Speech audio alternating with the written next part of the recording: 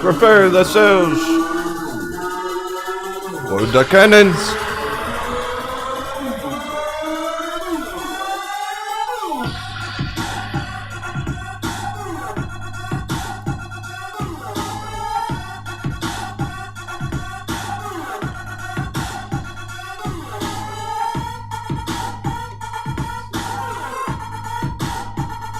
Let's get some sevens in the chat. Happy Monday.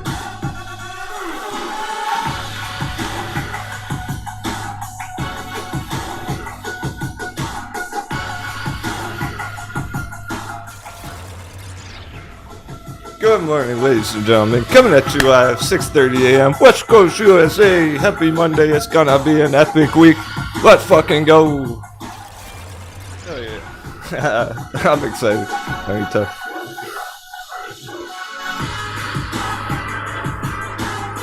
That's not bad.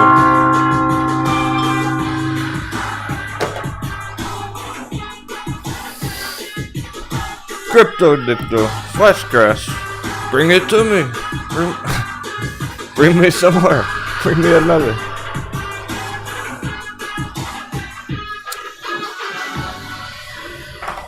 Hope you all had an awesome weekend. Let's dive in. So obviously crypto flash crash, nothing new there. We've been bouncing over 30 over the weekend. It's at 29.9 right now.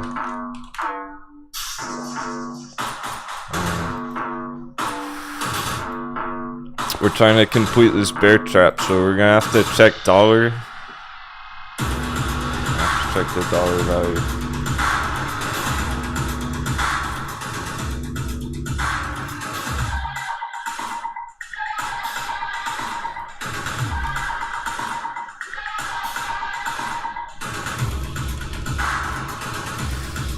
Alright.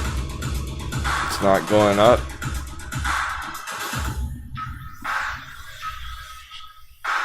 Dollar Dippy. Bring it.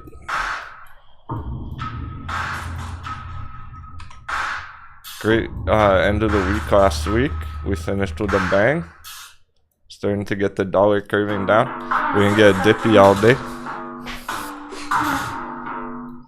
Bullish early this week. Touch it.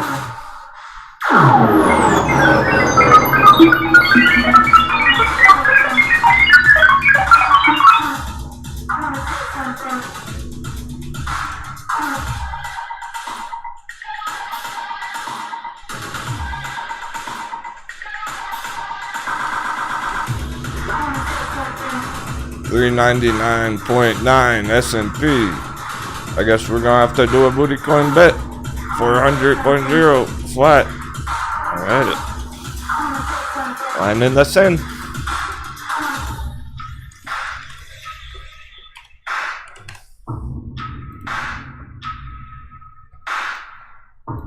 Glad you all join me today. You recognize me without my glasses? Captain was out drinking last night. It's amazing I'm even on camera right now. Somehow we made it. Good to go. Just quick little losing of the glasses, quick little throwing up in the bathroom. Good to go.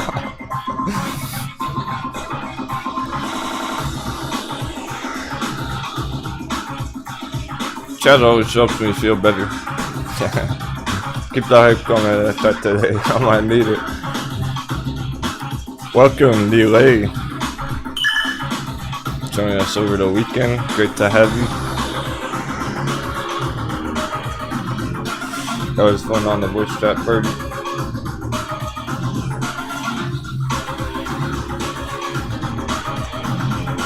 I think people are burned out. Not everyone made it. Not many people made it. Voice chat party. That's okay.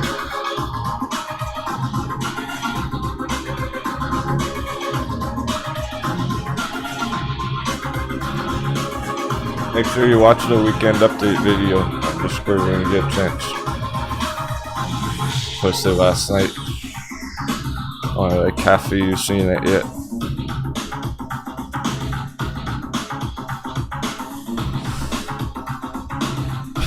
It's a good one. It's a banger. Some sick charts in that video. I really mean that.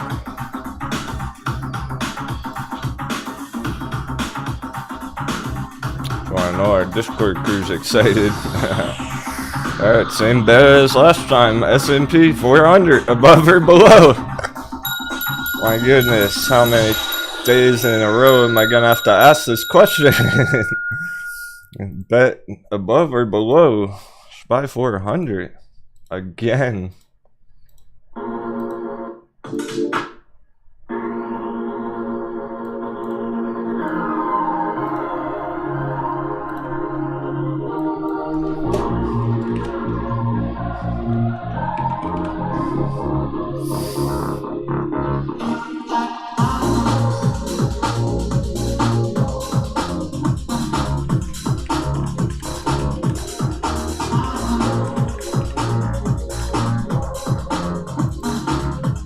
Everything should be holding up. Been a couple minutes to see the opening prices.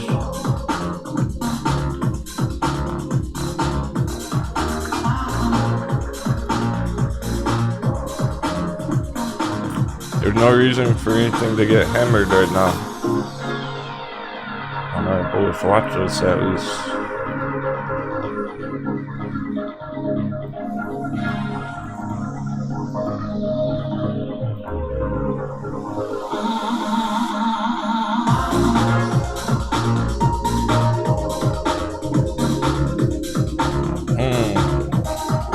Stellar Loomis. Med material is super low. Yeah, there we go. Blast off MME2.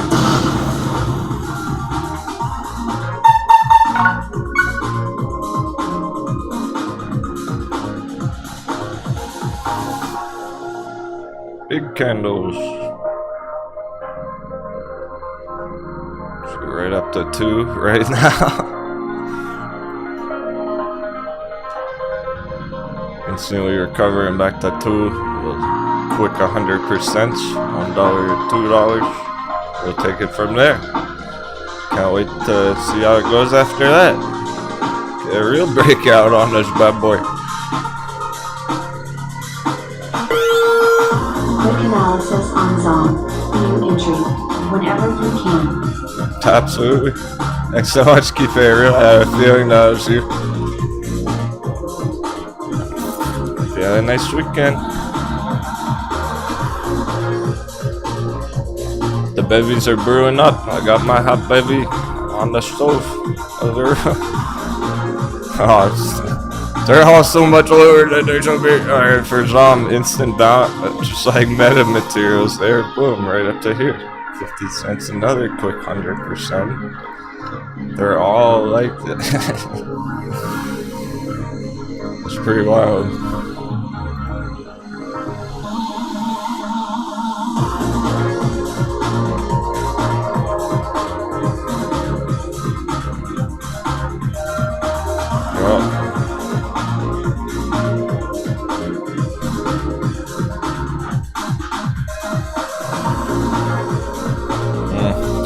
Got bullish crossover. That's the same indicators as the other ones that are bouncing. When it gets this bullish crossover, some momentum. RSI is starting to turn up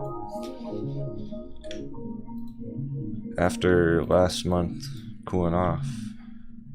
See, everything went down last 1-2 months. Now they're oversold, undervalued. Now they're instantly recovering. Turn it around. Don't blink. Get out of the shower. I had to get myself out of the shower because shit just got real last week. This doesn't look bad for any reason. reverse psychology.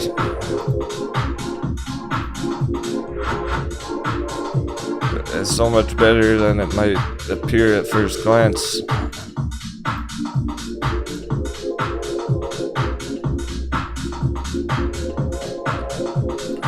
Because I'm talking about a quick 100% to here, but look at this. That's $2, 20 cents, $2. That's a quick 10x. Fuck a quick 100%. That's a quick 10x. Some of these things look like they're about to go 1,000% right around the corner.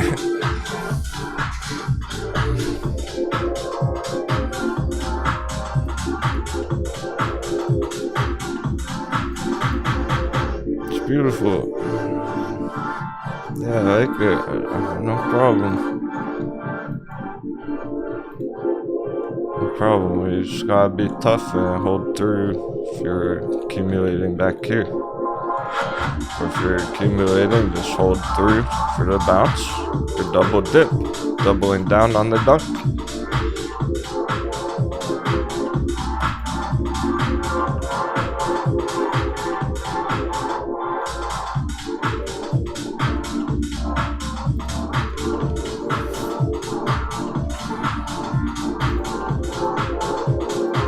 So it looks like on the linear,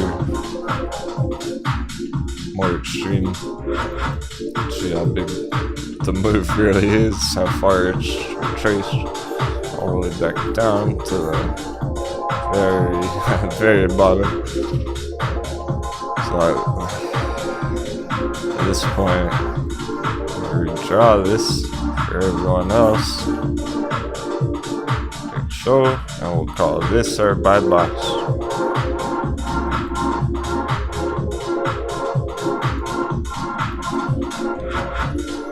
So we're right in the buy box, which makes it a bit of a slam dunk. The ones that are slam dunks, because here's the double dunk, here's the double, but it went even lower than that.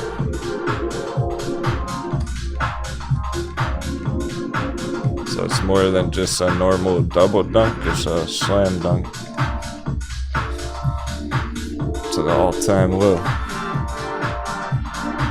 So there's really no reason for it to go any lower. To go down here, that'd be stupidly low, where it doesn't even make sense, so I don't expect that to happen. These are just looking to maintain on top of the buying box, the bull box, all that pressure, and just pop right on out of there. Get that quick 100%, start a bull run, dollar crash, end of year, 10x targets. Right around the corner. It's better than it might seem or it might look. Because then you see metamaterials. You see Medica, and maybe it's kind of intimidating because it hasn't bounced that much yet. But then you see metamaterials, and you go, okay, they're bouncing quick when they're ready. If Medica is ready today or tomorrow or any day this week, it's gonna bounce really quick for those initial 100% moves. So let's focus on those. Let's crush these quick 100%s. Because if you're getting in on the dunks, taking some profits there already, why not? You might as well hit the first target, get a quick profit, and then you can hold the rest for the 10x target long term.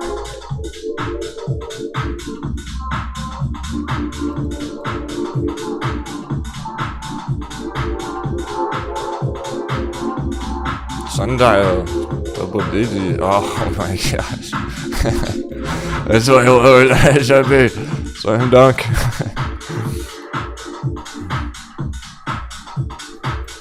Little Sundial Bay. Y'all know linear, how far it's come down. Last year, Wall Street bet squeezy all the way back down. All time fucking low. Let's go.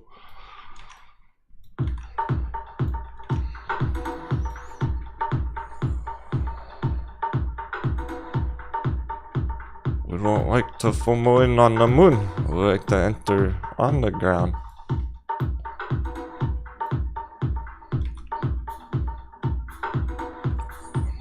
This one's at the bottom of the ocean.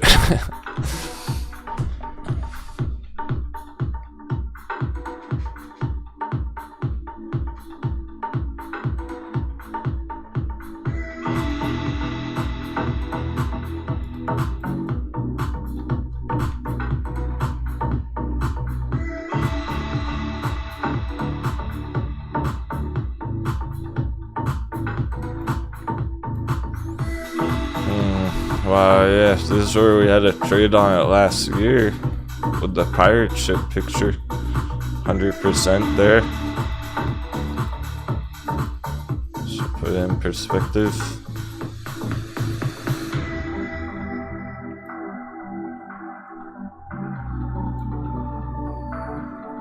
Anything below here, pretty much anything under $1 is looking pretty decent. Sundial. Let alone 40 cents, 50 cents. Not expecting it to go back here. No reason for that. That would be stupidly low.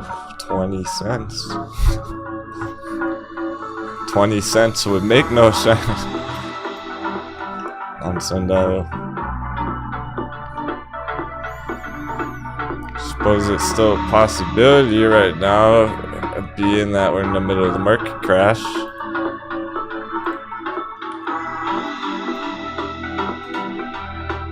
Stuff is opening kind of shaky right now.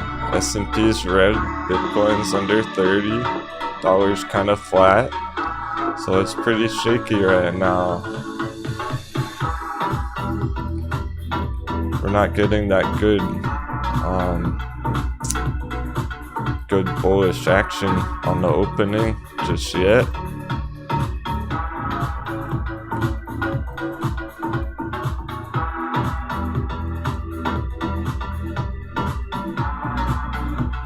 We have all day for that. We have all week for that.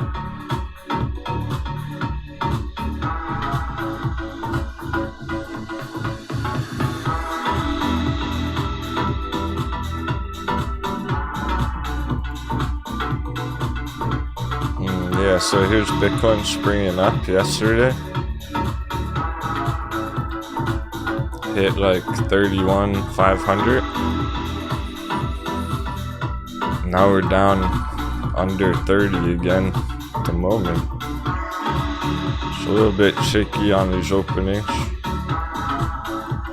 But we have all day, all week to pop back over 30.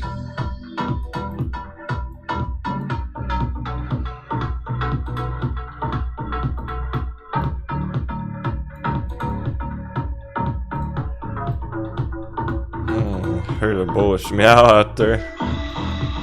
Bullish meow coming through.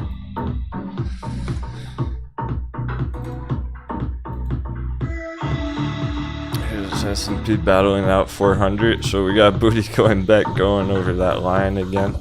400 battle still. And it might be for the whole week really. Kind of shaky opening here. Still looking bullish for now. Nothing's changed yet really. First couple of days of the week. Got some nice bounce action. Double digit green charts coming through. And then end of the week you can drop back down. Finish the week under 400. We're gonna have to see this morning, this afternoon, if we can spring right back up there. Make sure that is what's actually happening.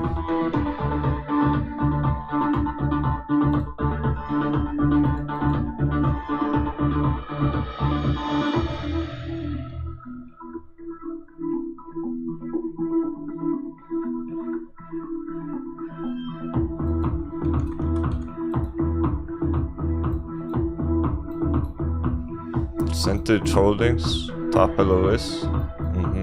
Percentage and on track. Metamaterials, those are pretty lit. Sundial, of course. SNTG and on track. OTRK, very much back on track. Appreciate you keeping it here. Hidden treasure? Where?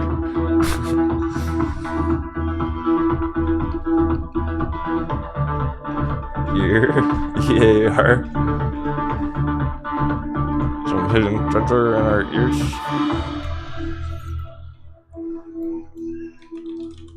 Can you hear Bullcat meowing at the door?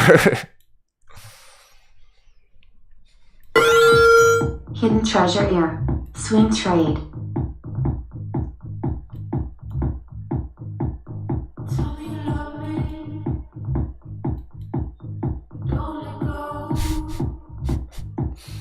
This thing got annihilated.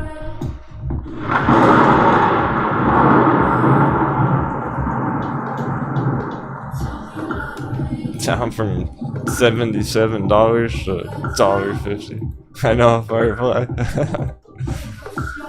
We'll have to go grab my coffee in a minute. See if my glasses are out there. I must have left them in the car or something.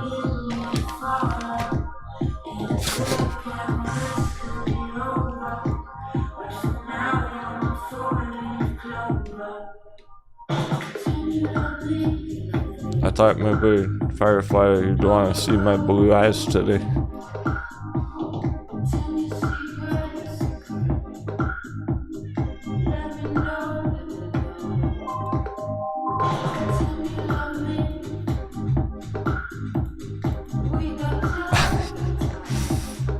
Okay.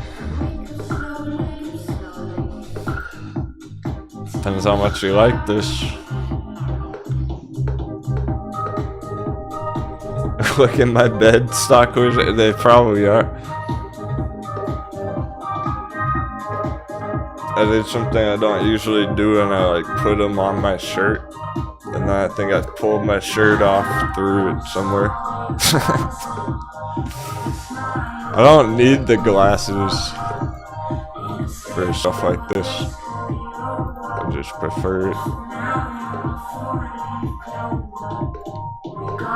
That's totally, yeah, that's definitely, definitely not the reason I'm ignoring chat over there or anything. I can totally read chat over there, that's, yeah. Oh. I can hardly read the chat. My eyes are super blurry. So I'm gonna take a look. I get my coffee.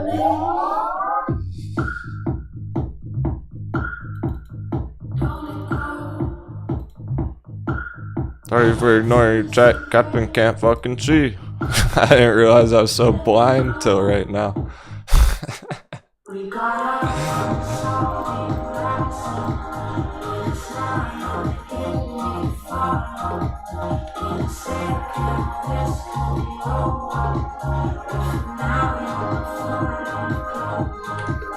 Depends how much you like this thing. This is where we like to enter on the breakdown of the long-term trend line here. That's actually, it's pretty much like net in that sense. It's up 12% today, it's already kicking in. Keeping it real, I would say it's fair to take a shot at this, yeah. It's a good setup for it, even though it got annihilated down like 99.9% from the top. And that's just last year, that's what's crazy about it. That's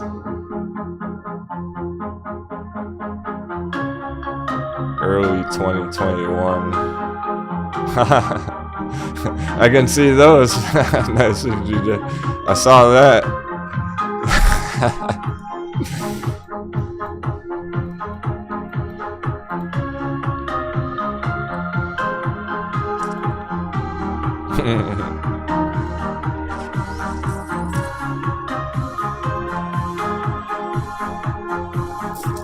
That's why this one got hit so so bad because it was from 77 last year down to $1. So yeah, it's basically a 99% crash just last year. How many fingers am I holding up? 7. Thanks so much, going up for the 7. Nice joke. Yeah, didn't you lose? How many is that? Wait, how many is that?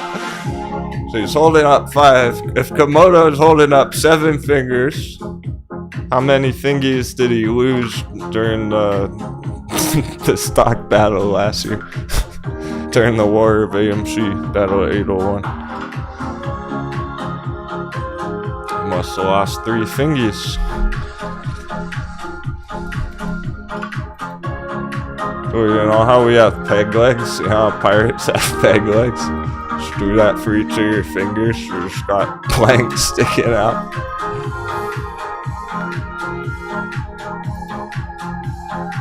There's the quick 100% as well.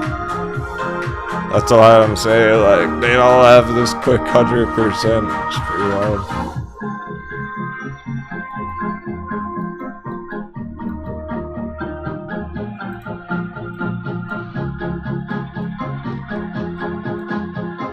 I just realized how useful the robot assistant is. Reading out his message.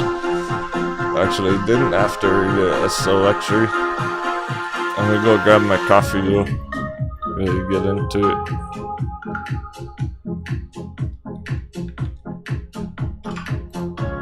If I'm lucky, I'll find my glasses. Let's see. Am I gonna be lucky?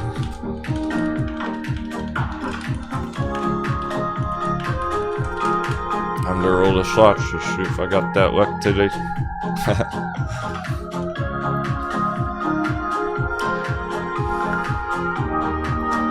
It's fair to take a shot at this because it's already beginning just right now today with our other epic slam dunks. So there's a real good chance that it is pretty much the same as Metin right here right now. Or ride dunked under 2. Stuff like that. Let me show you Metin comparatively. By that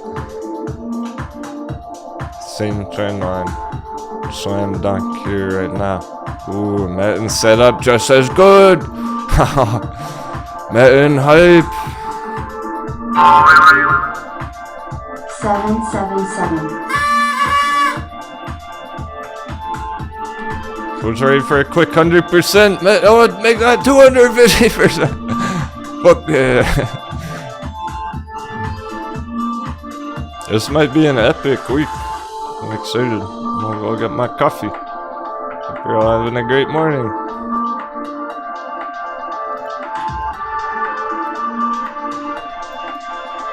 We gotta give the S&P a few minutes. All that shit. I give dollar a few minutes. Or like an hour. Give Bitcoin a whole hour there, but Metin's set up beautiful right now. It's already starting.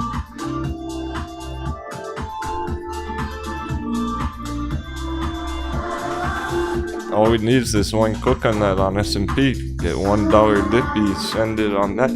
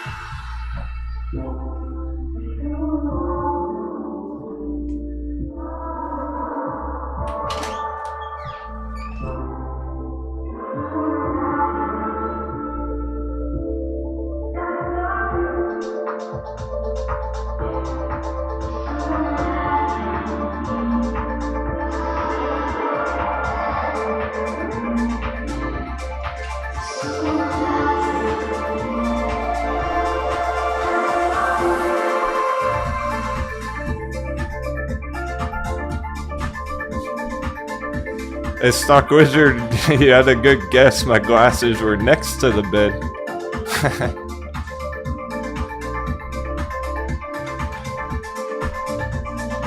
On the floor.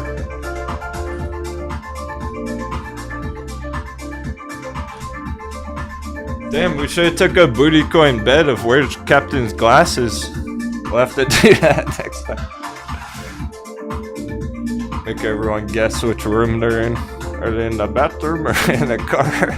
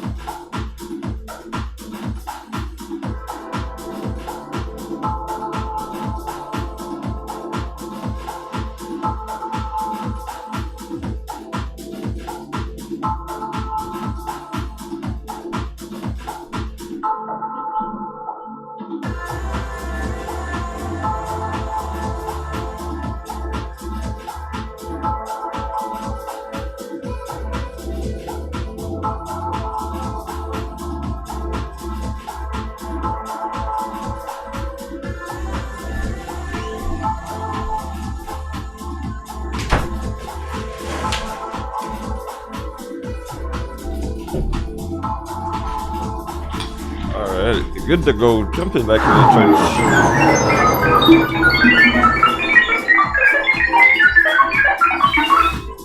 Going back trace.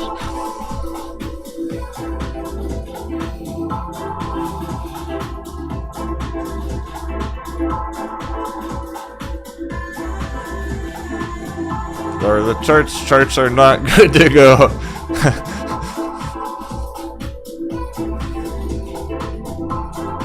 Dollar doing the stuff. like we're gonna hit the blue line again.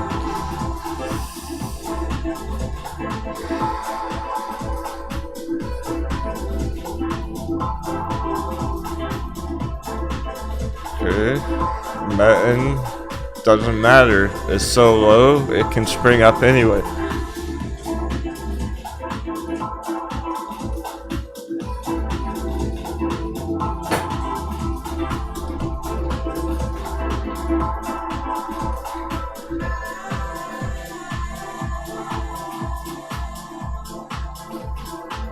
Let's see.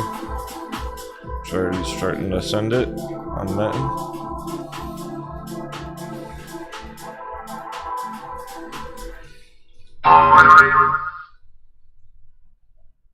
Doesn't look like it matters what dollar's doing for this one since it's lower than it should be. Just get back up here anyway.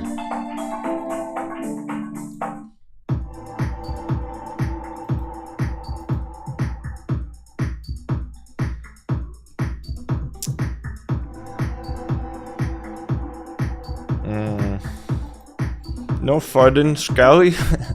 Golly. SPY looks weak. Be prepared for possible red market. Red market off the plank. Coconut bounce.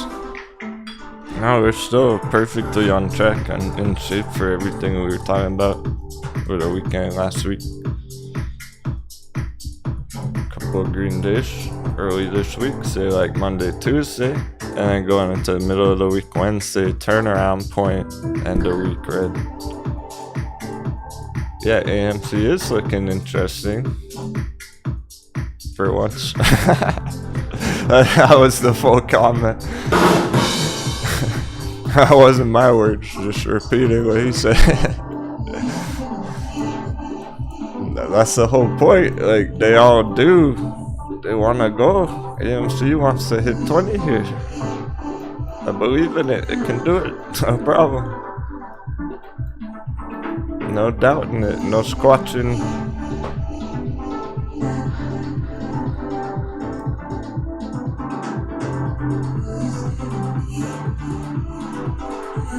This is where you have to go. Yeah, SPY looks weak, but that doesn't mean anything.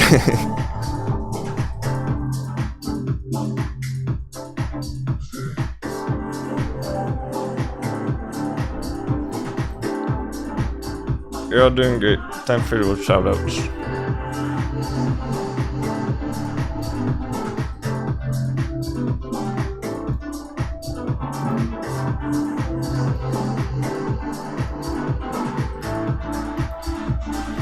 We got Aaron Fish and Co. Oh shit! The first message in the chat. Aaron Fish for real. He goes, "This weekend was wild. Went to the casino, got drunk, woke up with a new tattoo."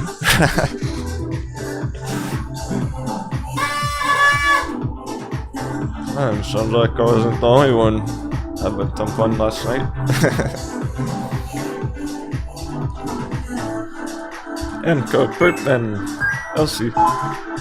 Almost didn't recognize me without the glasses.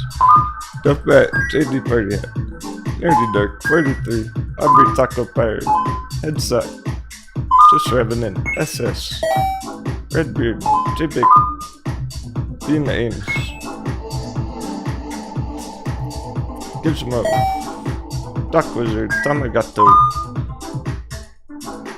Duke Nukem, Drift Mischief, The Pet Peck, Pertman, Ted, 2420. Good idea. That's the hangover cure, right? 2420 knows. Keeping it real, Nick control. Told him he was gonna have to change his name to Central Electric Swabby soon. He used to be good old NAKD Swabby. Now he's gonna have to be Central Electric Group Limited Swabby.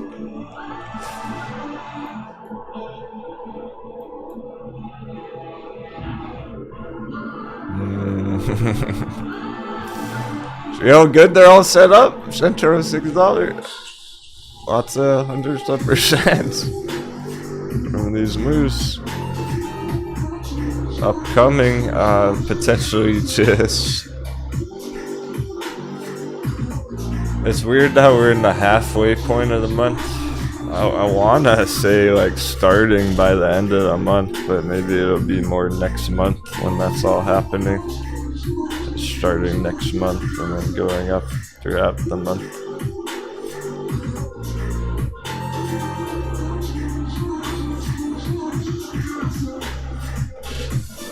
Oh, here, James. It's my neighbor. Cheap money. Gen X Gamer, Greenbeard.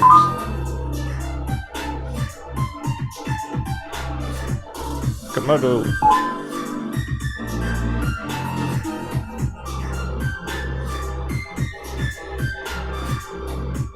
The Joe Bear. Say about on check. Yeah, I like that one. I'm considering adding ear to the watch list. I think because it has this much potential right now, I think I will. So it could start outperforming other charts. Should make it even more attractive.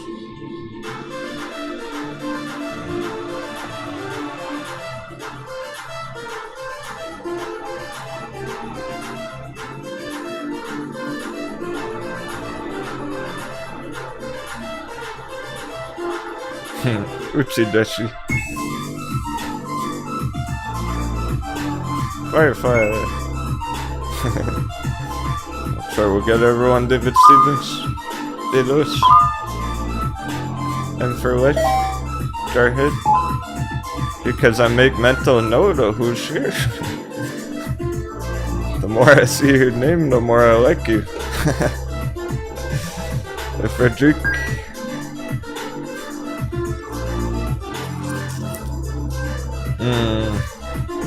Metamaterials underdog, how low did it go?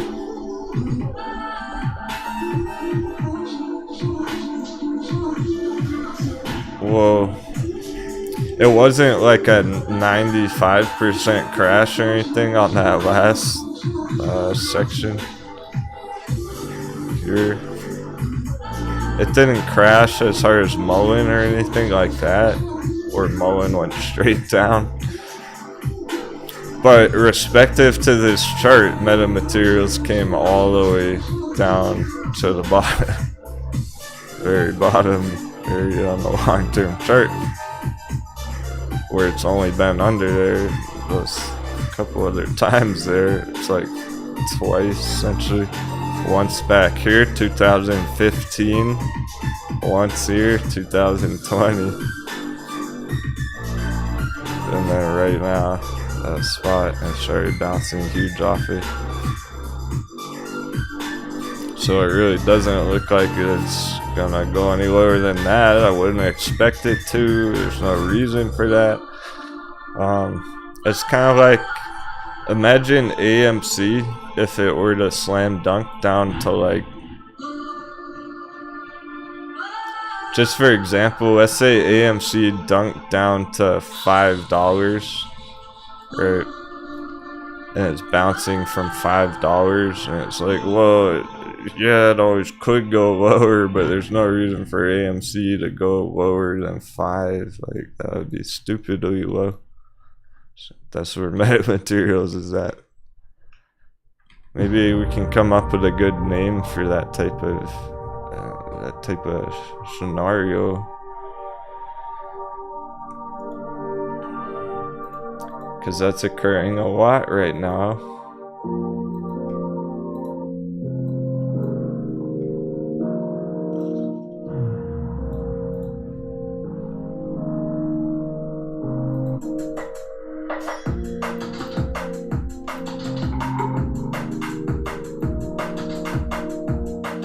It's pretty much like the altcoins too.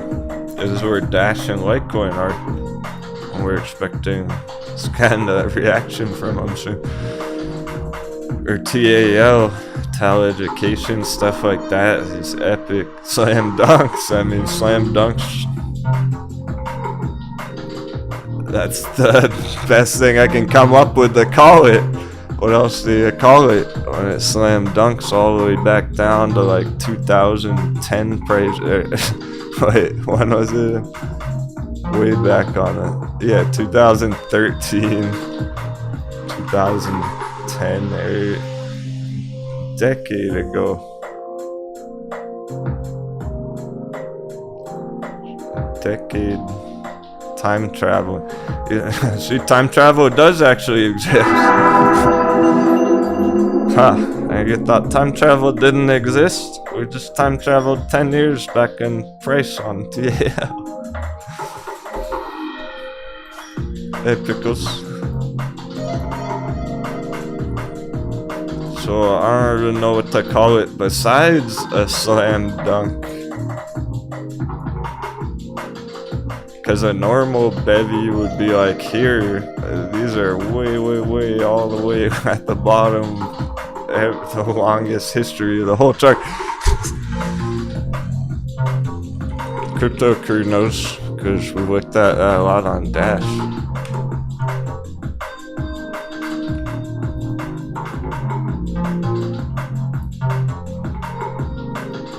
Hey, here's all you need on the Dash chart to understand how good an entry area we're at right now. That's right on top of our box. This box right here, this is effectively the bottom on the whole chart, at least in the last 5 years. 5 years of chart history here. It's only been down here once, and then right now.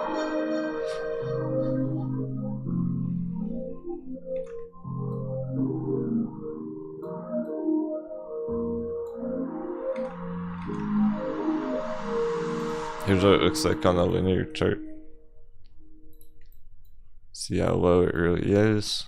Way down here, purple box. Bottom of the chart. Anything lower doesn't even make sense. Because it would be going back like 10 years price history. I don't expect Dash to go down here. What would that be? I don't expect Dash to crash down to $10.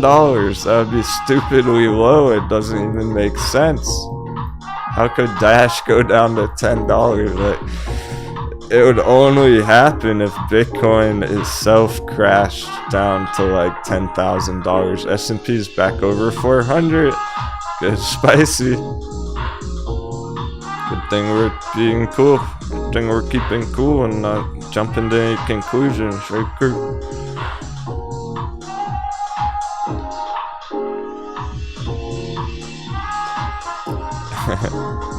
Yeah, the booty coin bet's limited at 10 right now. Hey, Scully, one.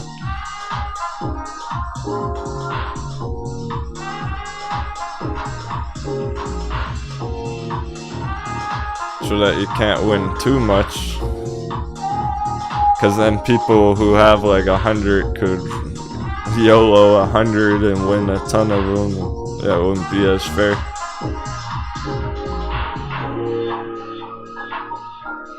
Keeps it more even. Has anyone seen House Daddy Paper Hands after I put him in timeout last week?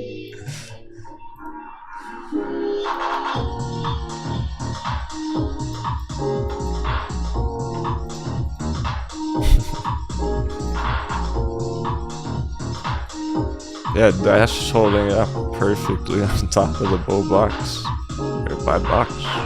So there's no reason for it to even go back down there, let alone anything lower than that. Would just be stupidly cheap prices on it. So I don't expect that. Should just recover here throughout the week, go back up to 100 on Dash soon.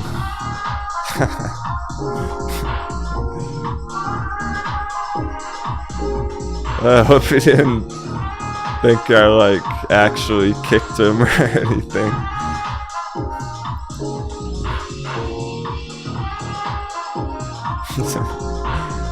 There's a difference between getting put in the brig and off the plank. Getting kicked off the plank's permanent. Sometimes we put people in timeout though for a minute. Watch your language. There's moon boys around.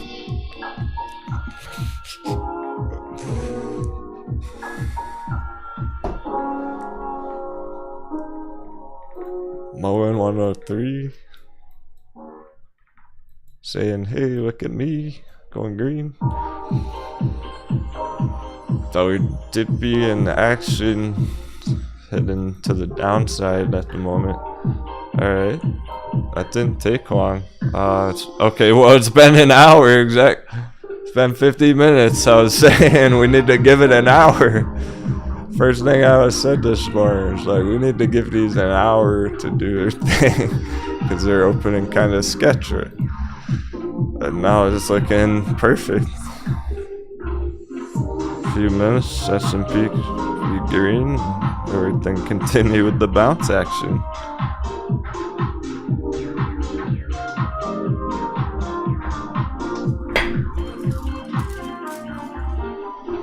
It's so good that I haven't even drank any coffee yet. That's very unusual. Usually I've already had like 2 cups of coffee by now.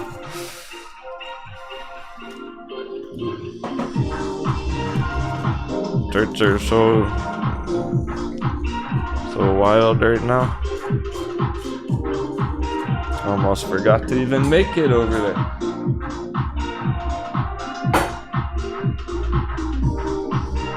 Where's the maid? Maid! More coffee!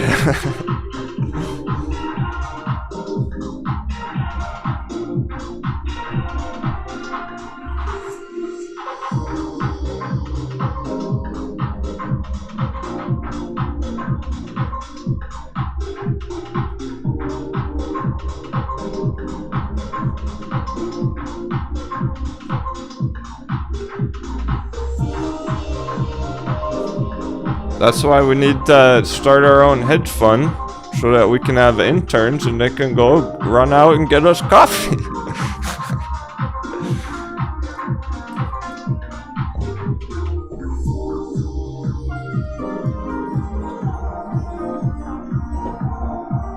That's why they all do it. And they go, hey you intern. Watch the AMC 5-minute chart all day for me. So I don't have to.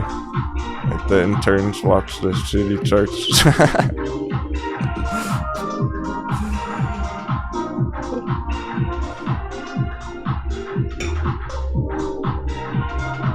It's with mischief. Your task is to watch the Hershey's chart all day. You gotta watch the 1-minute Hershey's chart. And then fill a report out for me at the end of the day.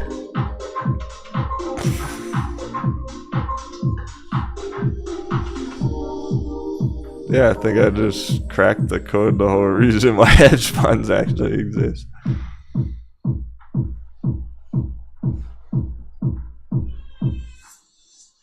Lots of bullish meows coming through. I hear some more meows at the door.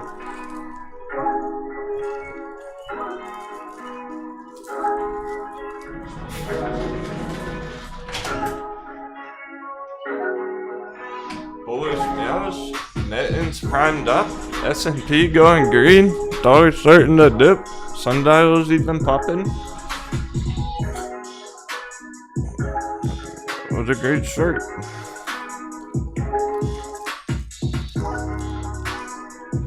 Chat's hyped. They better be.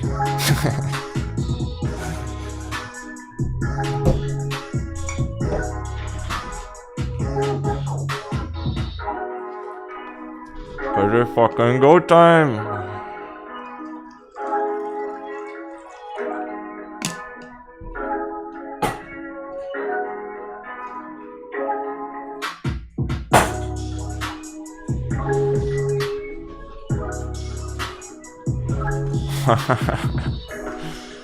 Yeah. Bullcat signaling the money printers, right? She's smelling the money printing.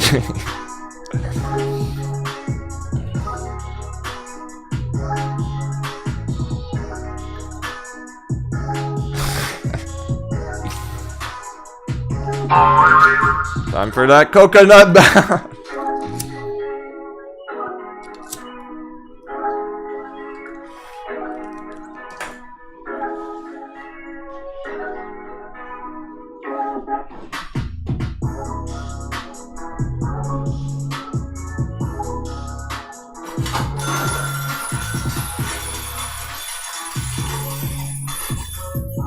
Muln 9.5%. Altcoin muln goes double digits.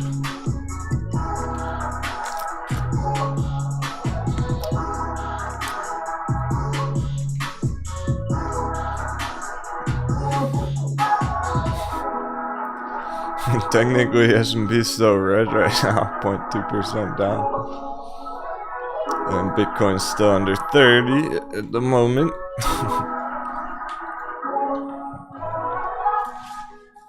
But it has pivoted.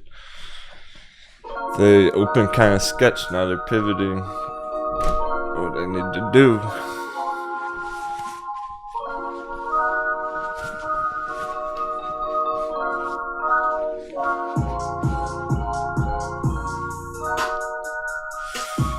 Yeah, Bullcat needs all the rest she can get lately. She's gonna be busy this year.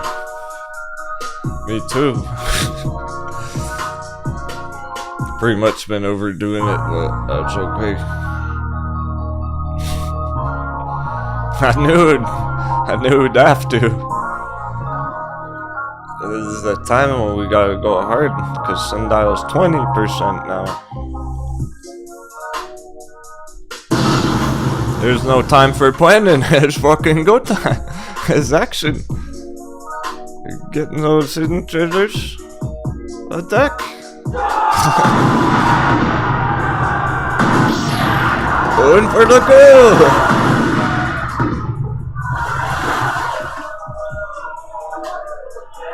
Finish them off after all year last year's Sundial.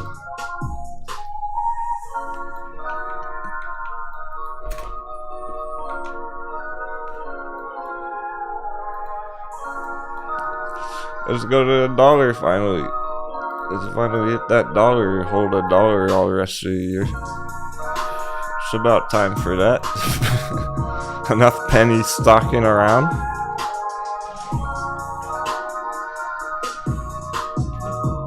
No more pennies on Sundial, let's go to the dollars. Since dollar crash right around the corner. That's why this one can be it. That's why this one was not the one that was not it. This one can be the one. Dollar crash right around the corner.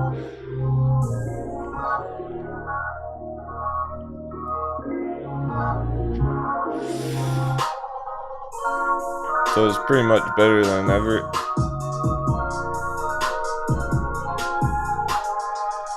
Have a great day.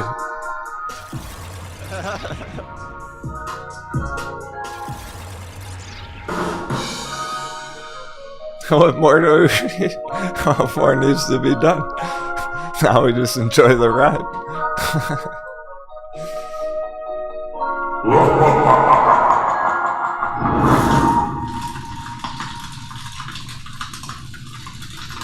If you got that cheap Sundial, they want what you got.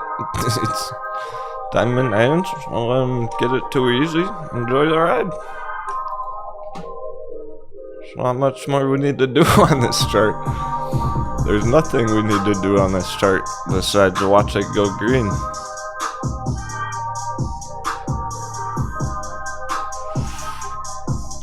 We planned it all fucking year last year. Planning time's over. Now it's going up 20% one day.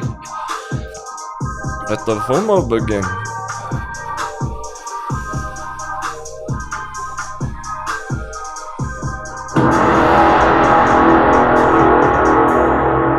Yeah, we just had to get through all those early year earnings.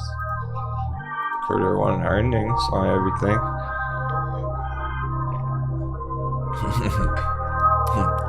Did someone say ride? Let's ride.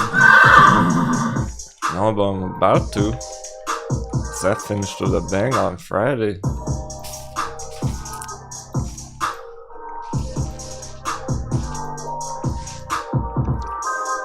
That's why y'all gotta watch the weekend update video on Discord. Cause all this is in it.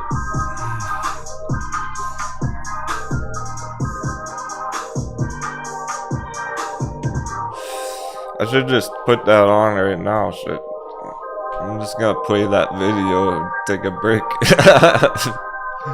And go be hungover. Substitute teacher time. Put on the movie. Oh, apparently like that MSNBC. What even is it exactly? Not even sure what exactly to call it. Like the GameStop movie, whatever. Apparently the GameStop movie, some GameStop movie documentary came out. Alright, I'm closing the bet. Last call, booty coin bet. S&P above or under 400. Sorry, back above, but still chopping around.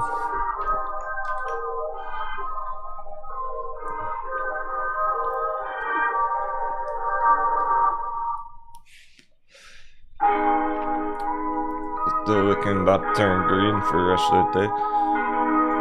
So to hold above 400, it was looking very doable. It's looking like we'll at least finish the day above somewhere. Not expecting this today, but we are in the middle of market crash. We'll know if that starts happening and dollar goes crazy. If dollar's going up here, we'll know. There's trouble like that. It still could a little bit. Knowing the market crash so far, knowing what we know about the market crash, it's probably gonna take all day. It's probably gonna flash red, green all fucking day. Thanks, J-Big. The movie was called Diamond Hands. It was about Wall Street bets and GameStop. So it sounds like somebody watched it. What'd you think of it? I don't have time to watch that. I'm too busy doing real charting. Watch a movie about a squeezy, but I totally will at some point. Just out of curiosity, I'm more curious what you all think about it, because whatever I think about it, it's gonna be different. I already have some opinions about it. Not even seen it yet. Here come the double digits. Sundial and on track with the biggest one. 15% on track. It's pulling up.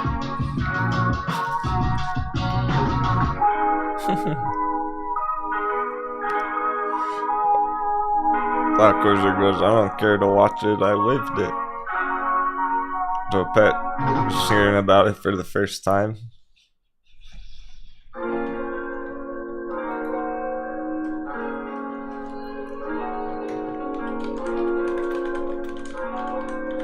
Is it in the theaters or is it just online?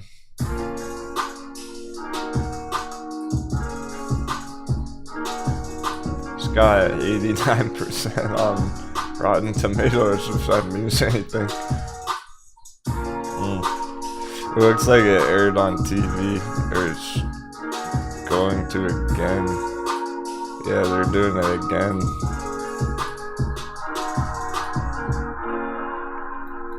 Later this week, I guess, if you missed it. 5:27 p.m. Pacific time.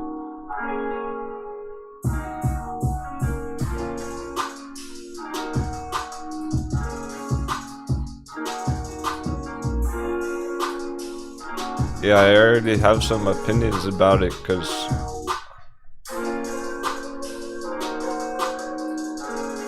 well, let's read the words. MSNBC Films presents Diamond Hands, The Legend of Wall Street Bets, documentary feature film from NBC News Studio. Emmy Award-winning directors Zach Canapari and Dre Cooper. Consulting producer Stephanie Rule. I've never heard of any of those people. When Smart Money was betting, they should have just left those names out of it. When the Smart Money was betting GameStop would go under, an army of irreverent traders tried to take Wall Street down instead. This is their story. Shit. Yeah, they tried, and failed. Like,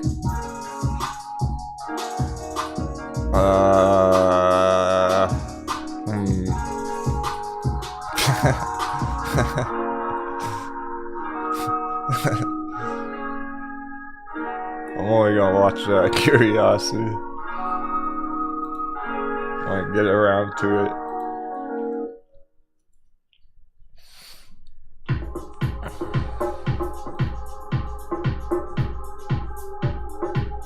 Yeah, I mean, what are they gonna say? Like, oh, they tried and nothing happened. Like, oh boy. They probably, whoever made that probably like expected the squeeze to happen by now already, so they thought it would be like an epic movie, like, oh, they beat Wall Street and the squeeze happened and happily ever after. Yeah, and why is SNBC the ones putting it out? Like, surely they have some bias there in the narrative, trying to control the narrative some way, somehow. Like, I would trust it more if it was an independent studio, like if it was just released on YouTube or something by a small creator. Like DFV, if DFV himself, Deep Fucking Value, if he made a documentary about himself or something, that would be so much better.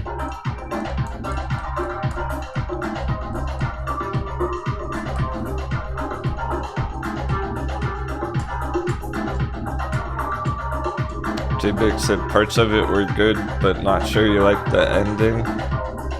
It feels like there was some FUD at the end. Mixed feelings on it.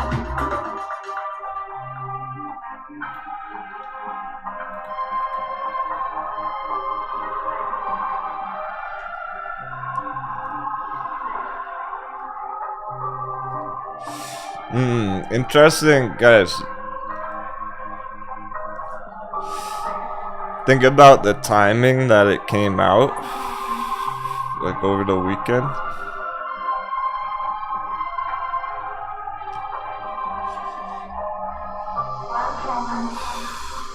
Think about when that came out, right when on the chart it's turning bullish. Right when GameStop's bouncing from 77.77, exactly, a magic number there,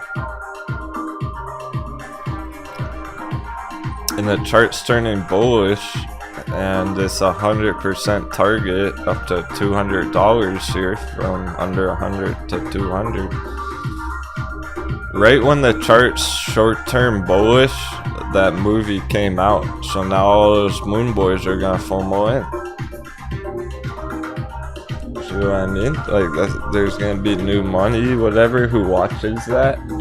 They're like, oh, GameStop sounds like a squeeze is about to happen, and then they'll buy it at these prices, FOMOing in 200 area. It's almost like it was timed of when it came out to like help the chart go up here, but I don't know if that's good or bad necessarily.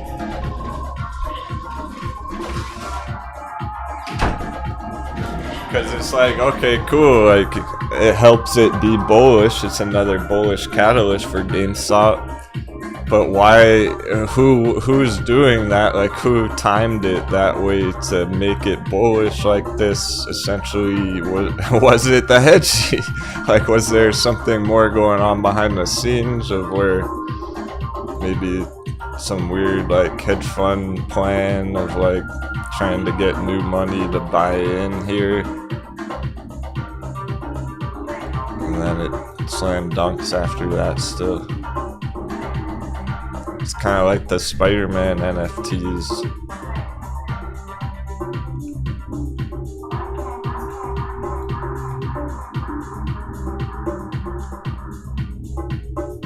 Okay, so, well, if it even holds, we're gonna see early this week. Shouldn't take that long to find out this week. S&P is just completely choppy. Everyone's wondering, but there's nothing much to say about it. Hey, thanks so much, Komodo. Is that for a life vest? I believe someone is struggling on the ship currently, Cap. I don't want to name names, so this for that pirate. I'll Discord you the name later when I get back from work. Spade, thanks again for your help, bro. That's beautiful.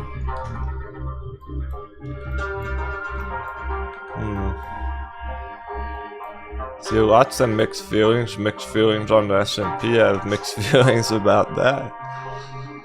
That's beautiful from Komodo, but then if somebody on the cruise struggling, then I don't feel good about that.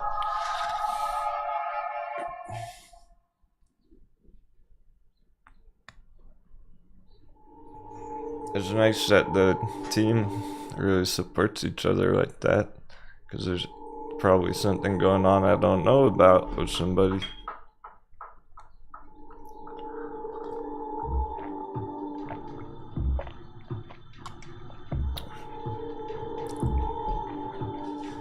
Usually people tell me they're pretty vocal, like, oh, I'm down fucking 100% on that. I'm down $1 million on AHT. It's like, I'm well aware of that, but there's probably a couple people out there too who are more private about it, and yeah, we're here for you. There's no need to be private about it. You might as well just share your experience with everyone else. Because that's all part of it. It's like, hey, I'm down on this. What do you think I should do? Like, oh, I'm down on ride. Should I hold it still? And then people will help you get perspective on it.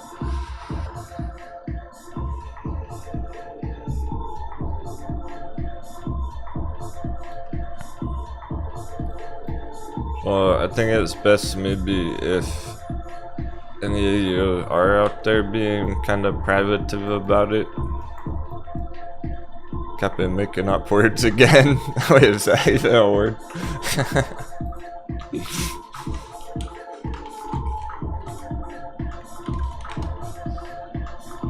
Yes, it is.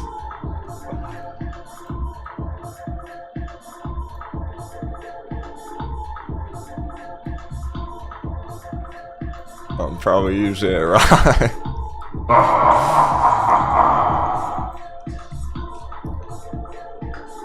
I think the more I learned about charting, the more I forgot about English. The worse I got at grammar and spelling. So we're over 5. Definitely medical marijuana popping off. And Elliottician slam dunk. Hot beverage.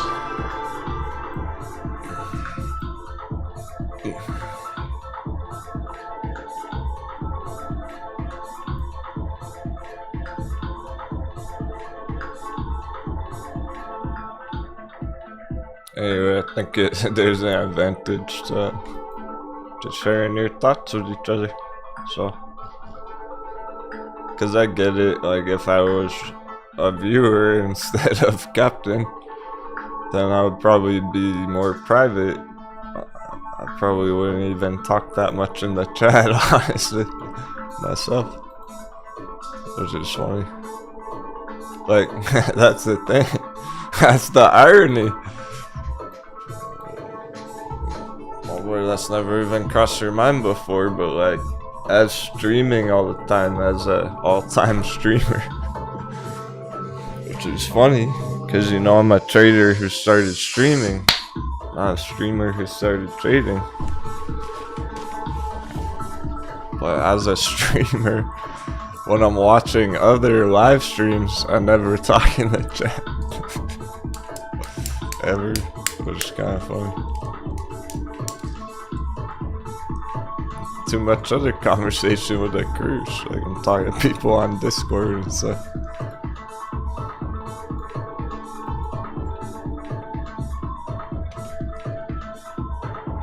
So I totally get it.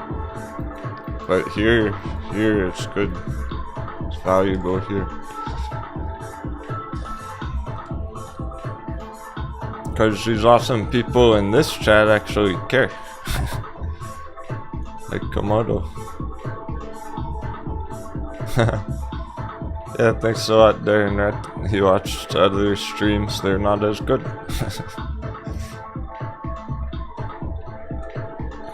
I'll take all the compliments. As a small community, that's what it's all about. We're being supportive of each other. To make it work as a real small team like that, tight-knit group. So, all these stupid moon boys spamming shit in the chat, right?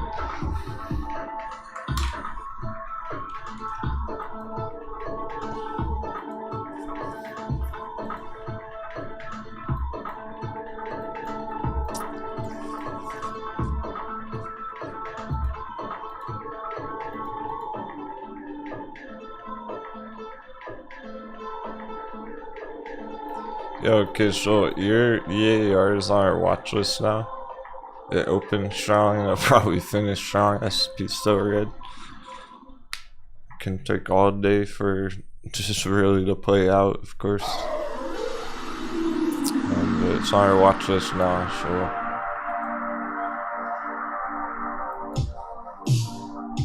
I'm liking these ones that are breaking down under the long-term trend line, then they're bouncing a quick 100%, continue from I'd there. like to contribute to the scholarship plan. Rough Waters should never knock a rolling pirate off the plank 777. Y'all are the best. Shout out to the ladies.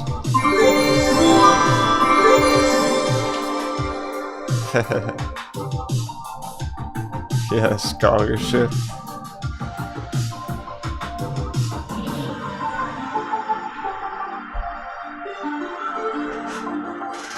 Oh, cat. Fappy.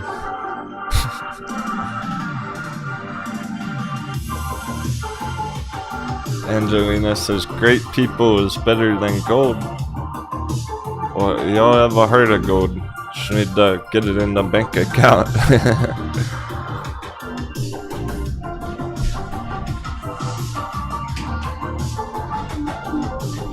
That's really amazing.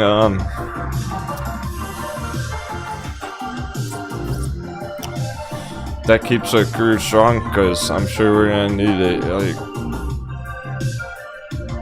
I don't know who I'm gonna give that to particularly at the moment right now, but I'm sure there's gonna be some at the end of the month. There always is. Or along the way.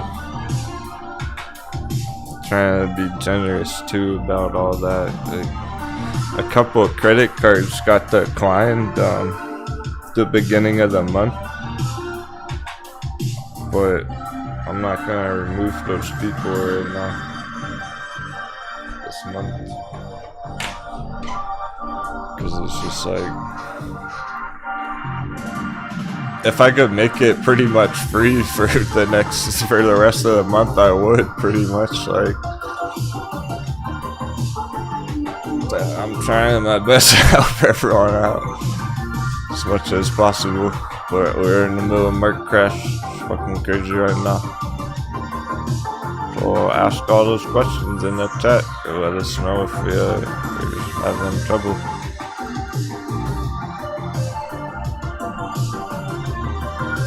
Cause I don't know what you don't know.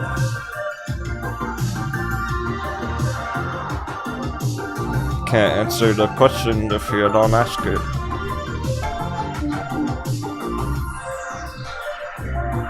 Well, cat just keeps running in and out the door for a quick meow. I think she's feeling bullish, but she's like, it's not ready yet. It's a quick meow and then it goes back down, a quick meow, back down.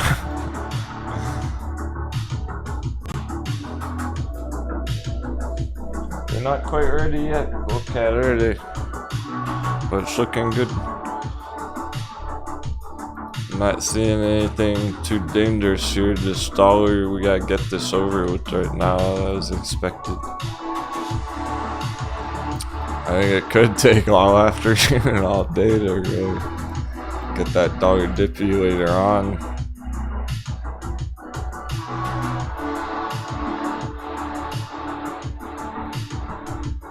Let's check some of that things since we do have nice double digits coming through.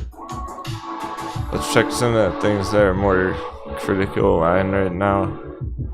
Then a couple of the bear charts, because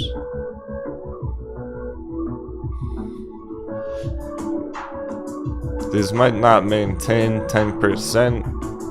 Just chopping around, see how Tilray is like $4.99, $5 going 10%, 9.9% back and forth, back and forth. That's all good, but they should stay pretty healthy here all day, and then hopefully just finish with a bang. Just boost them up even further later on in the afternoon. But with how long everything took last week, I'm ready for it to be an extensive process. Like, be ready for S&P to fuck around like all day here. So power hours and Scholarship Fund or lots of chocolate. So sweet. Yeah, that's going to my my chocolate fund. That's incredible. I wish I like had somebody right now who I could say, hey, like, it's all good, you can stay safe in Discord, here's a life vest, but I'm gonna have to think about it, plan out, like, because there are a couple of people who are like on the edge. I think I'm just gonna let them all stay in next month.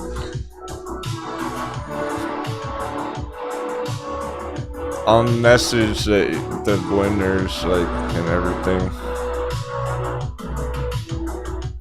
I'm just planning, like, anyone I'm already talking to who's been struggling.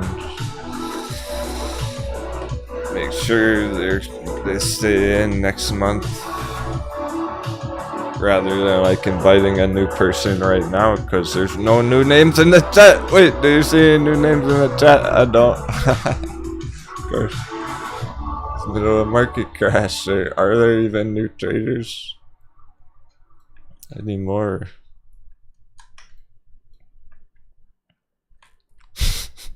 Are they all gonna run and flood back into markets next year?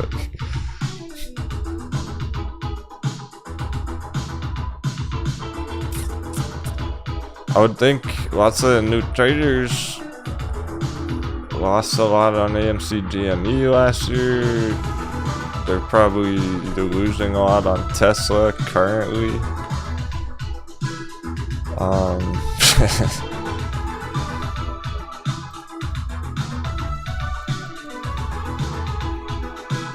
terrible time to be a new trader in the market, so definitely have sympathy for any of our friends who are. Your empathy. Yeah, Angelina, true, the eclipse. Alright, so that's awesome. Like, we got a bunch of life vests stocked up for anyone who happens to fall overboard in the next couple of weeks.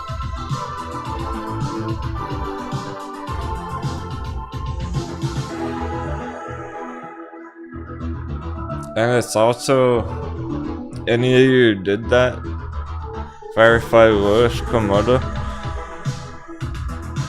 if one of your friends too, if you happen to have a friend who's perhaps interested, you can always give it to them as well.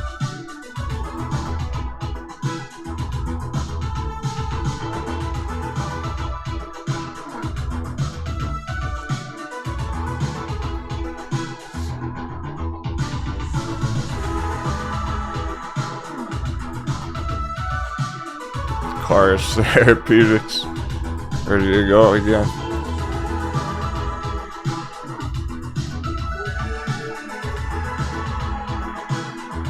Therapeutic short squeeze.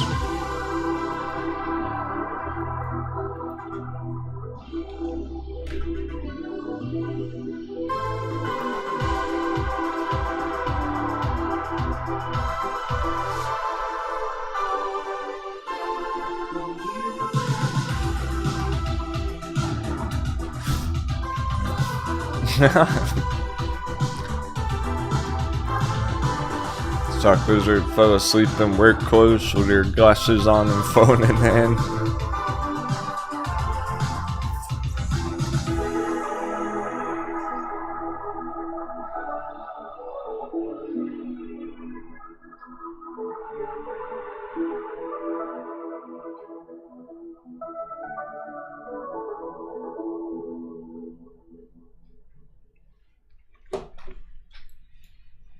Yo, is a red moon? I think what that means, we're gonna get to the moon after market crash, after it's over with.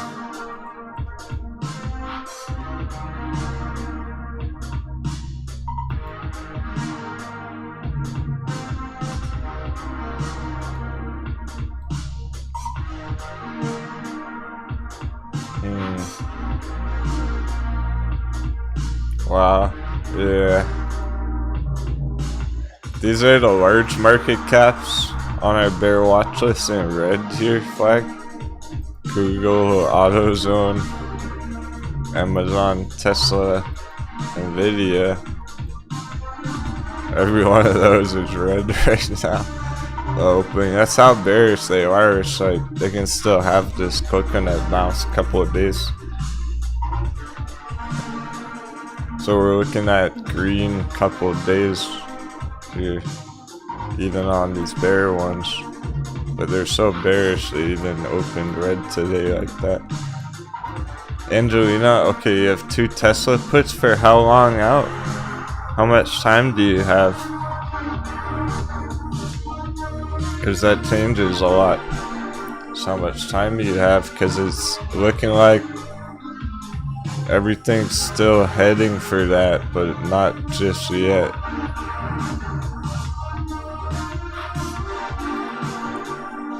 Dollars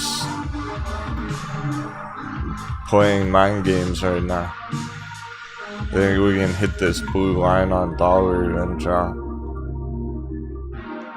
later in the day in a couple hours. And that's when everything would really be going green. So right now,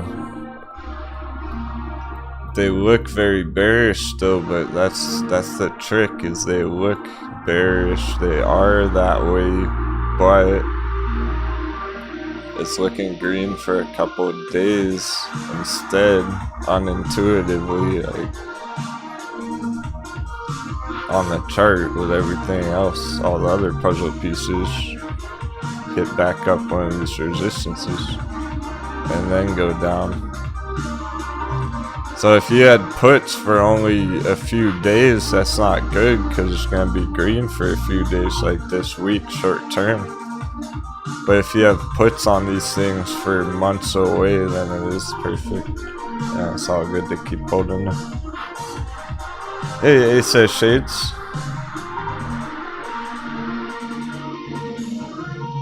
Ace of Shades. Never posted in the chat. Pretty new to the crew. Appreciate you, Cap, and the awesome insight and dedication you give to your followers. 777. Heck yeah, man. I'm glad you decided to pop in like that. Thanks for your kind words, man.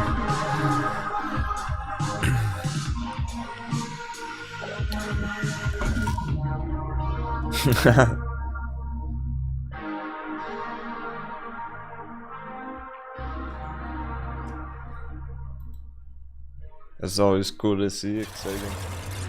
Because I know there are a bunch of podcasters out there who watch all the time, but they're just too busy to talk in chat or whatever. That's what I'm talking about. Sweet. Congrats, Ace of Split. Wait, what was Ace of Shades? Ace of Shades. Captain still hungover. I knew it. Didn't sound right. Ace of Shades. Cool, cool. We got all those life vests. I'm gonna give you one. Send me an email. Join us on Discord. Oh yeah.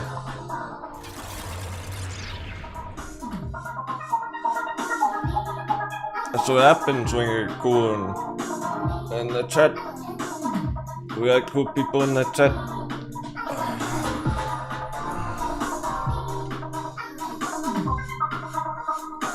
I'm gonna have to get you a name now.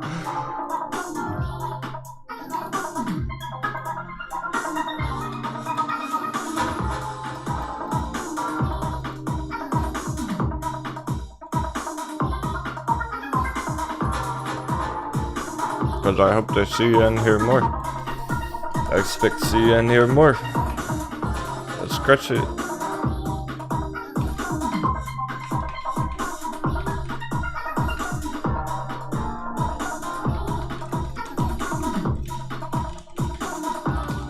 Maybe he's already on Discord, I don't know. I just figured I'd offer the invite. Cause it's like, hey, it's exciting, we got a new name in the chat. So one new name today. What a surprise.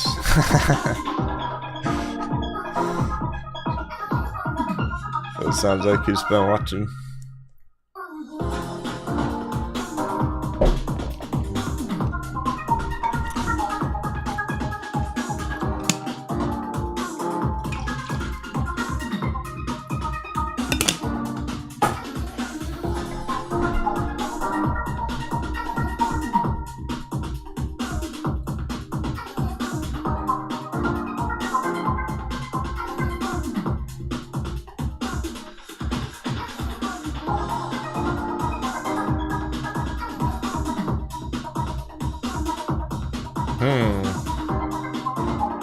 The ones that are up 15%, maintaining perfect. Yeah, still majority green are bevies. Really, only those major ones taking the morning red candles, Nvidia, Tesla, and stuff.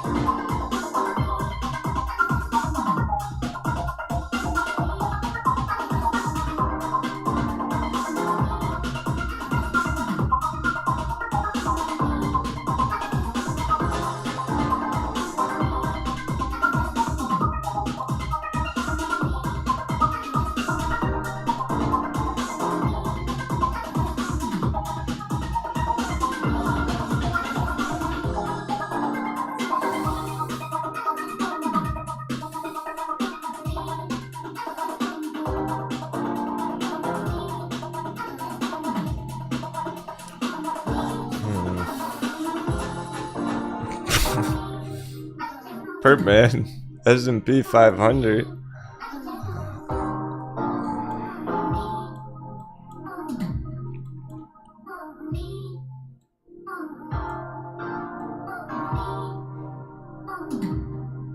Might go on 500. Fuck that. It should stay well under the bear hammer.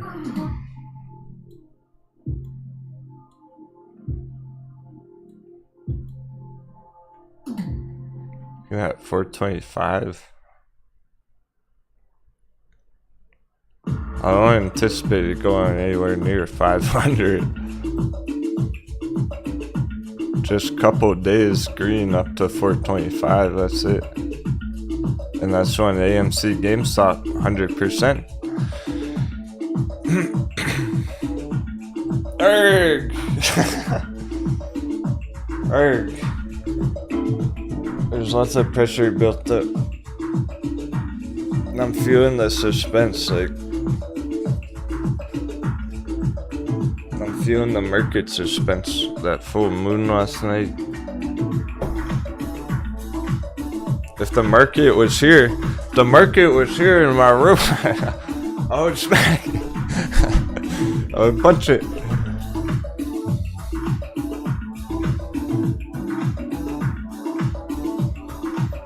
If the S&P was a person, it was standing here right now. Give it a Sparta kick to the coconuts.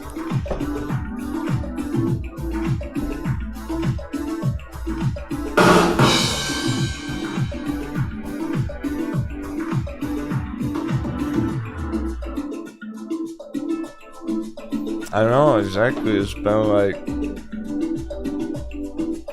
hour and a half already. And nothing's really happened on the dollar.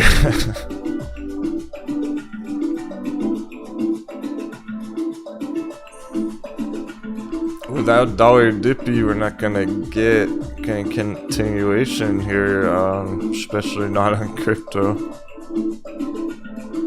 Jasmine 10%. Jasmine's so low, it doesn't even care though. It's kind of like Metin, where it's undervalued and it's just gonna recover regardless. Hey, good morning, Jeff. I saw you sent me a few messages this morning. I had time to check, I got sick. Like, it's been a weird morning for me already, guys.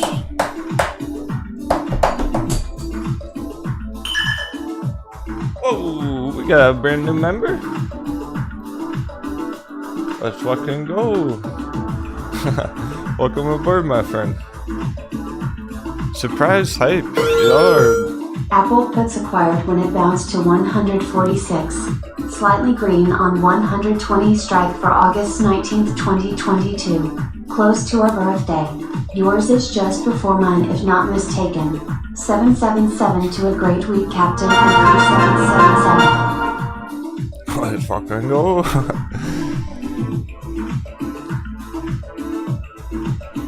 A warm start. All the enthusiasm. Cause it's legit, like, as a human.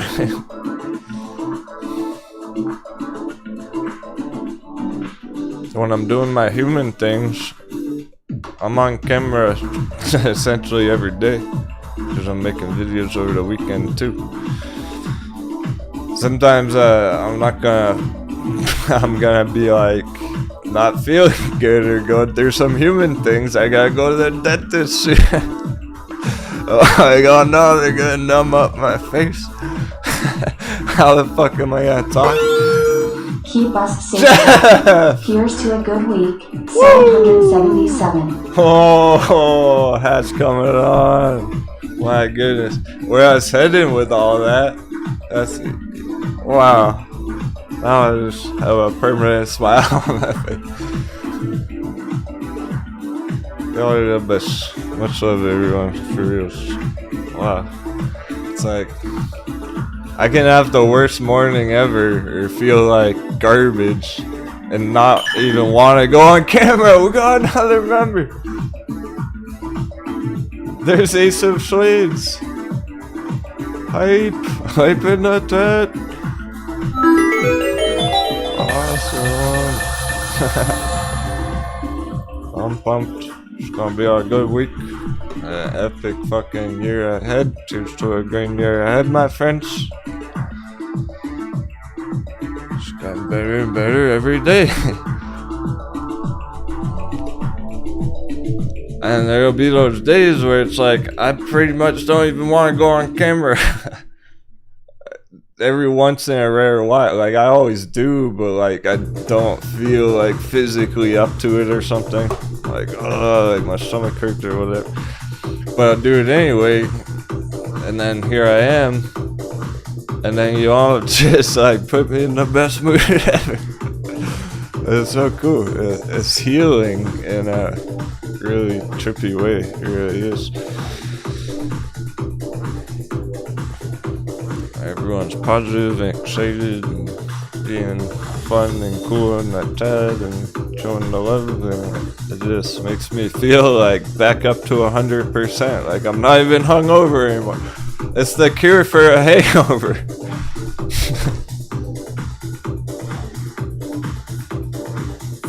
So there you go. That's it. If anyone ever asks you the cure for a hangover, all you gotta do is be captain of a crew of savage stock pirates and kick the market's ass.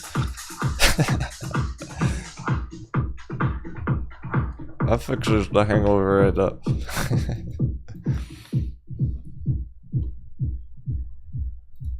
Because really, it's like, that's how live streaming is. Even if people are playing video games, it's only as like fun as your audience makes it, basically.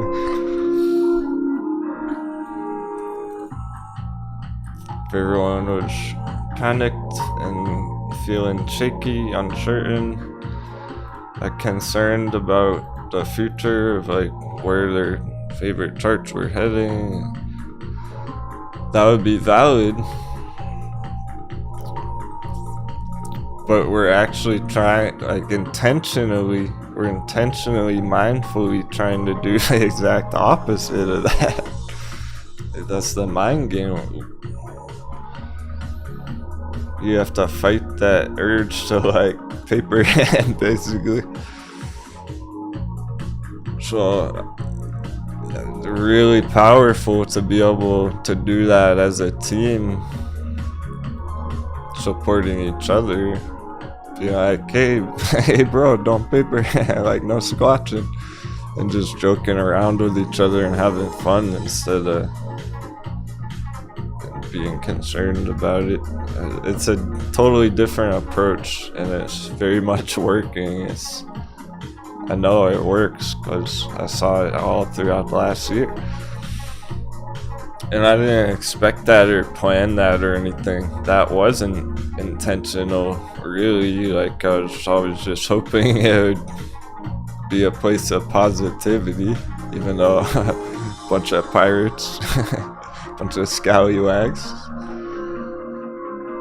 But like every time I see a picture of somebody in the crew in real life, I'm like, wow, they look like such a nice person. It's like, that's exactly the kind of people I would want in my team. Fuck yeah.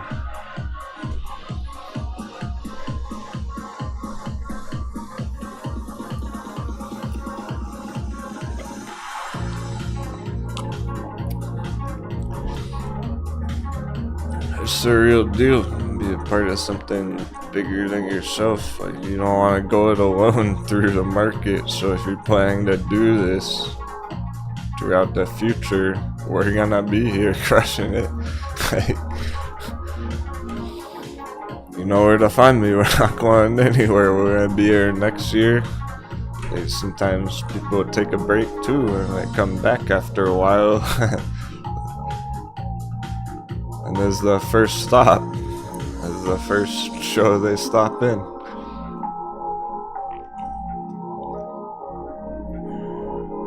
So we're gonna be crushing it for a long time ahead. You know I will. Will you? Join me. Join us. Come with us.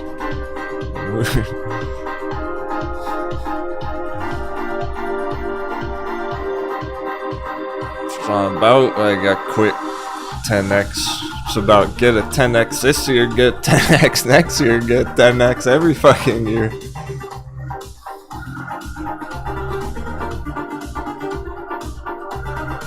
I hope that y'all are forming a real passion for it, which look how lit Jasmine is. You see the potential, you can really do it for a long time and make it something successful for you. But it's a marathon, it's not a sprint, it's an endurance race. Not a quick 100-yard dash. It's not a 50-yard dash, not a $50 dash, guys. It's not about that quick $50 dash. It's about a dash 5 years from now. Oh, stupid percents. That's how we get to moon's endurance. Get shaken out here when not even considering like what the hell is crypto gonna be doing in 3 years from now. What do you think crypto's gonna be doing in the year 2025? That's not even that far away. Like 3 years from now, where's Bitcoin gonna be, guys? Oh, squatching. Stay calm, hold strong on our crypto.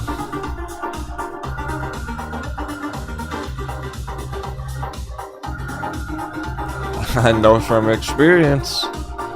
Because it's easy to get lost in the sauce trying to day trade or swing trade or just keep scalping all these quick 100% over and over. You think that's the best way to win, the fastest way to win, but it's not. You're better just getting the hot heavies and letting them ride for a couple years, getting real gains on.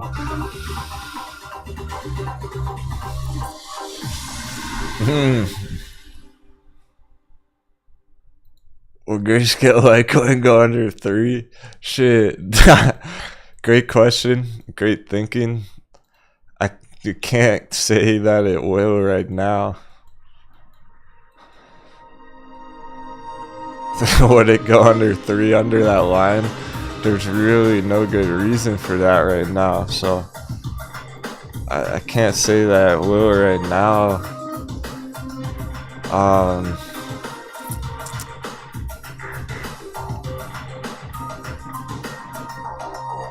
Only if dollar breaches the line there. That's the only way I see it happening. It's if we have like a spike blow off top again kind of situation and it hits slightly further up there, and maybe it would stop on 3 for a minute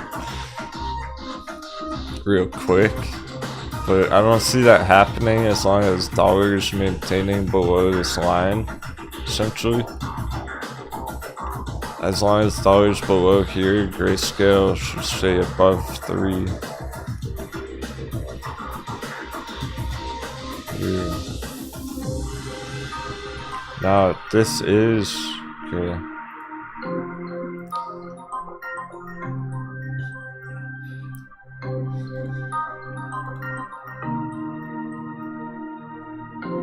Like if we start factoring in the longer time frames with these candle bars here, Grayscale Litecoin.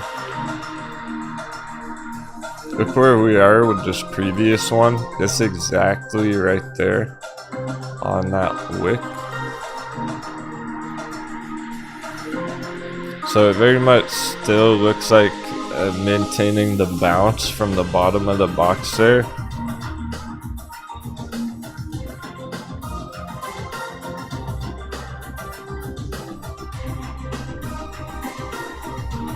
And there's no real reason for it to go under there or even really all the way back down. It's looking like it'll just maintain that wick right there.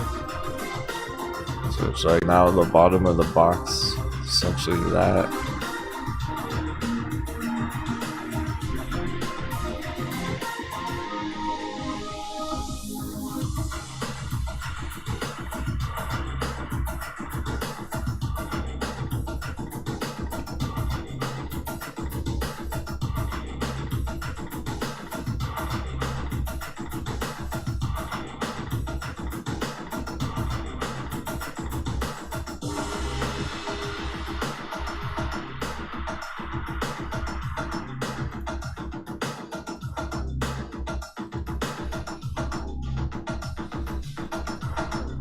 is pretty specific, but minor details make a big difference.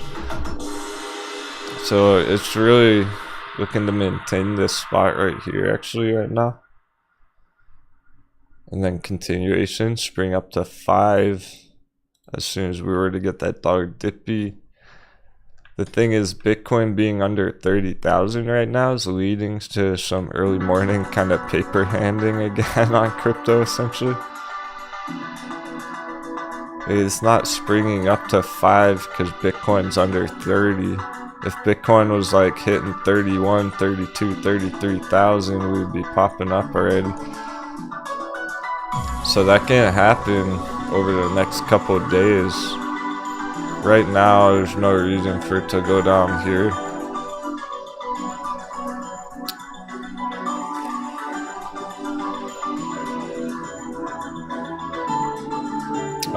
Let me check Litecoin itself too, because we're still under the giant magic triangle.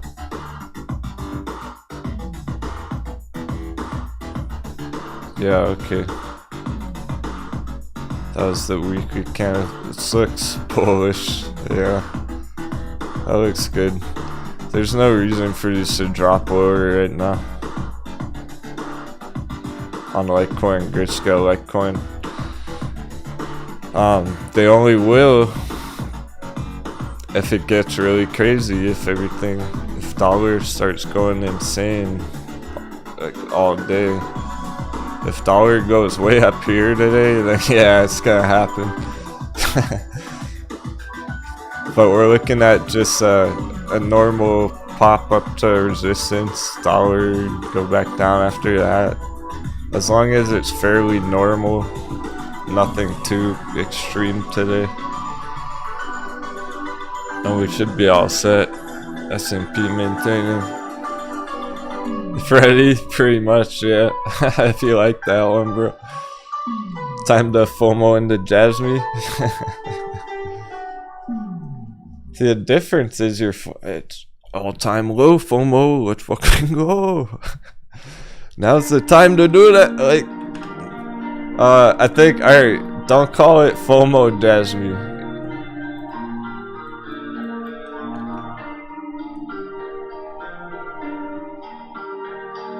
Yeah.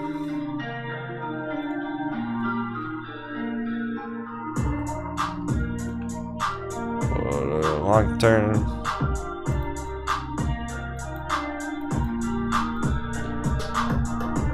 It's holding the bull box perfectly from yesterday. Getting that green candle started on the weekly. Let's not call it FOMO. Let's call this YOLO. Time to YOLO Jasmine. FOMO up here.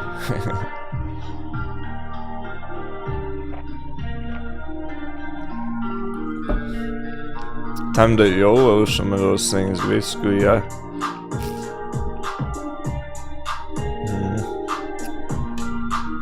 Now's the time. The all-time low YOLO.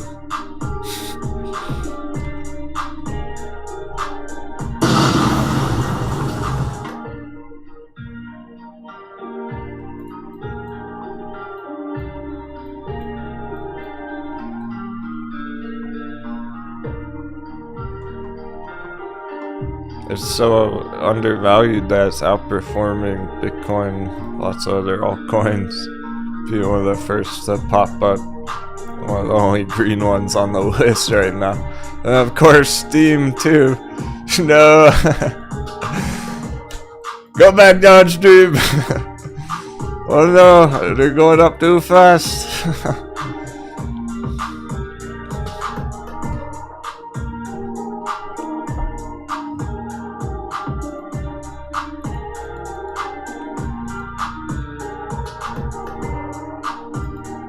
Yeah, that's why everyone's losing their minds, like, in a good way. About Grayscale Litecoin, Jasmine, Dash, because they're so fucking low right there. They're already cruising. There's no going back. It's already popping. Fucking 100% in like one day.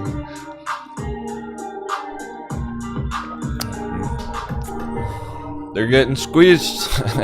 Altcoin short squeeze.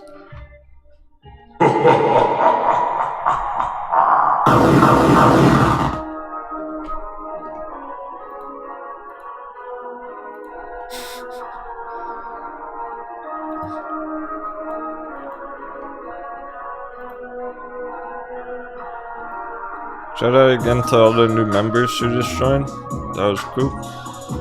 It's awesome. Feel free to introduce yourself in the intro discussion section. We had a few more recently. New made it official.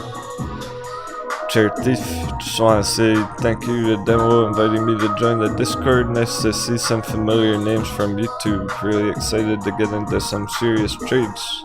Got into ride finally at $1.62. Great cost average, by the way.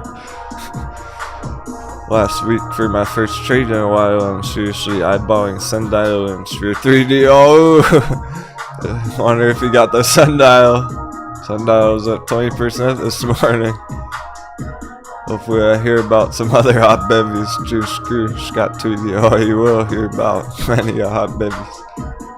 Hot bevy buffet. But go back and watch the weekend update video from yesterday under official videos. And so here's the live stream today. Sorry for the late post there. I was not feeling well in the other room, but we still made it right on time for the bell. Here's the video yesterday. Weekend update. I highly suggest going back and watching that if you guys haven't yet. It's gonna be important for the whole rest of the week. I also put out a short video about Luna. If you haven't seen that yet, guess I'll post that in the chat.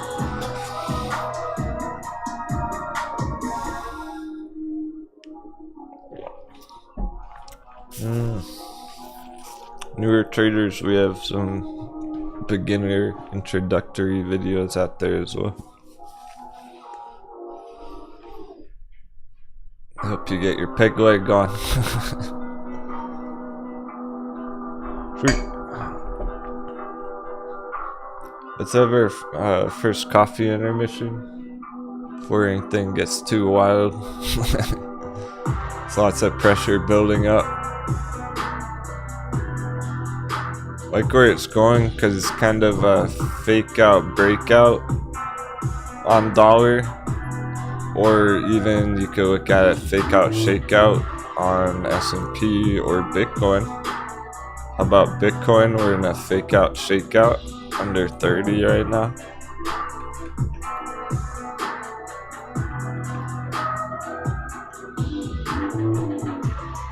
So it's gonna be real nice if we do get this playing out today.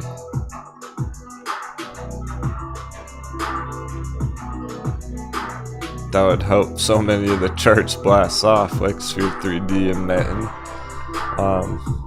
So I like where it's going, but clearly not quite yet.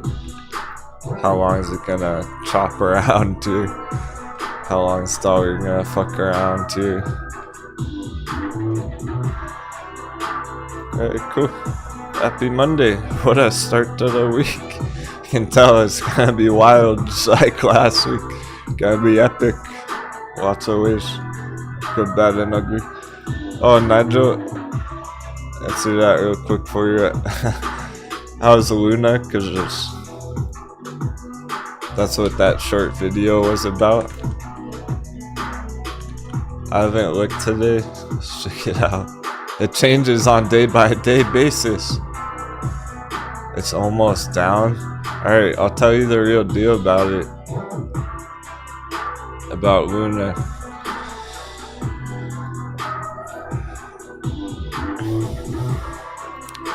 It changes day to day. I almost went for it. I almost played it myself with a small position, but I didn't. if I had, what I was gonna do was enter here and then sell here the next day, boom, and that hit, that trade hit. I didn't play it.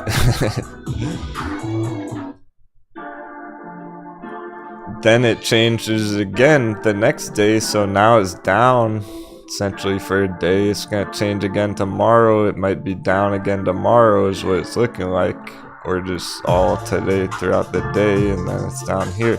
It's looking like it's gonna dunk all the way back to the bottom, and then there's potentially another trade to be had. That's when you could enter it again.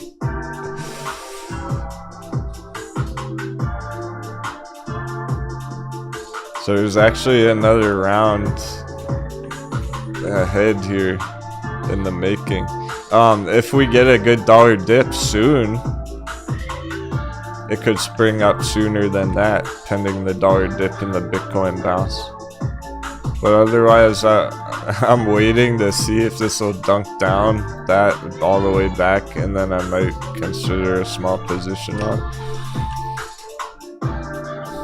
Cat's gone wild. Be right back. Thanks everyone.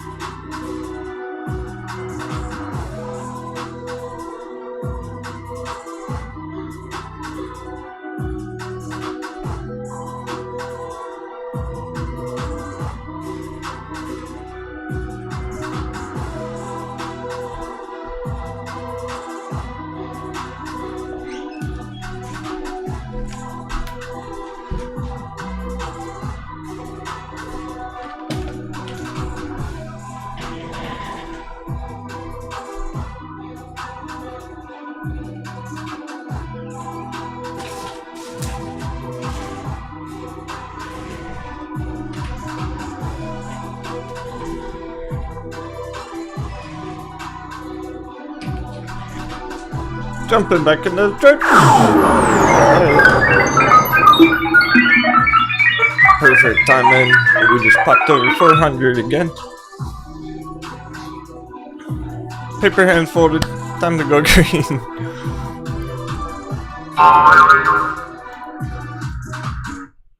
The thumb cuts.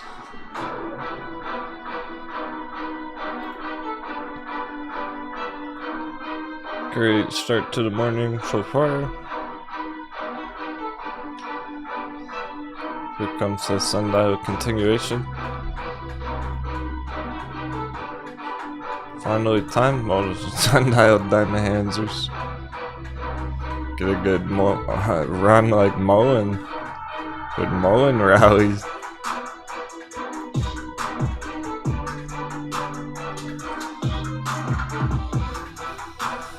This can shoot up to $1 this week while S&P's green this week. That quick. Yeah, dollar sundial, short term. 7 in the chat. 777. Oh, we better get around the 7s. Just heading in the right direction now.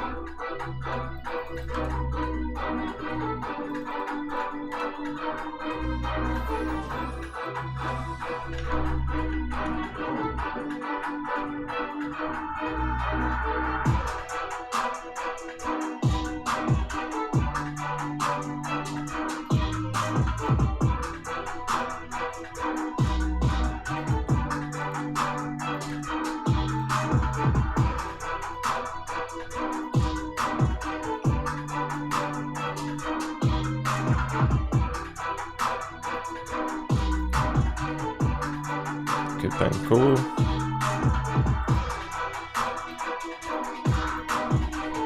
Being brave in the face of danger, so we do best. Dollar Dippy. What? Can't have 58 point. Doesn't even have to go up to the blue.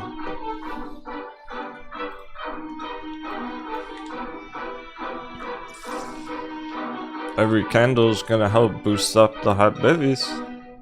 Help sundial go up another 5%.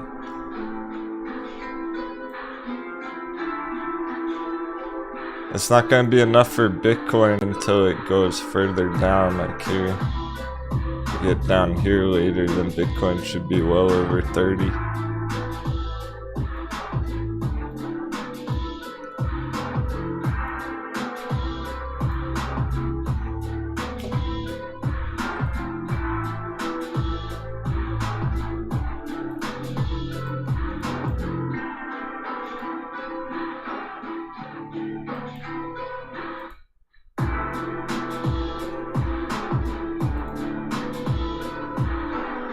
This is what your trading is all about.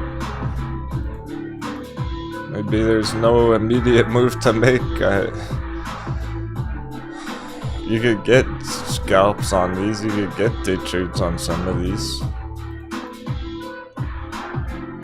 On track hitting 20%. Like on tracks become a day trade again now. You know, it's much more than that. Or sundial, it's like you try and day trade sundial, but we're going for the gold.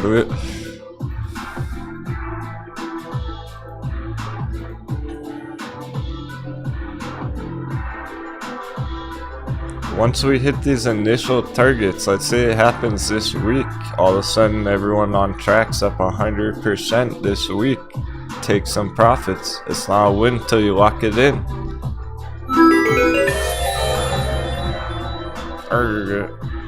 It's not your booty till you lock it in your treasure chest.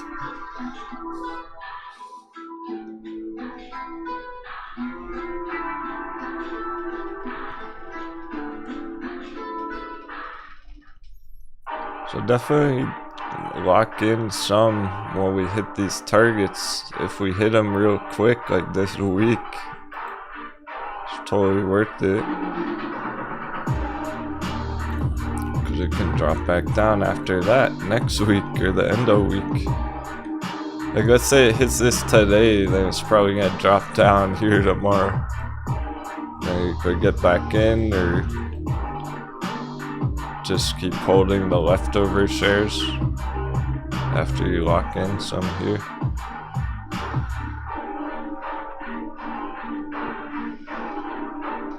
The sooner it hits it, the better, because you just get the profits and run. Take the money and run.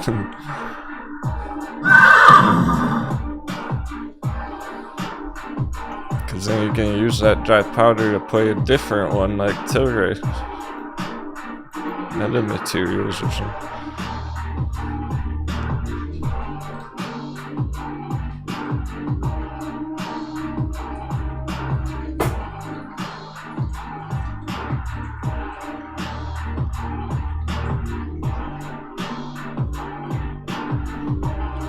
But we're going for the gold, so like sundial. I'll make sure for these quick targets, people just lock in a nice win quickly. We're going for the gold.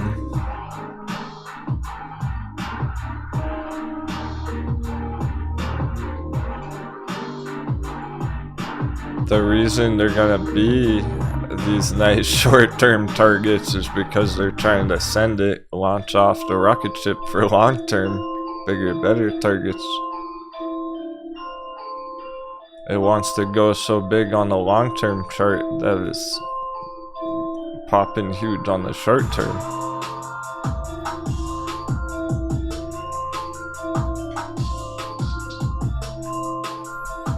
Alright. That's the next sundial target. $1.50 area.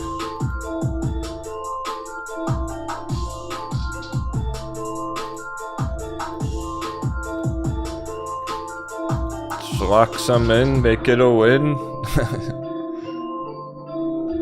You can keep holding the rest for long term.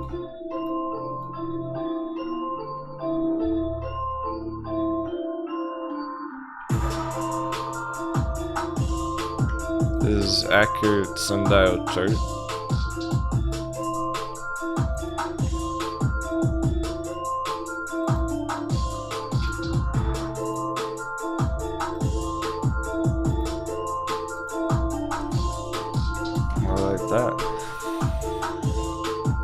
We're looking to hit nice, quick, short-term targets here. Hopefully, sundial like within next month, around next month. So I'm excited for next month.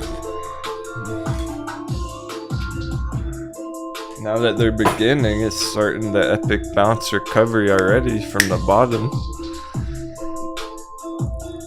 This can play out next month.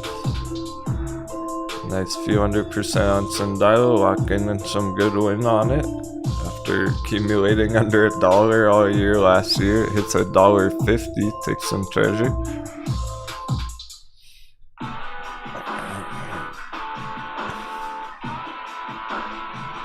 And then you don't even have to worry about the rest of it after that. If you want to just hold the leftover for 20x targets, 10x, 20x targets.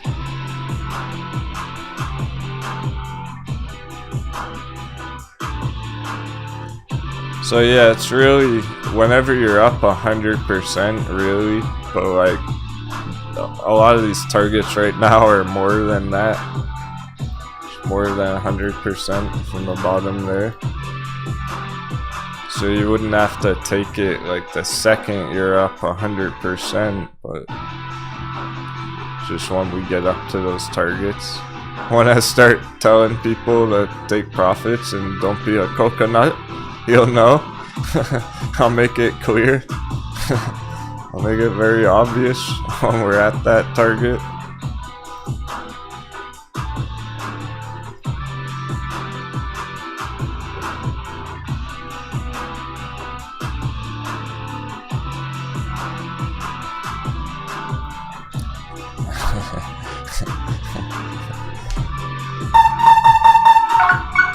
On track! Epic pirate wedge on track.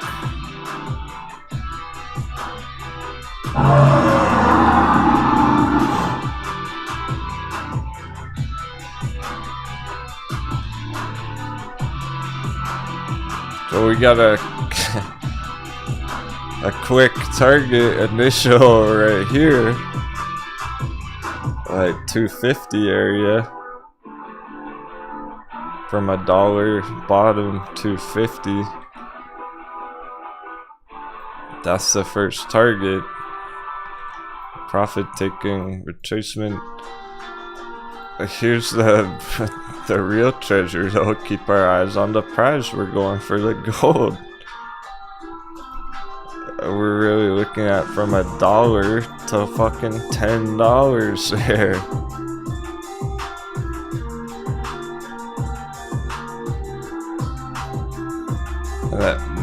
Not even talking about like, oh, going back to the all-time high. We don't need to even go way the heck up there, all-time high. We just want to get a nice bounce recovery up to here with a dollar dippy. And that would be an epic 10x already. We don't need them to go to the moon.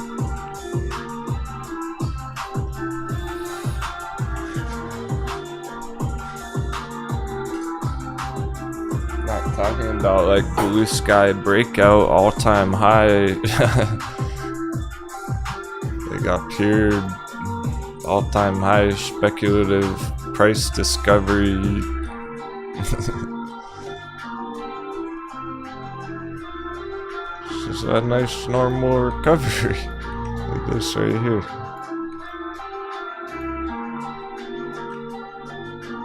Except it'll probably happen a lot quicker this time because of how fast it went down. We're getting V-shaped recovers.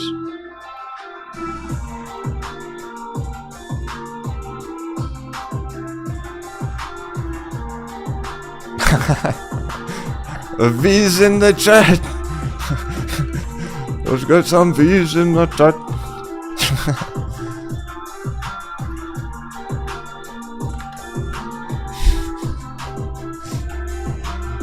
Only for today.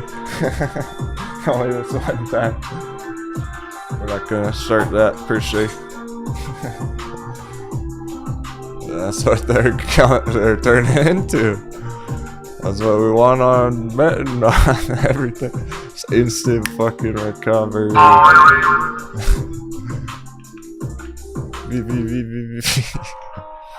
All our bevies, let's go.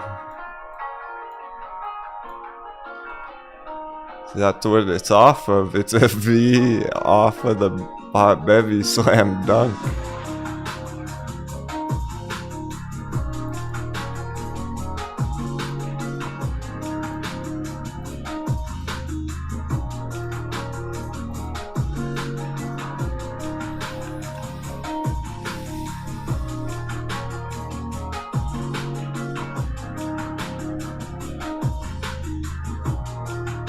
That really is what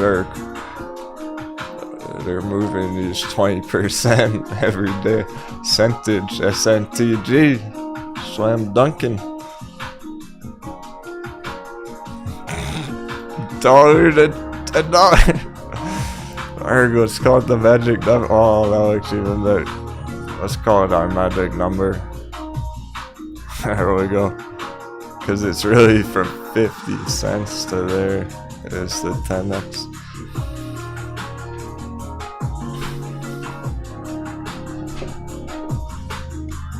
Beautiful. And yeah, there's just the idea, so it's not necessarily gonna be a straight shot up like that. About halfway.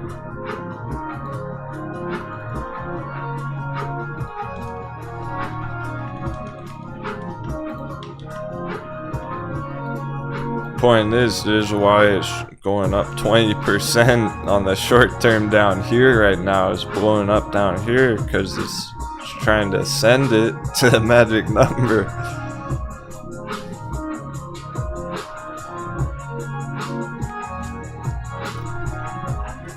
So it's like absolutely, if they're hitting 300% end of month within the next week or two, take some profits, but this really is set up perfect to go for the gold. On track, percentage, sundial even.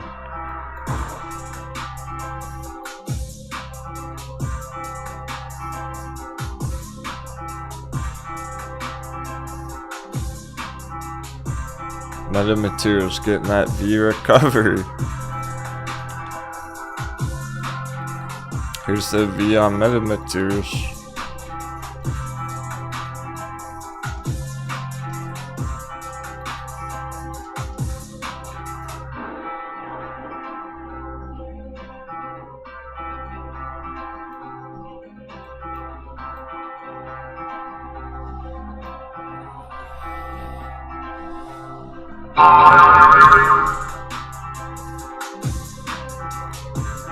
I think our charts are just as hyped as we are.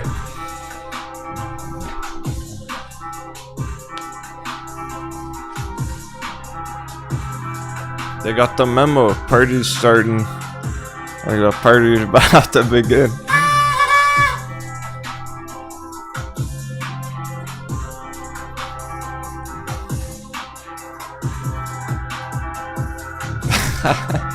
T flowers. Like that. So the V, the letter V is just a rotated 7.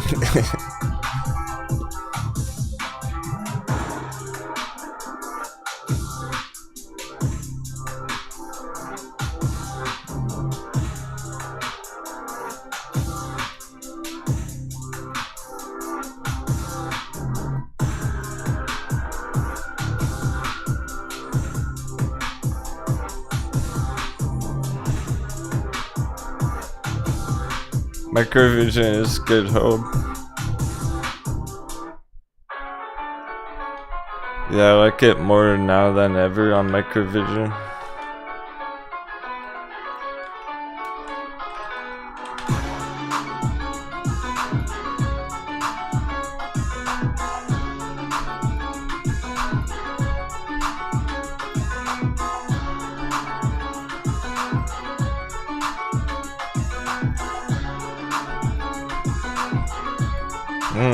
Even that's 10x to the top. Here's so many 10x targets right now.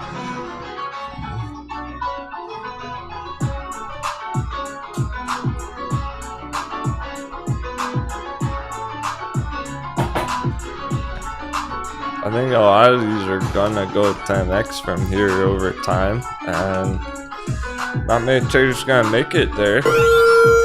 Gonna be in your neck of the woods for soon for a couple weeks. Yeah. Let's get together for some pho or ramen. Yeah, definitely, Tony, huh? I'm looking forward to that. Thanks for the 7s.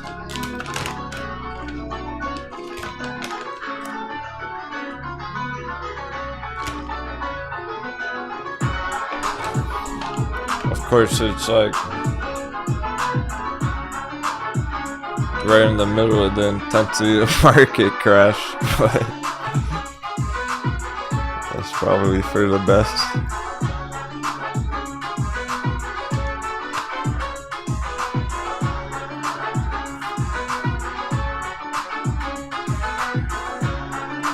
Because it's all about keeping cool through the storm.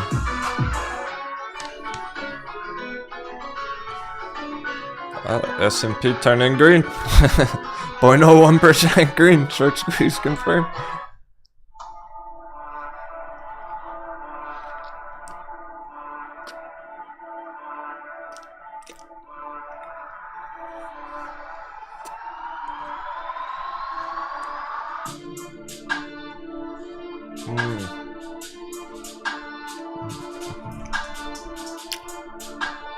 Hey, Powder Hound.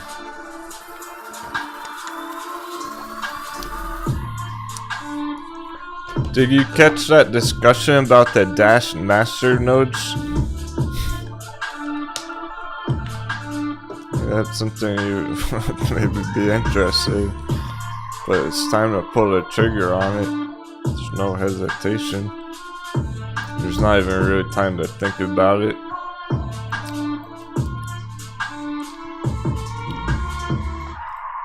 I don't think you were watching that day. Oh shoot.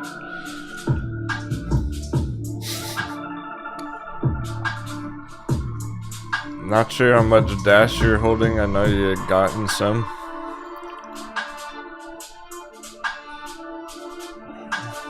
Or if you have liquidity available or anything. But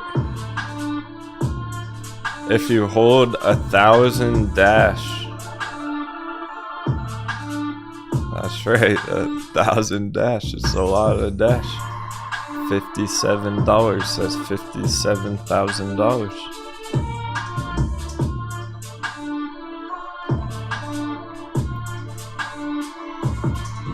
I would essentially right there rather have that much Dash than like 1 Bitcoin. Let's say somebody made some good money on selling one of their properties, like in the real estate market booming, and they just flipped a house. 1,000 Dash, you can get a master node. It's actually somewhat affordable right there.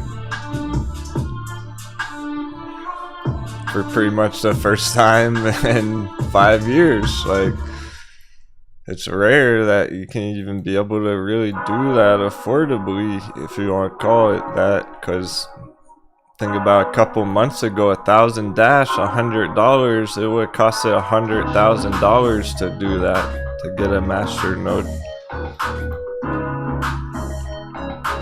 J-Bake, I know you have a lot of dry powder and you're considering a big crypto play. This is a big play. It is for the people who are really going big. I know some of you have been considering it, and it's very much, that's not even consideration. Like, if it was me, I would be pulling the trigger on that shit immediately.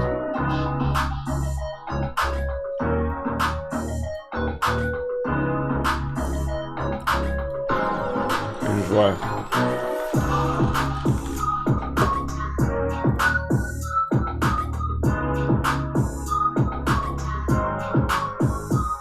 I'll post this link in the chat for you guys. 1,000 Dash, 1,000 Dash. It's $57 right now per Dash, so that's $57,000 position. But it's like, maybe you're holding some other crypto and maybe it's worth like selling some Ethereum to get that. If you have a bunch of Ethereum or Litecoin or something else, it might be worth it to try and get that Dash Master node. I'm trying to point that out to everyone while it's slam dunking down here before it were to bounce back up to $77-$100, because then it's like, now it costs $100,000 for a master node. Who's gonna really want to do it then? But right now, alright. How master nodes work? Master nodes are powerful servers backed by collateral held in Dash. That's what the 1,000 Dash is. So just by having the collateral, right? Designed to provide advanced services and governance on the blockchain. Dash has been associated with the concept of master nodes ever since the invention of this novel concept soon after the project started in 2014. So it's been built into Dash forever. Master nodes host full copies of the blockchain and provide a unique second layer of services to the network, facilitating advanced functions such as InstaSend, coin join, and usernames on the blockchain. So the master nodes are essentially the engine of the Dash blockchain. Master nodes must be backed by collateral denominated in Dash, and in return, but why would you do that though? Because in return, their operators receive regular payments for the services they provide to the network. As highly committed custodians of the project Dash, master node operators are given the opportunity to vote each month. So they also have a say in the future development of Dash. So Dash won't get rug pulled because all the master node holders.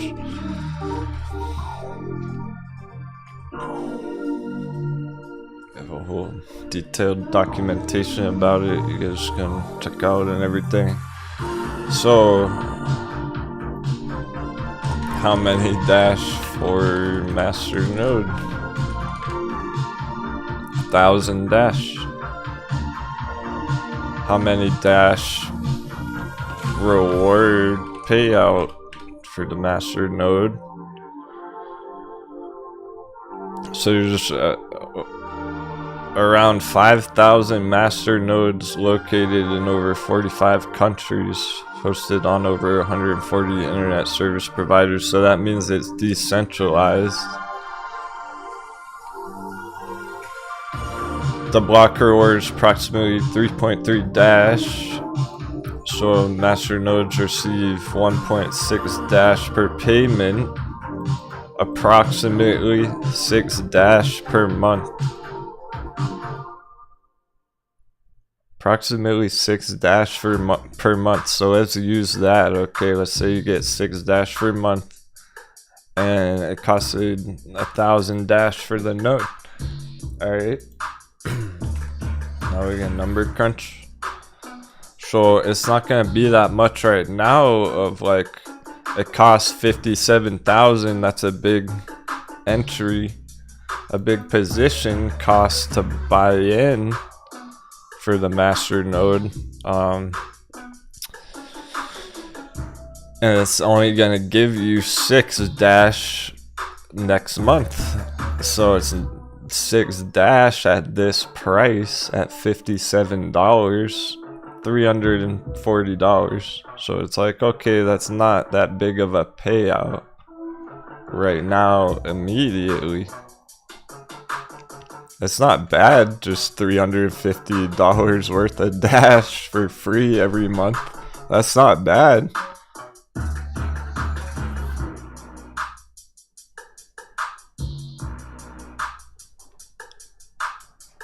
Here's where it's cool though. We're expecting dash bounce right back up to 100 real soon, right?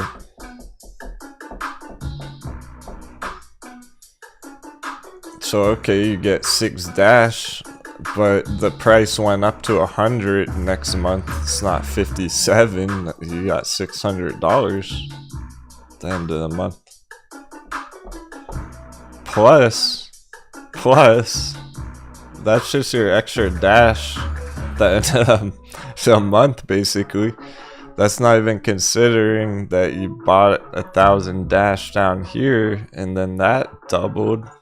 So now your dash position itself is worth $100,000. So your master node value doubles when it goes to 100, plus you got that extra dash.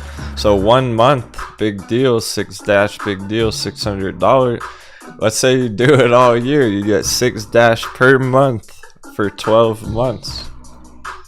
That's 72 dash at the end of the year for being master node holder. If you get 72 dash next year and dash hits $1,000 next year, that's $72,000.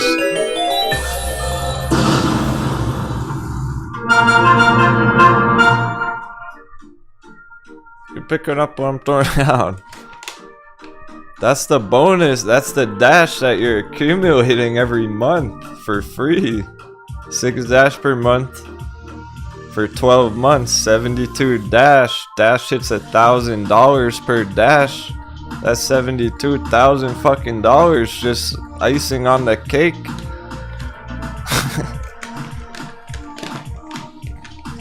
And you still have your master node, and now okay, dash hits $1,000 and you have 1,000 dash. Let fucking go. Now your master node's worth $1 million.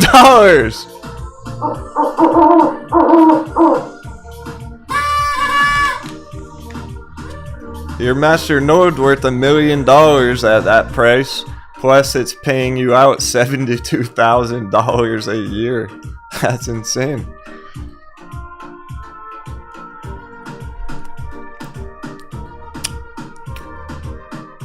Big plays.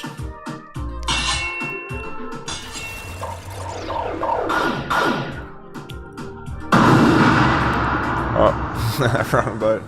Big wrong button.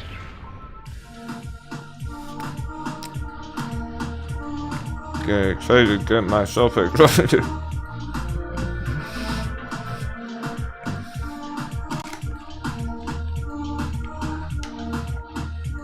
Yeah, that's why I wouldn't even hesitate on it if it was me. I'd scoop that shit up right now.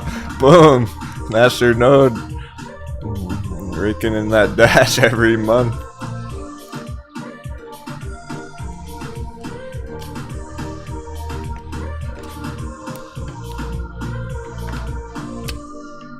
Yeah, it's basically like a Dash dividend and it's built into the Dash blockchain.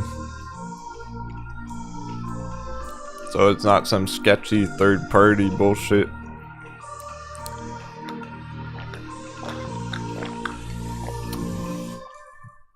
It's not like staking it on Uniswap liquidity pool. It's way different. That shit can get rug pulled.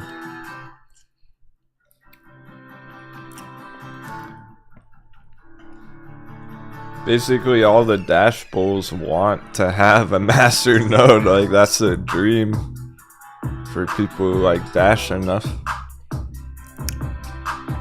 But when can you ever even really afford one except for maybe right now? Because damn, when Dash was just 3-6 months ago, a master node would have been $250,000, $400,000 back here.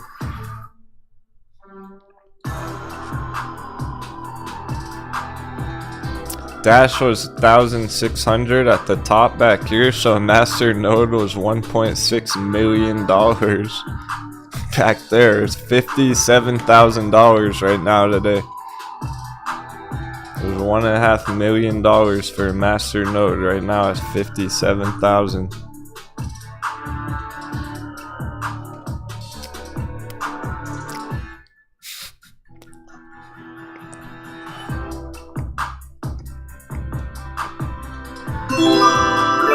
Hot beverage.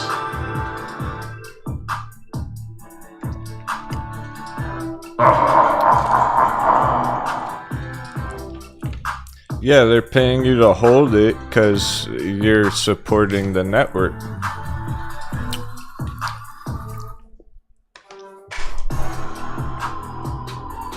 That's what's cool about it, is built into the Dash network, so the master nodes are an integral part of how it all functions. Verb. Slam fucking dunk. Sheesh. I'm on the top of the list! Whoa! That's why I pulled up this chart. It's on the top of the list right now. Look how brutal SmackDown that was.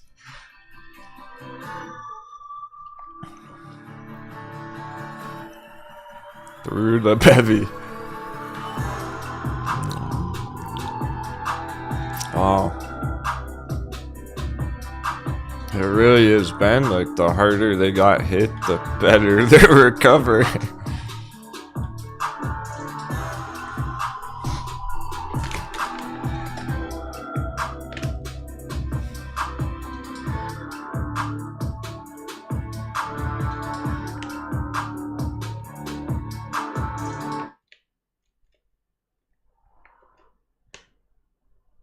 Color star 7.77% green.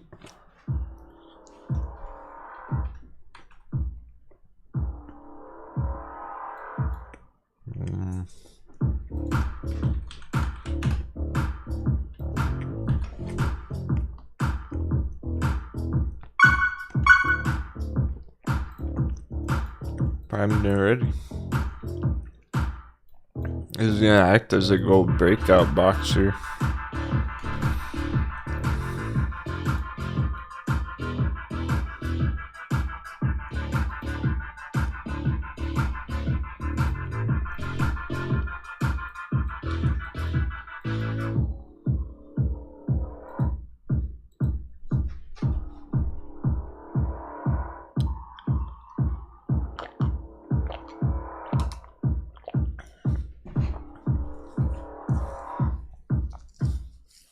So they all have different nice targets here. Some are like 150% GameStop. Some are 350% Color Star.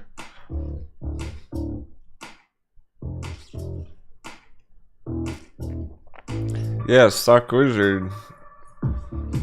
When you think about the Dash payout every month, every year, like imagine you were just holding that Dash master node for 10 years. How much Dash that would be raking in over a long period of time, and what price Dash could be in like 5-10 years from now. Imagine you just held the master node for 10 years and you accumulated like hundreds of free Dash. What price is Dash gonna be 10 years from now? No, that's part of why I like Dash, is it's had a solid history. Why are you considering it, Stock Wizard? Dash has always had a stable history. That's something that I like about it. That's part of why I like it so much. It's never really crashed that bad, and it's never like had a huge liquidation or really anything bad about it ever.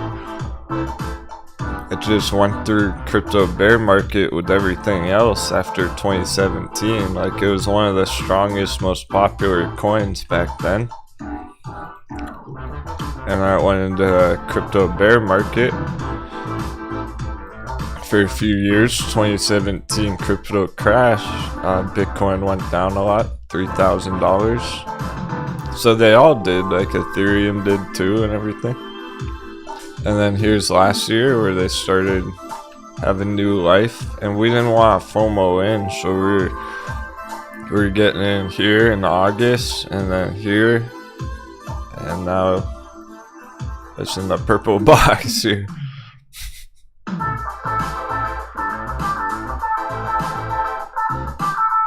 All the way at the bottom, flash crash, looking irresistible. But the point is, it was no good here because it was in a bear market. Nothing against Dash. It wasn't really Dash's fault. All the altcoins were.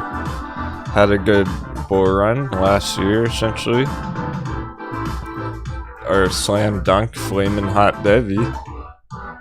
That's why we like it, because it's a good entry right here after this last year.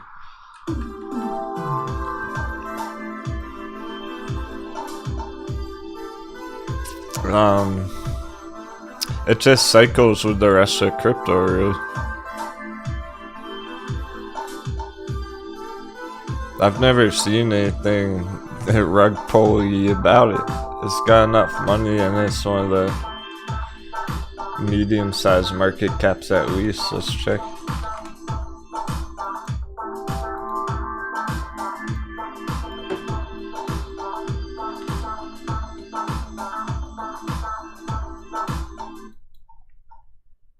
Ranked 78.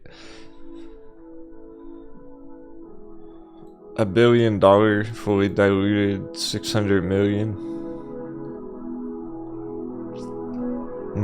So here's the supply and everything. The max 19 million. Right now there's 10 million, 11 million on the market circulating. So some of this Dash right here that's not in the market circulating supply yet, that could be the master node payouts. Like, at least some of that.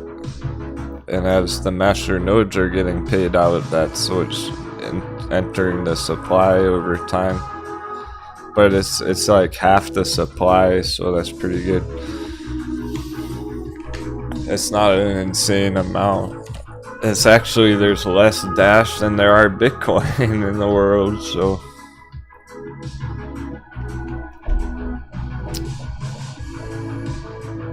And it's on tons of different exchanges.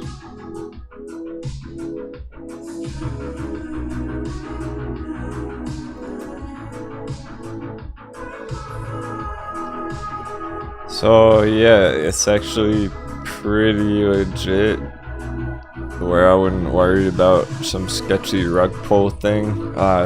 Completely different from Luna.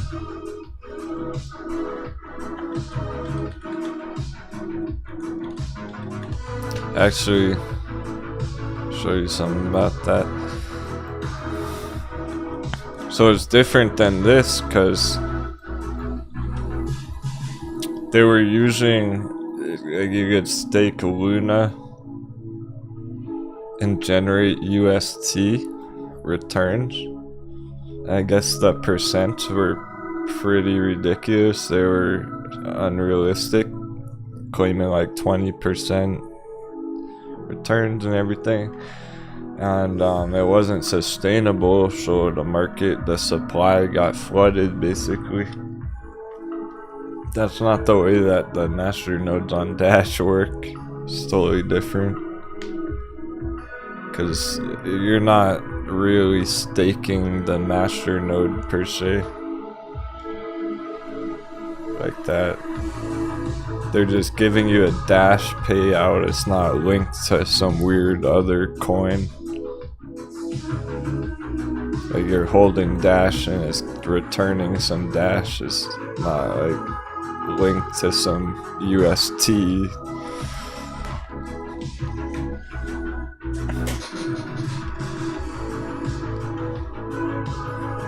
Now, I want to show you what's crazy about Luna still at the market cap.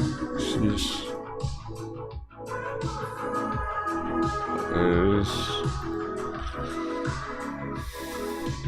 Here's what's crazy about it. Still, it crashed like that to 0.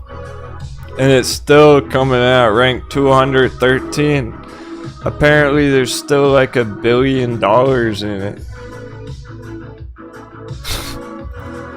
There's still like a stupid amount of money in it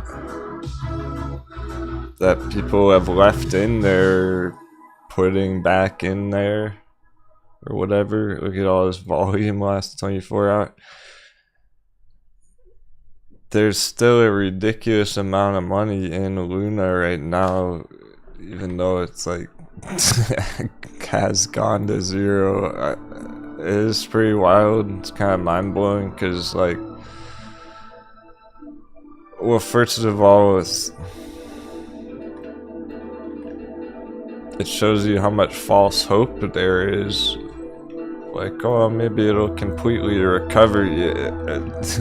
It's not gonna completely recover like that. They changed the supply. There might be some scalps here and there, some waves to play, but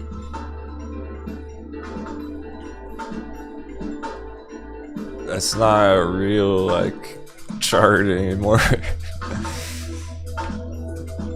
There's still a stupid amount of money in it, so what that tells me, what that gets me excited about is our other altcoins,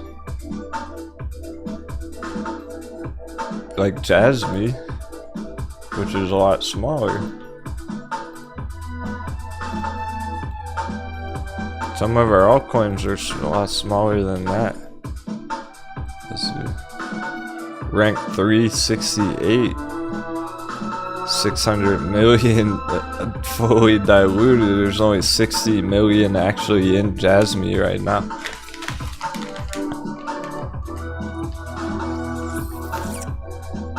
There's only 60 million in Jasmine, but there's like $1 billion in Luna, which crashed to 0. So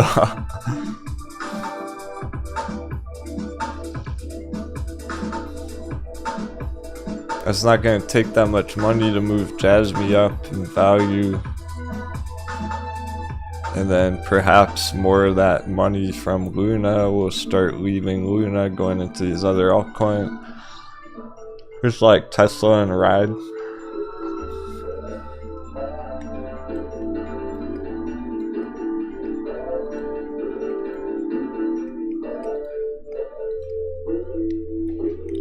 Or Ethereum and Dash.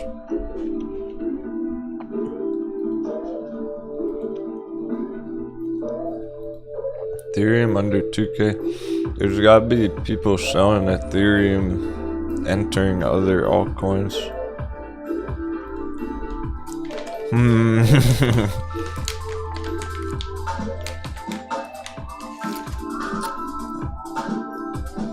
Ethereum was looking kind of ugly there.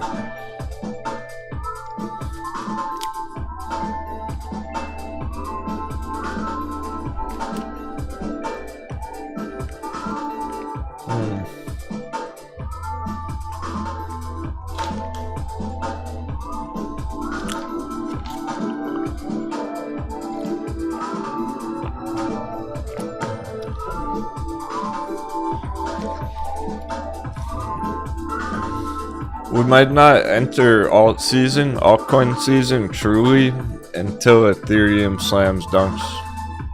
Like, we might need this to go down before we really get into altcoin season for the end of the year. Maybe it'll just slam down over the next month.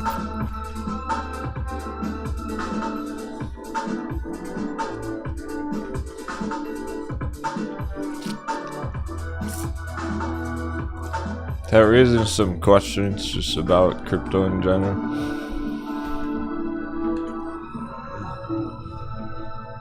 It's that kind of stuff that tells us, oh, we still could have Bitcoin and Ethereum slam dunk.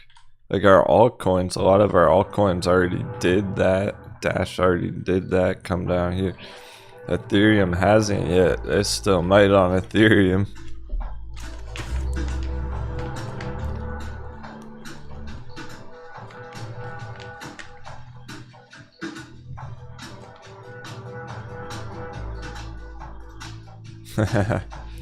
Yeah, for sure, Suck Wizard. She's gonna study up on the Dash Master nodes. Me too, because I know there's interest in it.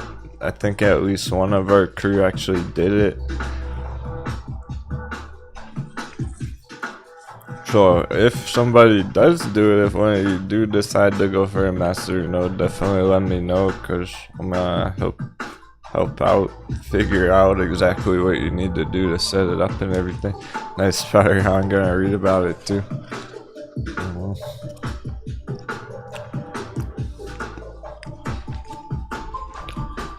It's the kind of thing where it's like it turns Dash from like a 10x swing trade into more of a lifelong term hold.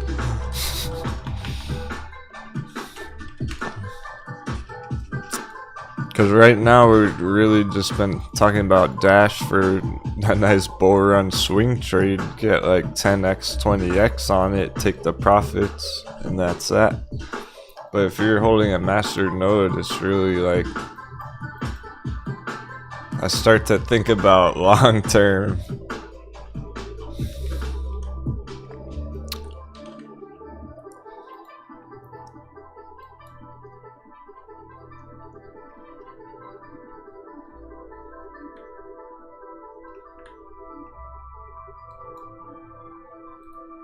Hopefully this doesn't completely delete the chart. I start to think about the long term like this.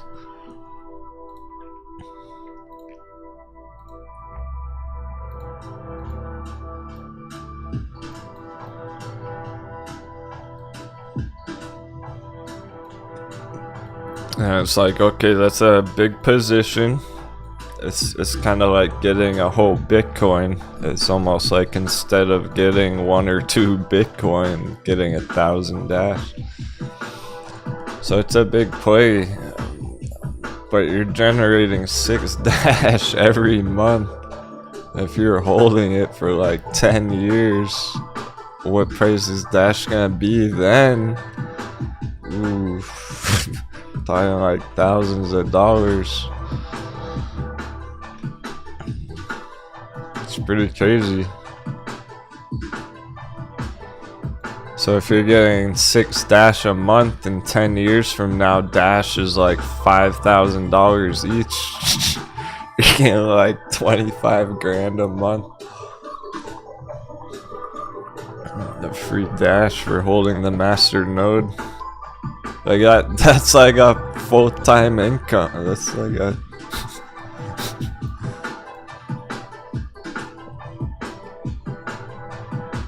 it's the kind of thing like,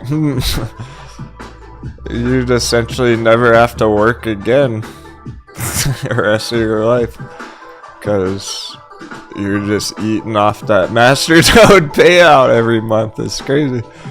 Like if 6 Dash is thousands of dollars and you're getting that every month, and you're just raking in thousands off your master node every month, you don't even need to trade or do anything else ever again.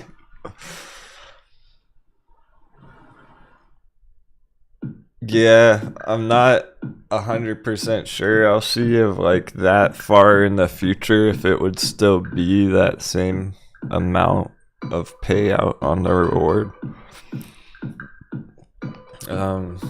That's why people want to read up on it, but try and figure out all that quick, everything you want to know about it if you're trying to do it.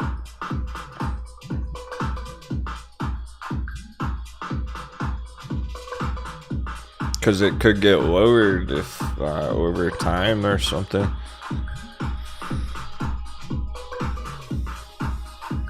Sure, something to consider.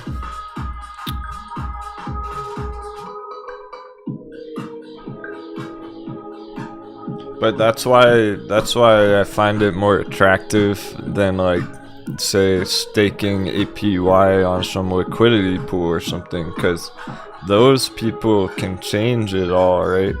But whatever is built into the blockchain on Dash right now, that's what it's gonna be. So you can find out.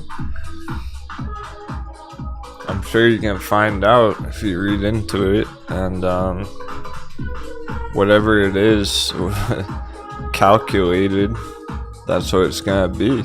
It's like the Bitcoin halving, nothing can change that. Like the halving's inevitable.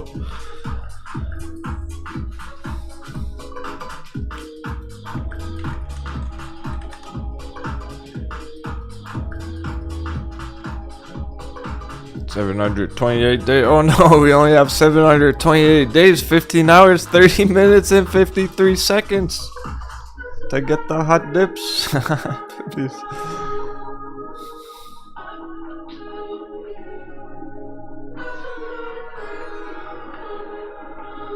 Yeah, exactly, Sock Wizard.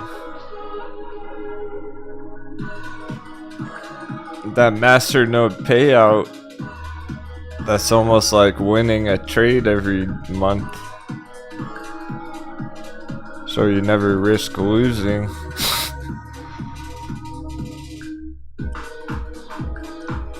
So this is inevitable because it's built into the code. When the block reward gets decreased, the hash rate gets increased that it takes to do it. So that's kind of like Dash and the master nodes and stuff. It's all built into the network. No one can really change that.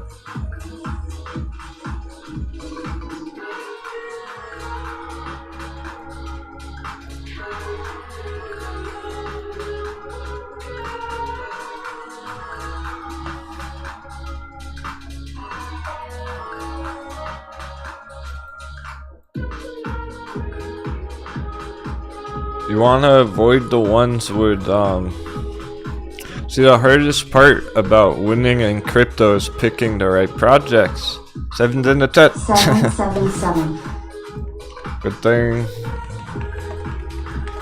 Good thing captains half men, half crypto.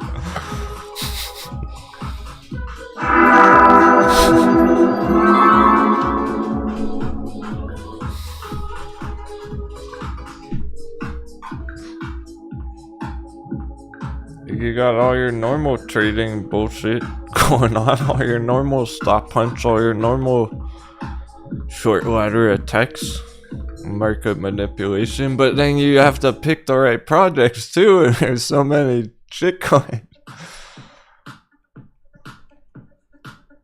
That's why people get a bad taste in their mouth from crypto, because they try it and they enter like Shiba coin and it goes down 90% and then they never want to touch crypto again.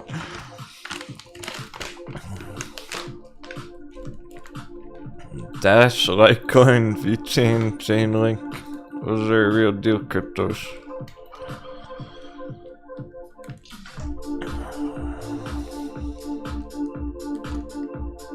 They've always been the most popular. They're always gonna be the most popular, essentially. Like there'll be a few others that come and go. Like Shiba coin gets popular for a couple years and then disappears. But Dash is always gonna be popular. There's always gonna be people long-term holding that thing. So I'd really say the hardest part is just picking the right fucking projects, because you can long-term hold any crypto, but like they all are at risk of going to zero because they might not be popular next year. Like, how do you know Shiba coin's gonna be popular next year? I know Dash will, because it's always popular and it just cycles with the whole crypto market on the chart. Dude, it's not Dash's fault at all that it's having some red candles here. This crypto slam dunk. So when crypto recovers and when crypto's booming again, potentially just the end of the year or even next year, Dash is gonna be one of the popular ones that's booming alongside Bitcoin.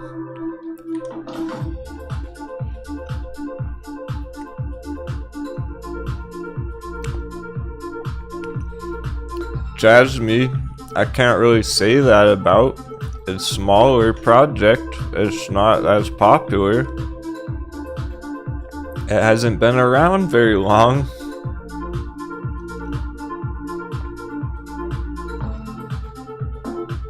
I like the chart on it though. This one's more like a trade, you see, whereas Dash, it's like, fuck.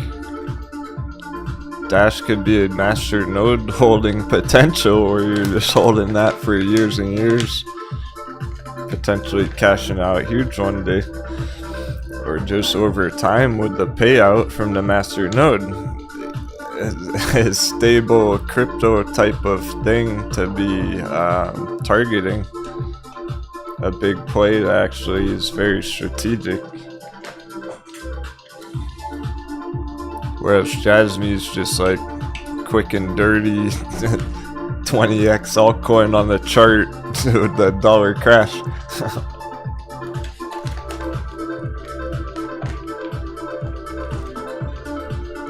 I don't know if Jasmine's gonna be popular next year.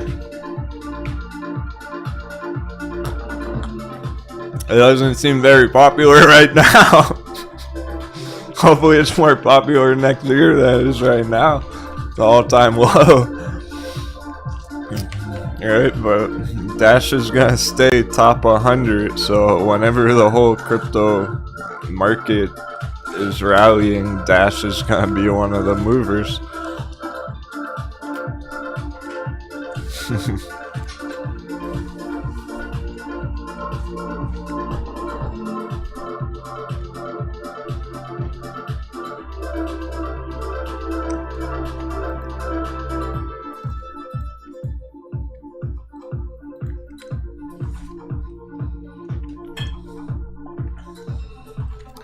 LC gonna double down on Jasmine this week.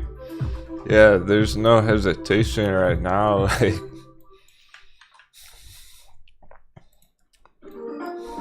it feels like the longer we wait on the altcoins, just in general, it's like, oh, I'm gonna get into Jasmine next week. Probably gonna be a lot further up. So almost like every day you wait at this point on these epic bounces. It's looking to be an epic bounce just like last time. So really, here's the last month, 2 months downtrend. It's looking to be an epic bounce similar to this, 350%. It's already getting started. There's 250% right there. Maybe even goes further this time. It might smash that 10x this time.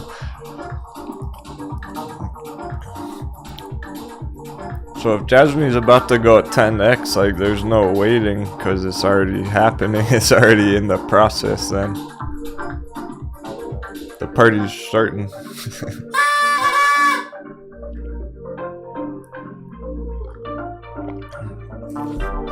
What's that shit with Tom Cruise?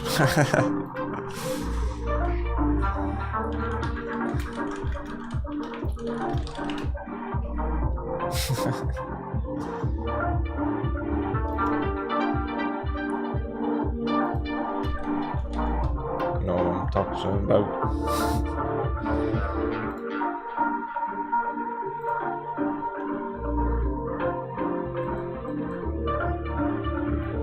The party's just starting. Did you get your invitation?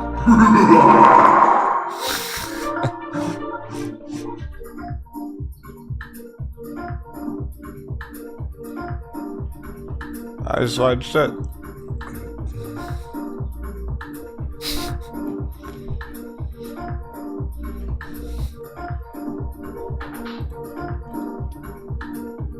Haha, Elsie. Savage. Gonna get in as soon as possible on Jasmine. BRB, RTFB, running to the fucking bank. Yeah. It's weird because Bitcoin's fucking around 30K.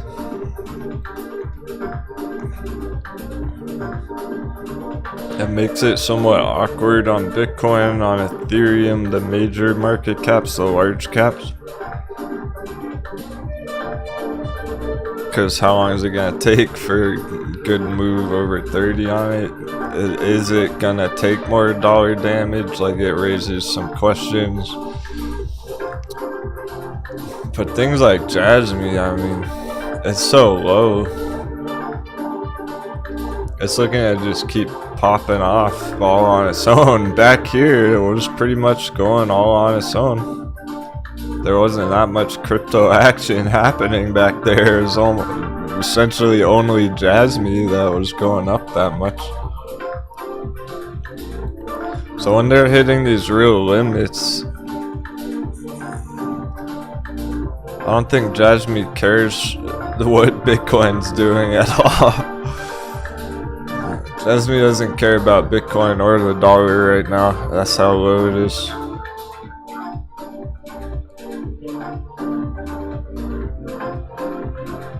It's floating back up to the surface. Getting resurrected. So you can imagine what it's gonna do when Bitcoin were to smash over 30,000 here. It was going good yesterday. Got up to 31.5, 31.5. Kind of shaky openings, sketchy openings on lots of things this morning. S&P still red. We turned green. It's looking perfect. We're halfway through the day. Dollar dippy. Here we go. There's time.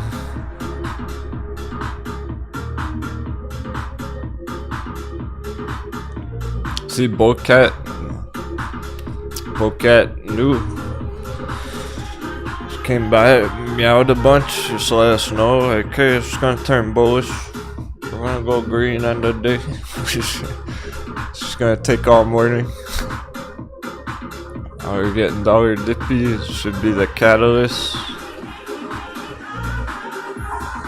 This is the shot. This is the shot for Bitcoin to get over 30 today.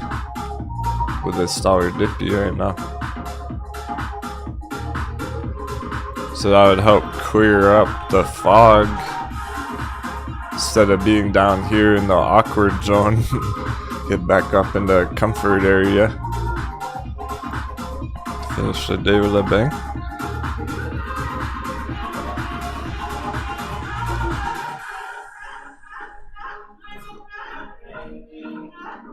Holding double digits. Metamaterials got it still.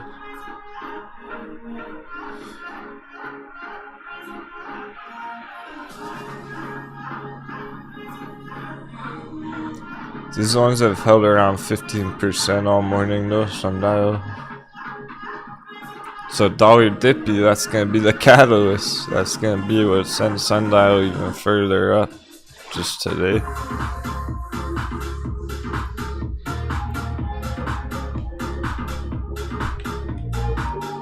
We're on track. This one too. It's not gonna go any further until we get good dollar dippy. Like this right now. Perfect.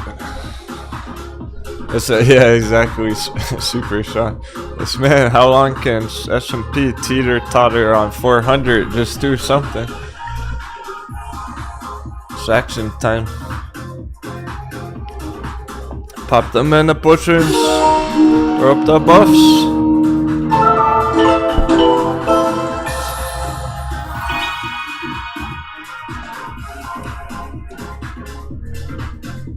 It's literally 400.0 right now.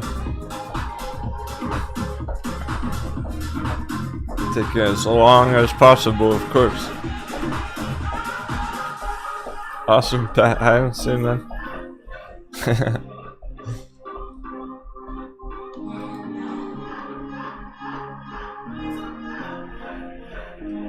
Got the battle gear.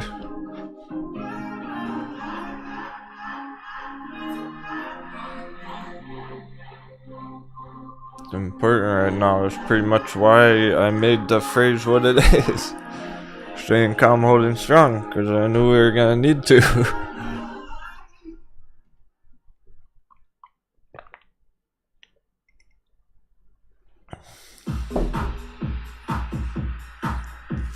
Well, look how much we've been tested the past month. The market exam, all the holders getting last test of emotions. Can they take the heat? I know you can take the heat. You guys got this. Now the paper hand's folded, time to go green.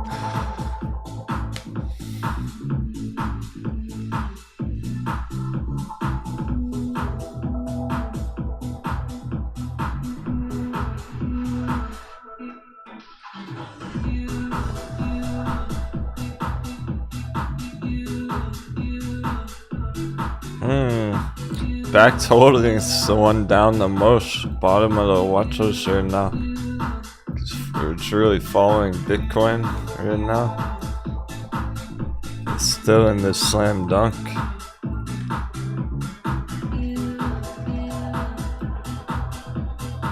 PKKT if anyone likes that one.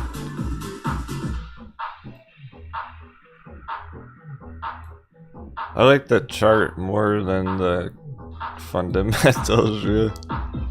I know the chart has good potential. It's popular enough with the retail that I do believe it'll recover. And it's gonna need the crypto bull run for this, but I do expect it to fully recover. So it's a 20x targets on it now. I like how undervalued it is.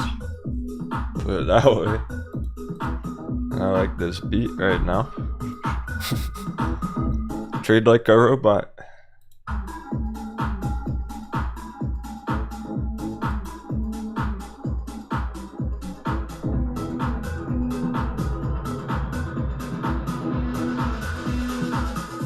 Or emotionally is. Test your emotions down there, but a robot doesn't care. A robot buys the dip. Says no, it's undervalued.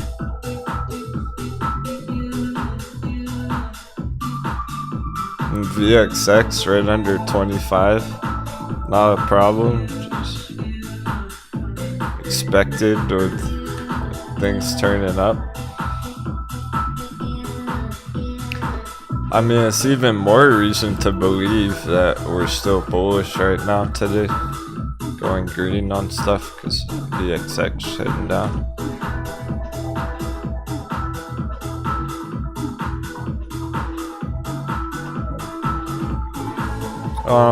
Some of them might not move that much. Like, we'll see how far AMC could get on this dollar dippy and everything. Might not move that much today, as long as it just maintains. Then we'll still maintain our bullish projection on it.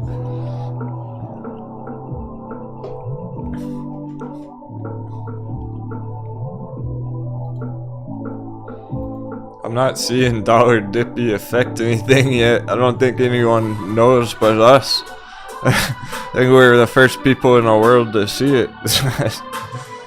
We're right on top of this dollar chart, but like, it's gonna take a while for anyone else to figure it out.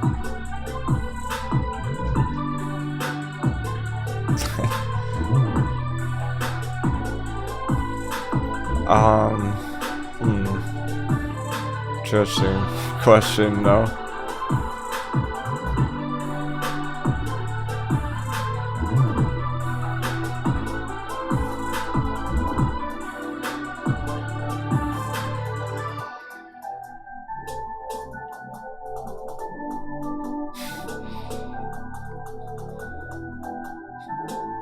Nice, Pat Hines. You are having a good day then. Got some dry powder to itching to pillage Metin or mullen. It's pretty much like if you have any dry powder to enter these things, you're already winning. You're winning more than you know. Because lots of us want to be able to double down on Metin or something again, and we don't have any dry powder. So, selling's the mistake, right? Like squatching right now at the bottoms. Paper handing at the bottoms is the mistake. So doing the opposite of that, entering at the bottoms, you're already winning just by having dry powder to do that.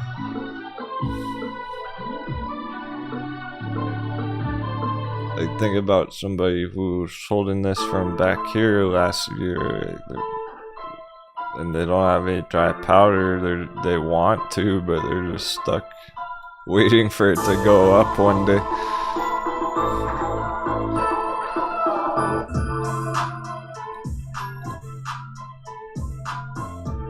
All the bravery gets me hyped about it all. Because I see people making entries and I'm like, okay, let's go. They're already winning. They don't know they're winning yet, but I know they're on the right side of the trade on the chart to be entering down here rather than selling down here. So really the key is just that you're even able to get some new money into the markets right now while they're undervalued. With whatever one you pick, whether it's Metin or mullen.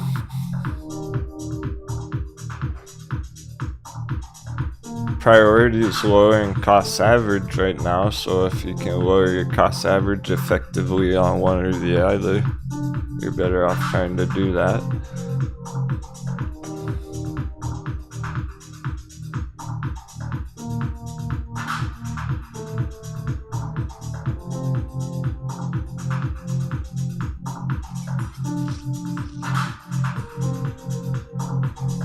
No, starting to get lost in the sauce on Tesla. It is all still on track for this. Like, yeah, bullish scalp here, Tesla. That's all still on track. I know it's confusing though. It's confusing because it'll turn back down like this and it's 5% red today. It's basically just like this is where you would enter for a day trade on Tesla, for a long scalp, end of week, whatever. Only if you're already doing that, I wouldn't suggest it, because you're basically day trading the S&P by doing that. And then the problem is people have been trying to do that, but then the S&P stays flat. Nice, 43 leveling up.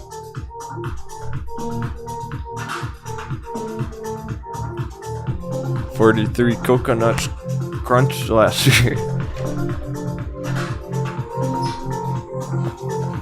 This is body count.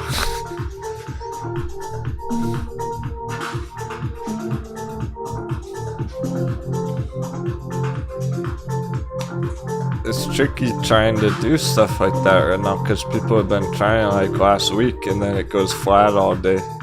It goes flat all day tomorrow. It's like, what the fuck? When's something gonna happen? Like, where's the move?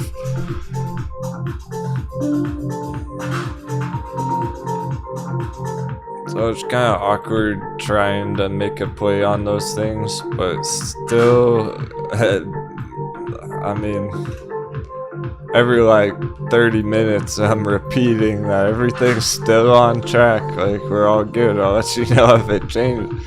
Still bullish, it's heading there. We're starting to get the dollar dippy, so even Tesla is probably gonna hold up right here and spring back up end of the day. I know it's hard to understand that because a lot of those things opened red and they look kind of ugly right now. That's just how they look. You gotta ignore how it looks right here. Because it's not about how this chart looks right now, it's about dollar dip.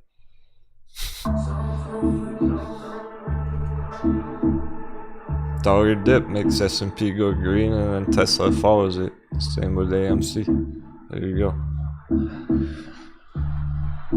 So it is still looking bullish for Monday, Tuesday, tomorrow, maybe even Wednesday, maybe even like 3 days, maybe all week. We could go bullish all 5 days till Friday. Just hit big ass targets this week.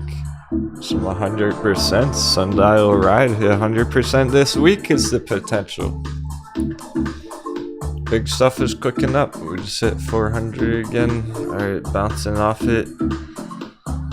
Maybe that was the last stop hunt on it after because now we're getting dollar dip.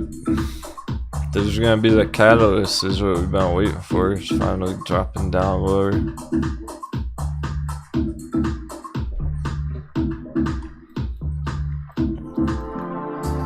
So this is gonna help spring S&P up. That's gonna push up AMC, Bitcoin.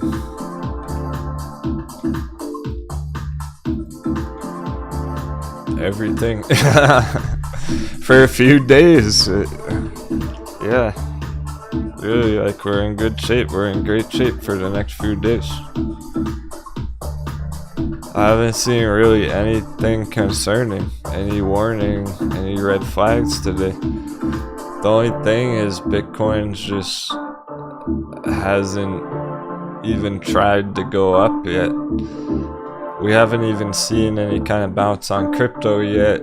That's why we need this dollar dip. That'd be my only complaint about it right now. I think we will get that with this dollar dip coming up.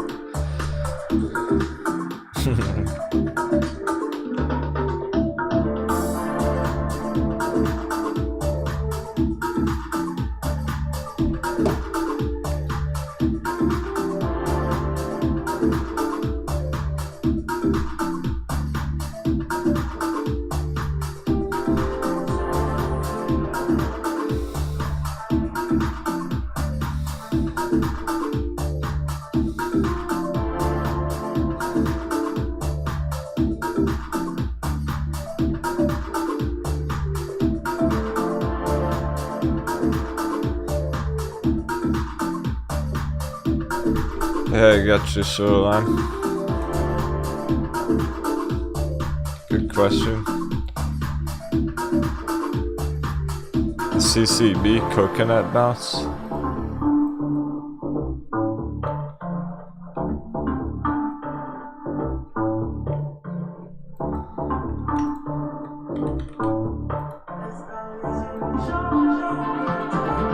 Oh, you're good. Yeah, you're good.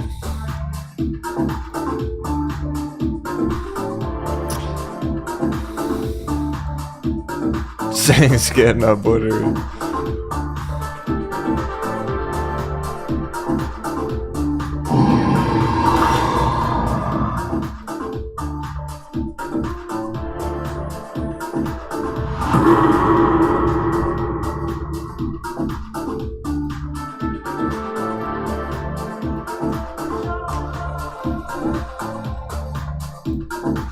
Yeah, how fitting. Little coconut bounce. So it could coconut bounce all the way up to here. That would still be under 50. That's still way under 50-year strike. It's like 40, 45 at most. And then right after that, slide down even further. Now that's started to melt here. There's pretty much no going back. It might not even coconut bounce. Some of these look doomed anyway. It is almost beyond on this one. It needs more than a coconut bounce. This needs a miracle bounce. Where it's possible, but very unlikely, and there's no good reason for it with how much it's taking damage right now. It can just keep going straight down. Yeah, so no worries there, Soda Lime. Even if it did, it should just smack right down pretty much immediately after. See, if your puts were expiring the end of the week, this week, then you might want to lock it in and take the profits in case it bounces up. But he's got like another month or two to hold those puts.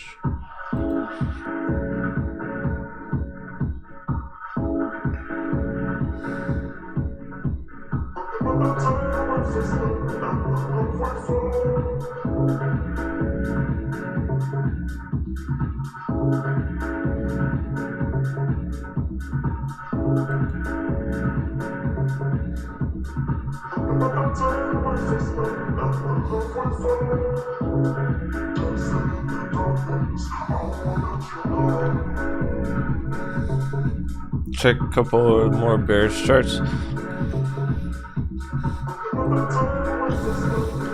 Yeah, Apple's the biggest part of the S&P, and look, it's going green. This area is starting to put in the coconut bounce.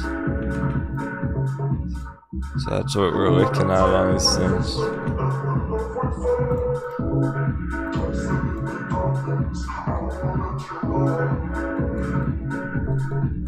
But it's pretty much doomed now that it's began. So right after that, drop down end of week next week. Go into the end of the month and finish bearish monthly candle down here somewhere. Below here, the end of the month.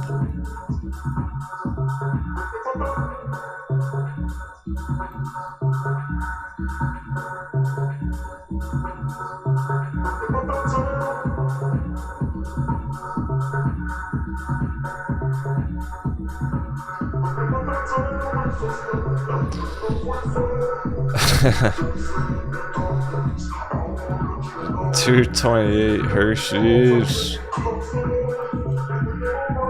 Oh my goodness. I mean, is it all over on Hershey's? No. Is Hershey's a pain in the butt? Yes. Does Hershey's ever do what it should actually be doing? No.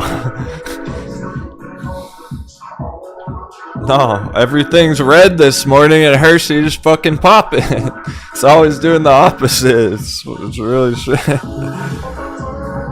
I saw on Discord people were talking about like Hershey's historically has been a good performing stock throughout all the recessions and stuff. Yeah, apparently. I can tell. Like, here's our coconut bounce basically for the week, and Hershey's just does it right instantly. Immediately goes up, flying up there before anything else. Like, it's crazy. So now everything else is about to go green, and Hershey's probably gonna start going down, and just because.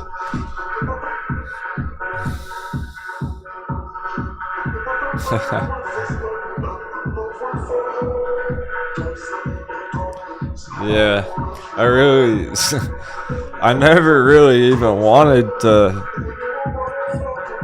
talk about Hershey's that much or make it like a real trade, but some people wanted to go for it, so here we are. It's like, I remember when we started with Hershey's, I was saying stuff like all the other puts are better, like that's probably the worst choice for puts, but people did it anyway, and I wouldn't give up on it right now here either. We're still on track, as extreme as it is. Still leaning bearish on it.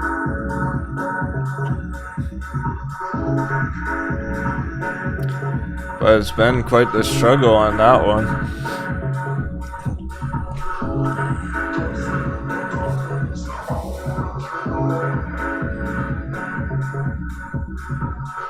Because I wish I could say like, oh, it's doomed, it's looking confirmed, like it's crashing, whatever, but we don't have that yet. It's still at the top. Extreme choppiness.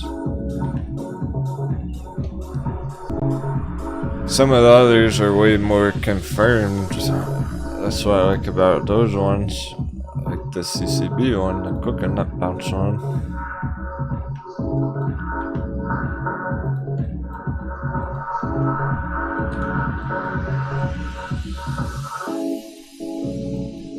After we got below here, it's effectively straight down, confirmed bearish. Hershey's right up here. Hershey's all-time high up here, so we don't have that yet. And looking at some of those other bear ones like Apple still has a long way down it could go.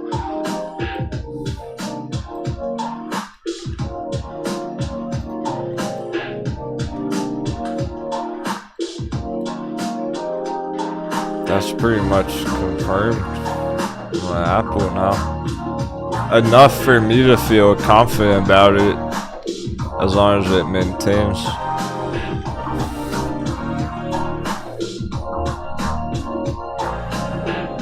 Nvidia is confirmed.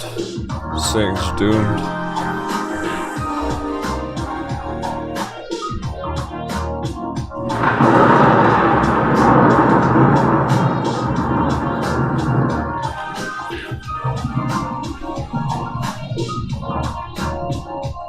Hershey's no confirmation there yet. Lows will be if it stays under 200. All of those ones are really good setups. There's more.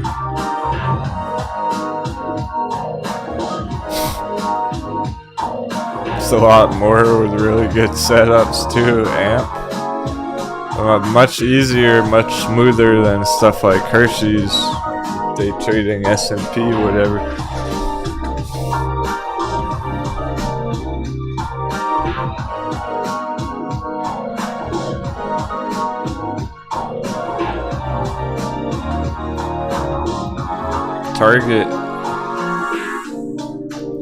Target Corp.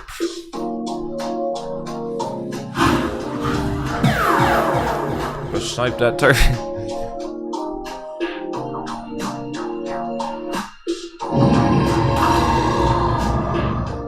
Yeah, Super Sean.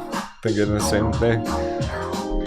It's a good pick. It comes to mind when I'm considering like, oh, which ones are the most attractive looking entries for puts. Target's perfect setup right here. It's almost exactly like Tesla with the coconut bounce here.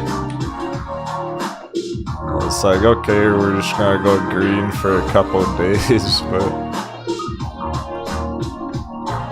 it's about to fall off the cliff.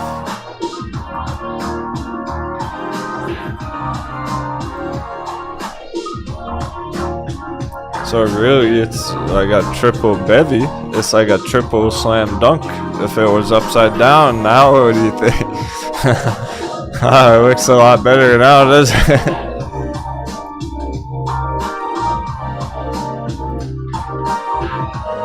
Oh, shit, like that. Okay, a huge hot baby dunk. Bouncing. About to break out. Send it to the target.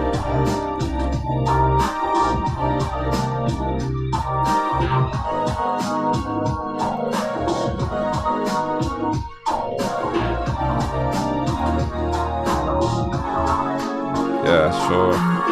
Try and stick with those ones for puts.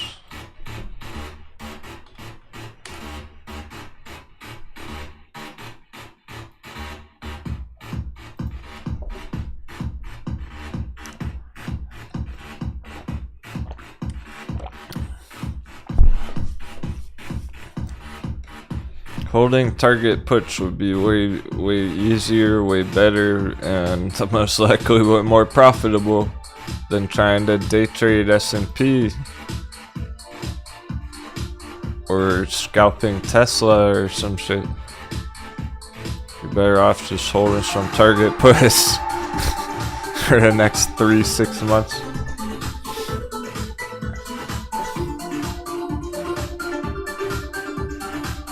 Something to consider. Looks like we're getting, yeah, we're starting to get some more action.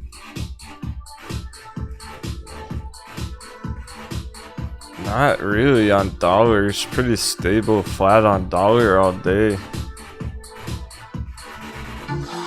But I like where the S&P keeps pressing up here, because there's all the pressure built up.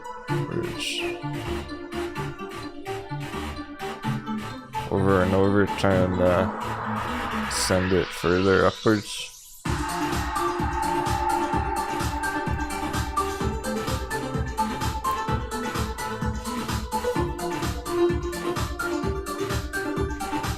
So hopefully just going into the end of the day, it's gonna be next couple hours here, it'll start really kicking off there.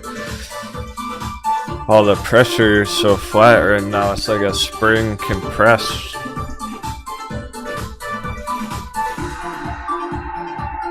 Something's gotta give, there's too much pressure, something's gotta give. Let's see if we can pop back over 30 on Bitcoin this afternoon. We should be holding all those double digits. Yeah, on track, still up 20%. Percentage sundial 15. Camber energy 15% now. Cool. There's some excitement for that one. Another round. Because even if you're just holding it through all that bullshit there, good to go now. Camber energy. Not like 500% the next move.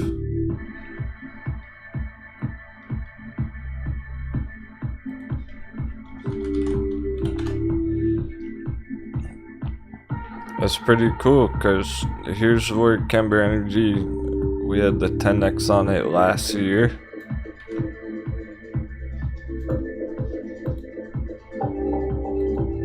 One of the biggest trades last year, CEI.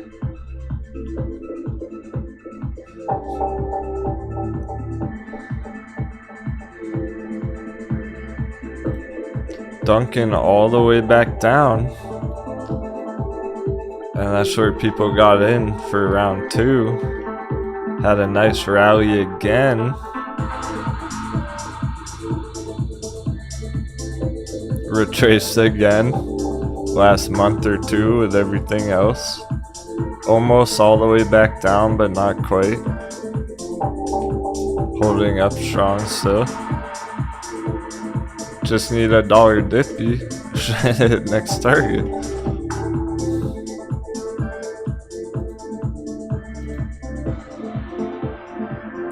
%, 500%. It can go close to where it was last time. Up at $45. Camber energy.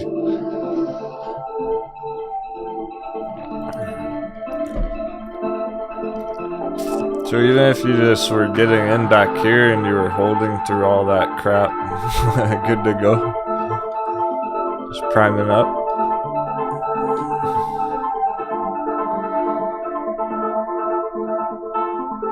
I'm not convinced it'll go beyond that yet. Let's take it one step at a time. Because we've already gotten a lot of juice out of that squeeze. Mine med. Remember mine med down here at $1 area. I'll show you a couple that we don't look at that frequently because they've just been hovering down here.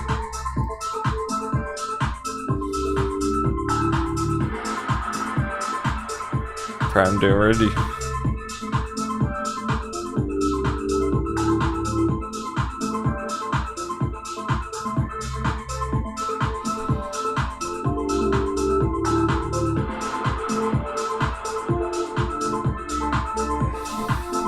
ACB. So all those medical marijuana ones, slam dunk ACB, all time low, bear trap confirmed. Pretty epic charts.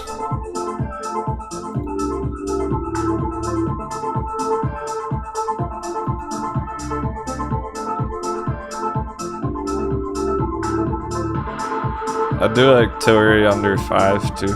Tillery under 5 looks good.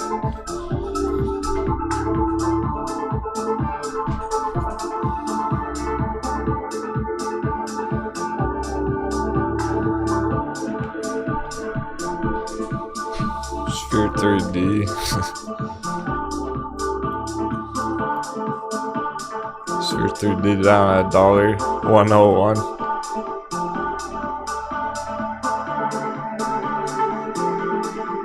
These ones looking slam dunks, kind of flying under the radar.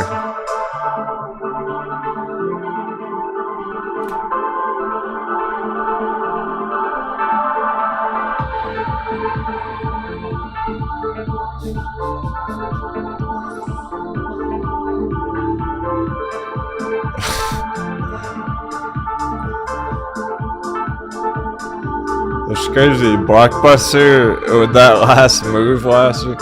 It's almost a penny per share. It's almost 1 penny per share. How much is that? 0?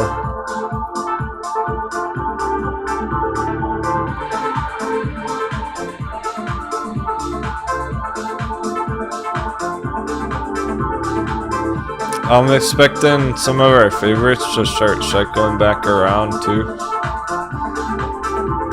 With this green move this week, like Mullen, Central. Alright, S&P just turned green. Here we go. I can feel engaged.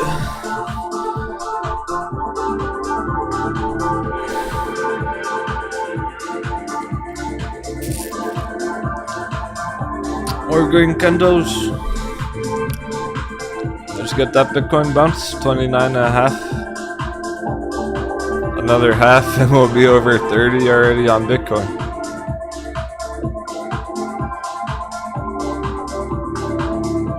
Does that have to go too far?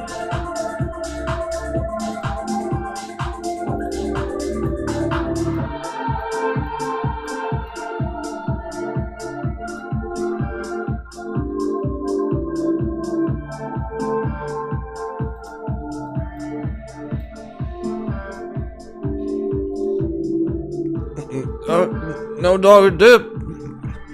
Where the fuck's the dollar dip?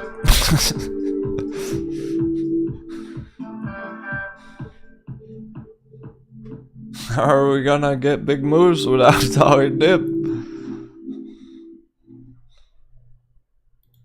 Good thing our hot bevy is popping anyway. They're definitely not going down, so nice and steady sundial. Looking like they will finish with a bang.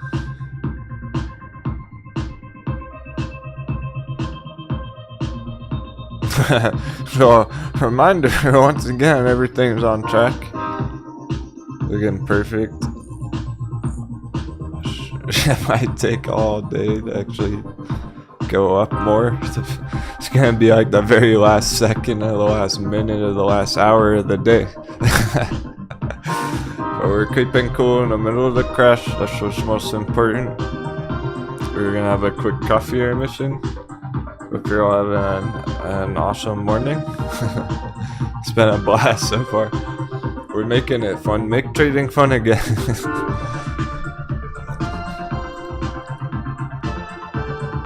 The charts aren't too eventful right now, so we gotta make it fun.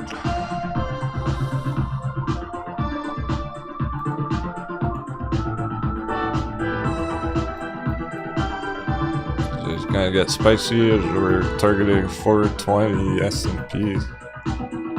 Short term, $20 this week. 5%. Bitcoin will definitely go over 30K if that happens.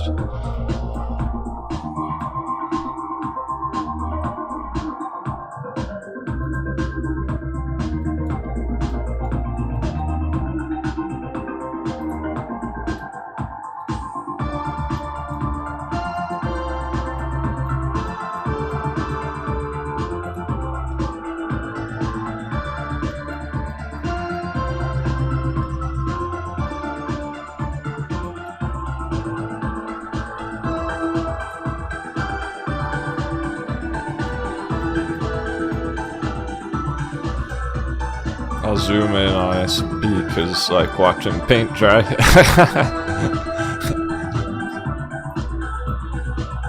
That's how slow it's moving this afternoon. It's starting to get spicy.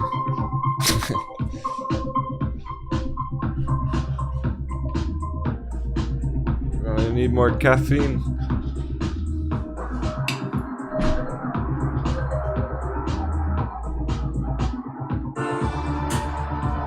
We're gonna need more sundial crew. Pop open a crate. Get the coffee and sundial prepared. We're gonna set sail.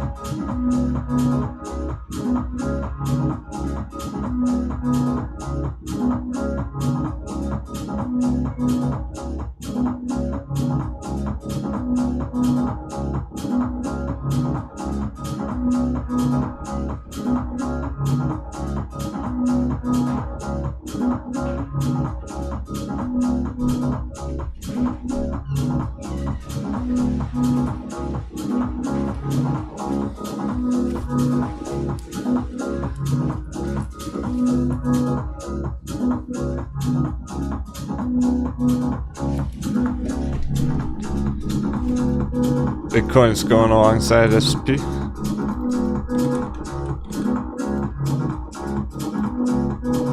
$29,700.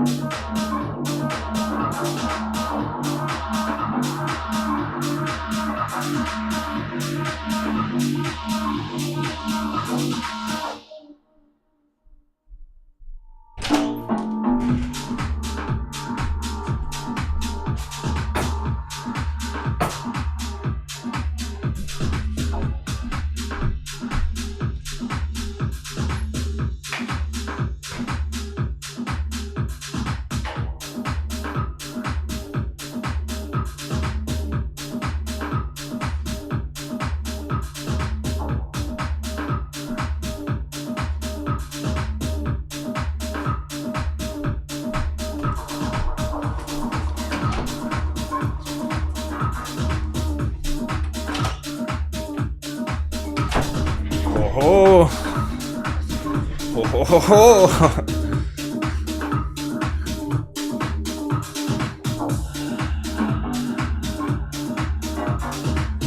Here comes the Friday FOMO that never happened last week.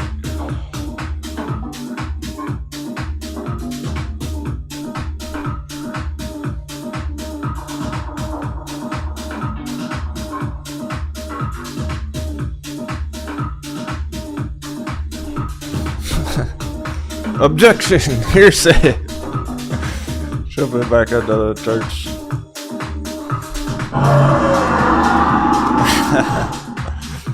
Welcome back, traders. Is there a tent for the game? We're literally waiting since last Monday for this move. Week now.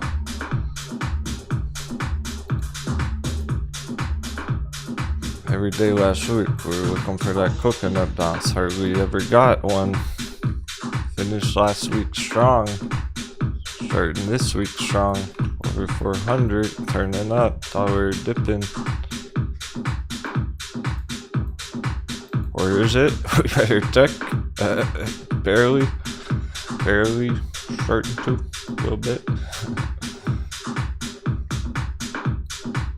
It's not going. Dollar's not going straight up right now. We'll take it. The first day where dollar's not going straight up. It's beautiful.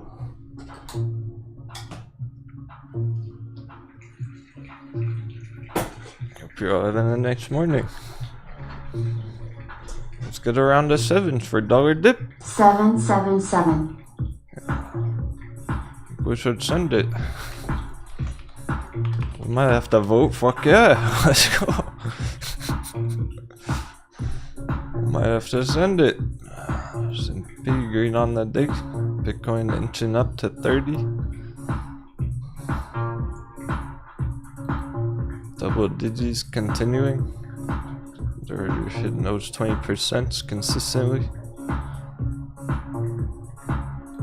Sundial's getting up there now, over 45.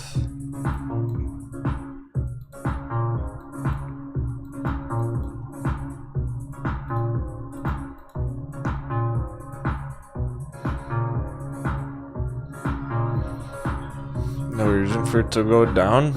It's been kind of flat there all day. Finish with a bang.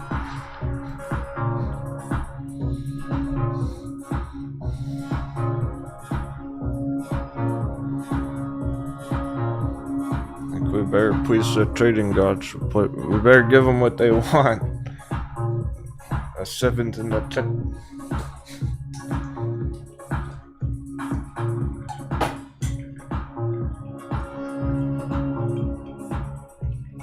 We can be patient. Being patient. We're used to that. We're good at that. As long as they're headed in the right direction.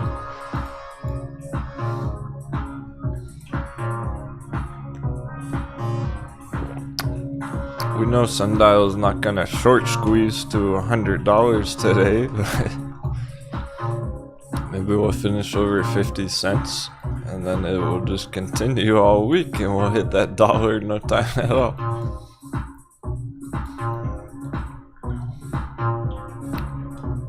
Something big's cooking up. It wants it. I want it.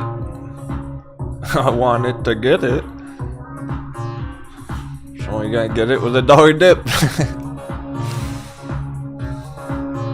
Jasmine probably keep going up anyway, the altcoins.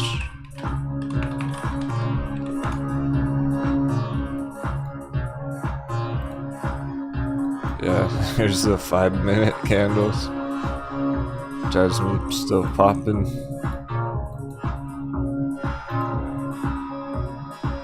Bitcoin going over 30s and Jasmine way up here at 2 cents.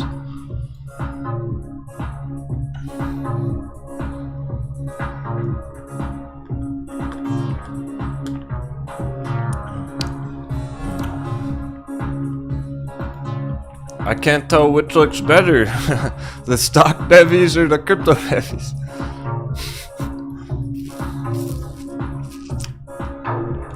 I don't know if Metin's the hotter bevy or if Jasmine is. Or Sundial. It depends on your position, really, your portfolio. It's like smaller portfolios, the smaller market cap altcoins have that most growth potential, high risk, high reward.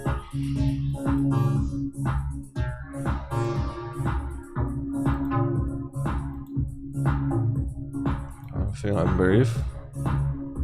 Steam.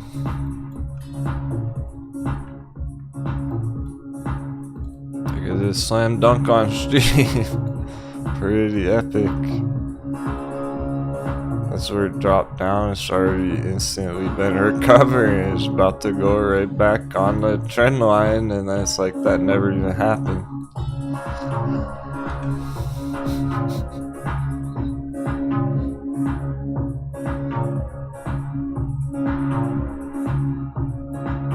That's why I'm calling them slam dunks, because look how quick it's already been recovering. It's already up 80% on Steam. From the bottom, it's like it's not even down anymore. It's not even flaming hot anymore. Kind of bittersweet.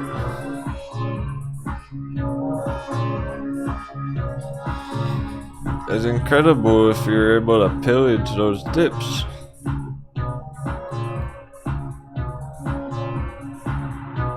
It's bittersweet because the dip's already over. Where'd it go? We're going up too fast again. Altcoins are going up too fast again. We got a new problem.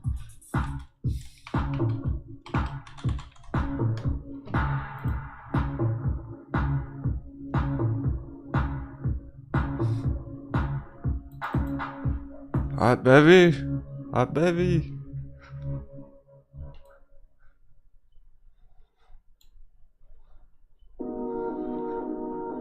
Scary at first. Epic after the bravery pays off.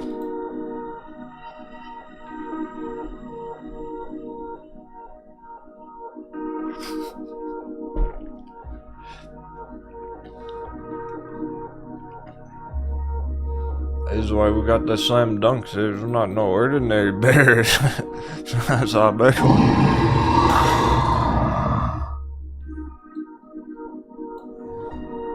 It's the bubble bear. It pops those bubbles. See how much Steam crashed from last year. It already crashed, guys. Steam crashed 90%.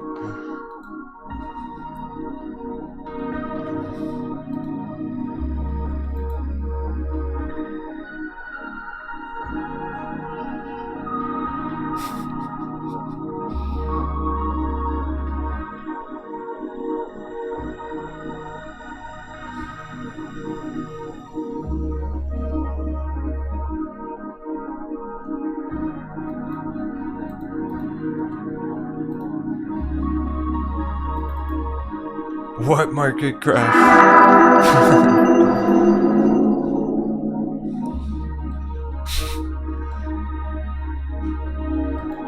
What crash? It's already up 80%.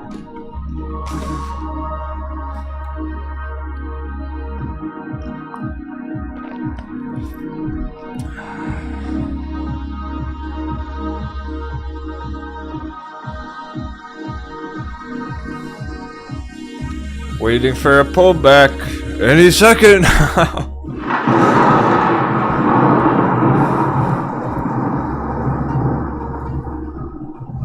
The pullback that's never coming.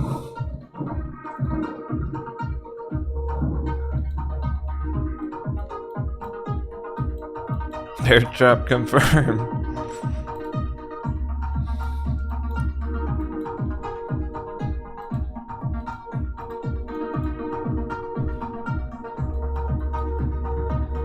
No pullback.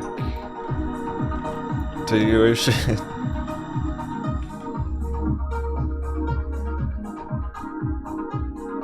So Nano holding over $1. Alright, pop to $1.30.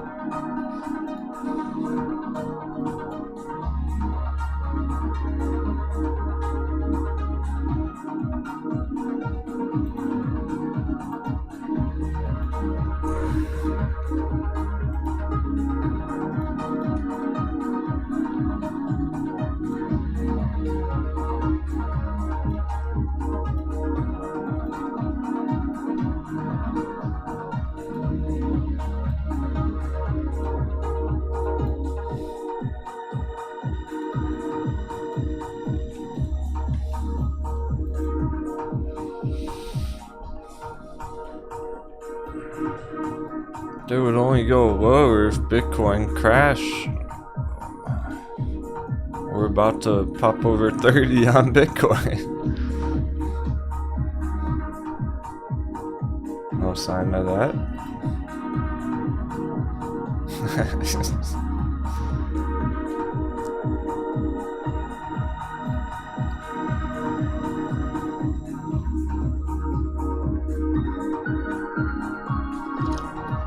Dude, what if I hold that stock for 10 years?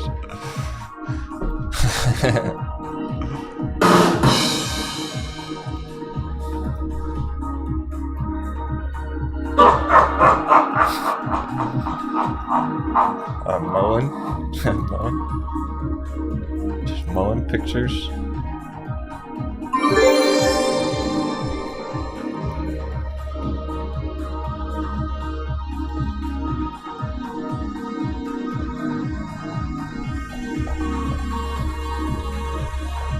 Hey, thanks, keep it real. Funny time. Everyone's on the same wavelength today, huh? So literally, like, when I start pulling up a chart, somebody's shouting that out. She goes, mullen, please. I just happened to click the pictures right now. Here's mullen. I got your mullen chart right here. Oh wait, that's their beautiful cars.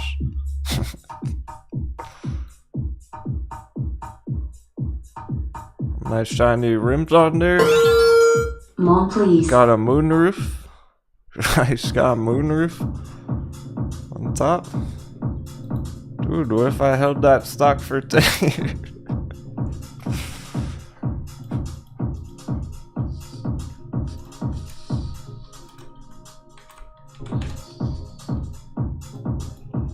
They're starting with the FOMO begin.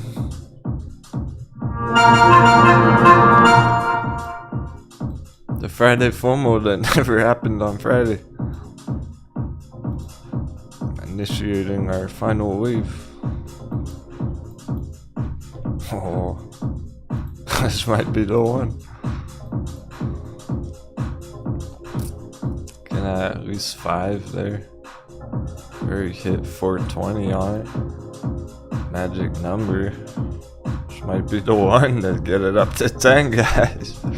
From $1 to 10. 10x on mullen inbound.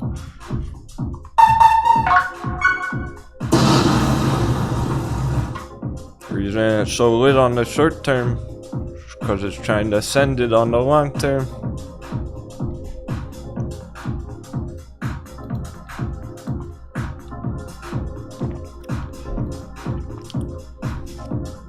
Under $1 was undervalued. There was an obvious entry on it. Nice job, anyone who's been pillaging that or diamond handing it. Let's shoot chat. Yeah, uranium church. I got your uranium right here.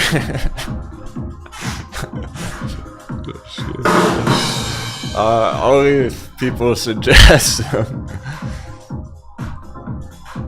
There's a couple of the crew who have interest in like rare earth materials, stuff like that. Lithium and uranium. I don't have any uranium stocks I could suggest right now off the top of my head. If anyone else has one to keep up with, feel free to shout out. Keep it. You know, somehow I knew Captain would say that.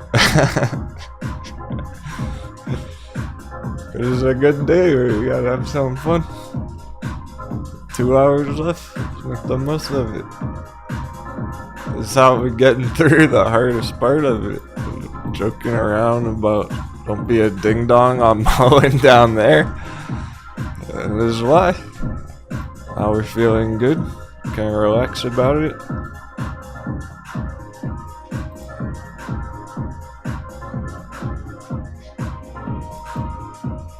Everyone's out there fighting their battles, and here I am watching like unrelated meme becomes relatable.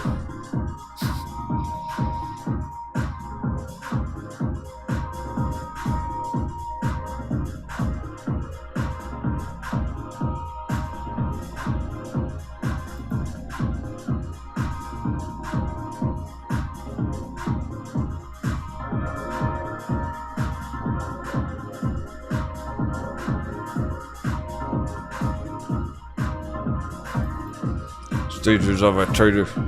Looks like a good investment. All in. Small dip. Healthy correction. Diamond hands. Okay, this is getting boring. Time to sell it. What the fuck? That's where we're at. Basically, right now we're at the what the fuck stage.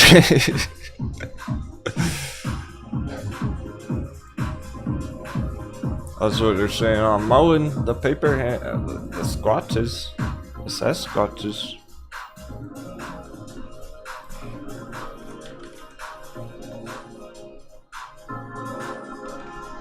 No squatching.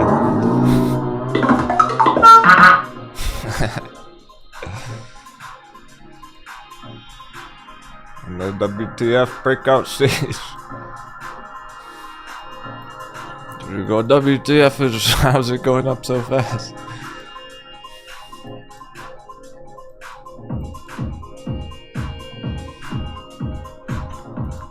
Really a perfect start with 50% on the bottom. That's similar, pretty similar to the ride move.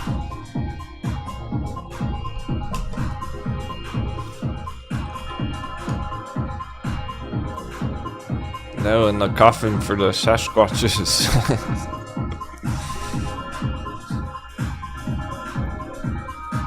Arr, direct hit.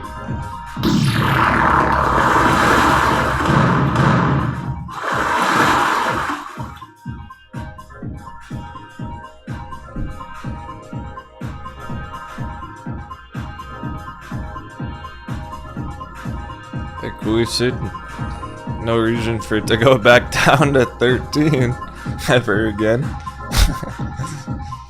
Probably ever again. We confirmed the bear trap. Let's fucking go. Who said for the win? She wants to make it up for last year. CCIV Bay, we had some fun. I don't know. We almost got engaged. We were thinking about proposing and didn't want to fall in love with anyone's stock. We had to go play the field. We had to go have some fun, some other charts first. I think she wants to get back together. She's talking about that $100 target Trippy Digi dream. She's trying to win us back with that Trippy Digi dream. Show off into the sunset together.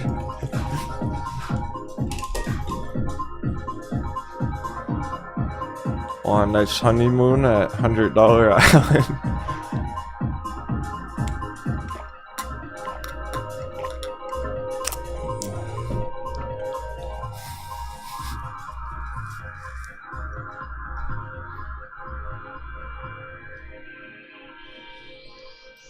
Now we're confirming the bear traps down here. All we need is that $1 dippy to kick it off. Get us back into a comfortable area. Nice and green and healthy up there.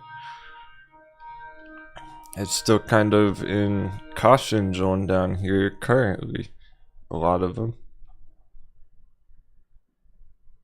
Where it's perfect progress on it so far, it's still developing. But the fact that it's not already down here, the fact that it didn't already just slam straight back down is a good sign. So all we need is S&P going green, dollar dippy. Hedges are attacking. They're hitting me with the hiccups. They must have casted a spell.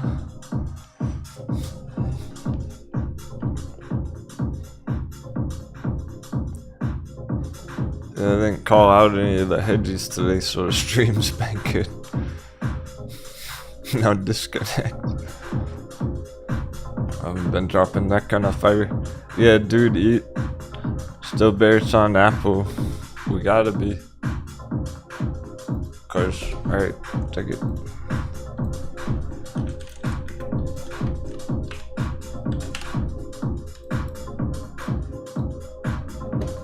Look how quick I can pull up references. Top 10 S&P holdings.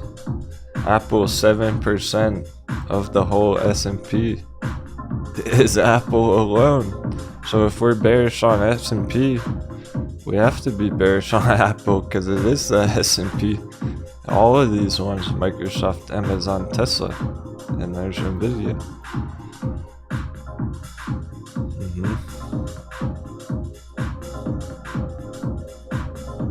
We're just short-term bullish for a couple of days. maybe even all week. It could last all week. So Apple could go green until Friday, and then next week is getting slammed. So here's okay. We had a very productive crypto crunch on Friday. That was awesome.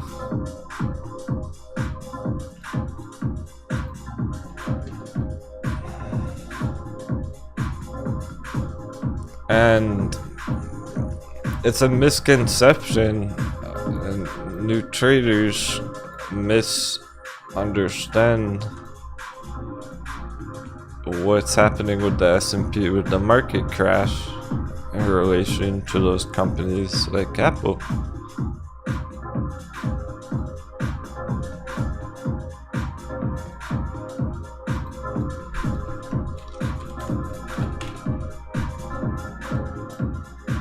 Alright, so first of all, here's Apple chart. Bullish for now, for this week, short term. Still bearish on it overall right after that.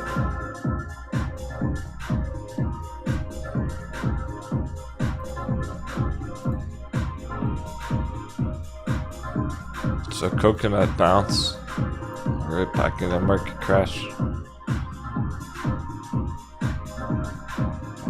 So we'll have to see what dollar's doing by then. Where's dollars? Dollar continuing straight up during that? Or is dollar just chopping around? I'm thinking dollar might just be chopping around in this top area, up and down, very volatile here, and that's what's going to cause it to keep dropping down. We don't necessarily need the dollar to keep going up for that. Anyway, stick to the main point here, which is most important about it. The relation to the S&P, we have to be bearish on it because Apple is 7% of the S&P. So every time Apple goes down, that drags down 7% respectively of the S&P itself.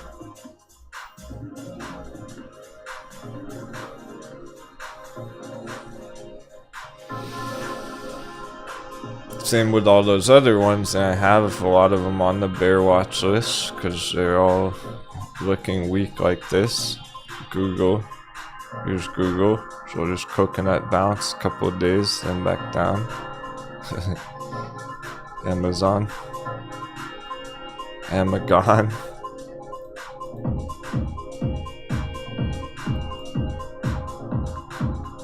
Nvidia.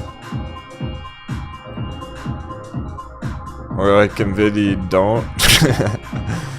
And Tesla. Andrew, yeah, dogecoin, man. I'm not really for it. Like, I'm not against it if there's a trading opportunity. Some of those altcoins still look bearish. I'll show you those too. We're still very much in the middle of market crash. Tesla, they're just looking bullish, a relief rally for a couple of days. Finished a month lower, end of month 2 weeks from now. Focus on that primarily. These couple green days, these bullish days this week, that's gonna help our hot bevies. That's gonna send up Sundial, Ride, Mullen. It's gonna be awesome for those ones. It's just temporary on these. So yeah, they'll take some more dollar damage after that too. But there's our chance to get some good progress on Mullen.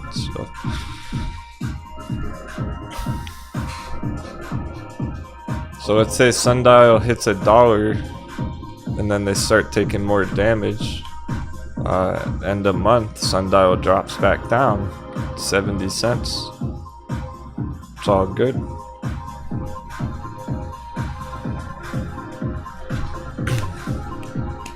Alright, anyway. It's really a misconception with new traders thinking that, like, Apple, they think Apple's at risk of crashing because the S&P is bearish. That's not really what it is. Apple's bearish, which is why the S&P is in danger of crashing, because Apple is the S&P.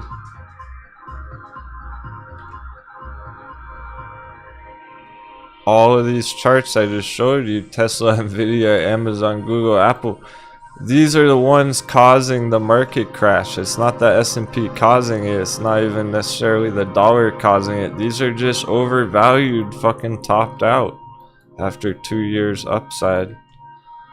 Going straight up for 2 whole years long.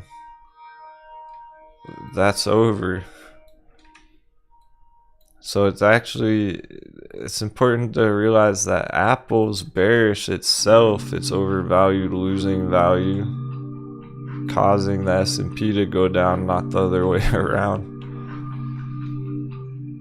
These things aren't at risk of the market crash. They are the market crash. This is why the market's crashing, because these things are topped out.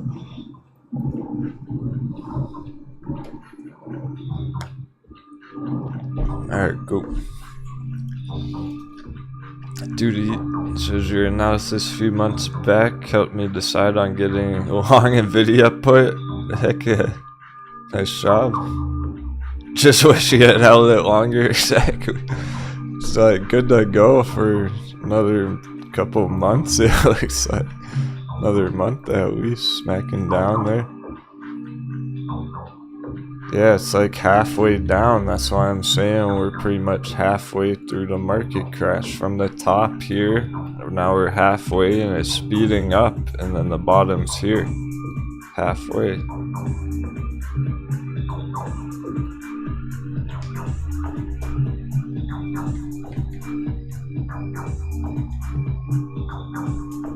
So we're gonna be right back in that like next week.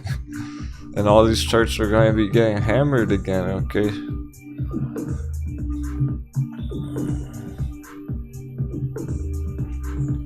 That's why we don't want to enter bullish on these ones, because you can see that they're clearly not even close to the bottom. Whereas our hot bevies are at the bottom, bouncing up like 50%. From down here already, they already crashed. Hey Miguel Lopez, hope you're having a great day. I am. Today's been pretty epic so far. We only got an hour 50 minutes. Time's flying.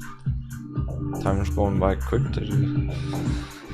I'll show you what this looks like on some of the altcoins, because it raises questions. These are the most bearish stocks, right? The most overvalued stocks, essentially.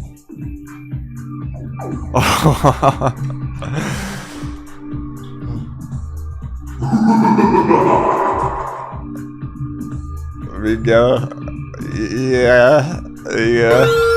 Careful what you wish for. Reply. Only able to hop in and off today. Thanks for the 411 on CCB cap. Oh, for sure. 777 cap and crew. Yeah. You got it. Appreciate the sevens, brother. The one and only NFT holder.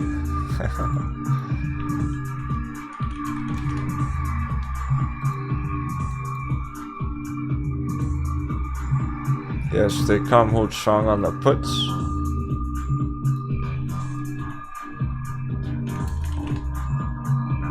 So the one gets special shout out. Wants the giant magic triangle. Of course, we're right at the bottom now, right under it, like these wicks, but we're using this forever. The giant magic triangle is always going to be important in the entire future. Bear hammer, my goodness. What an experience it's been. Past month even. Pretty epic, where it's all turning around right now, pivoting, major pivots, instant recoveries. So it's a perspective right now, a matter of perspective. If you're bearish on some of these, you got to get through the coconut bounce. If you're bullish on a bunch of our holds or diamond hands ones, then this is perfect. Looking good to go green, boost up a bit, the total opposite, like this. Literally flipping the charts upside down. That's like our hot bevy bounces right now. So it's really kind of whatever perspective you have on it. So I know there's a bunch of you who loaded up on the inverse charts. That's part of this. The inverse charts like VXX, DRV. It's pretty clear they're not gonna go yet, and that's part of why we're bullish S&P right now.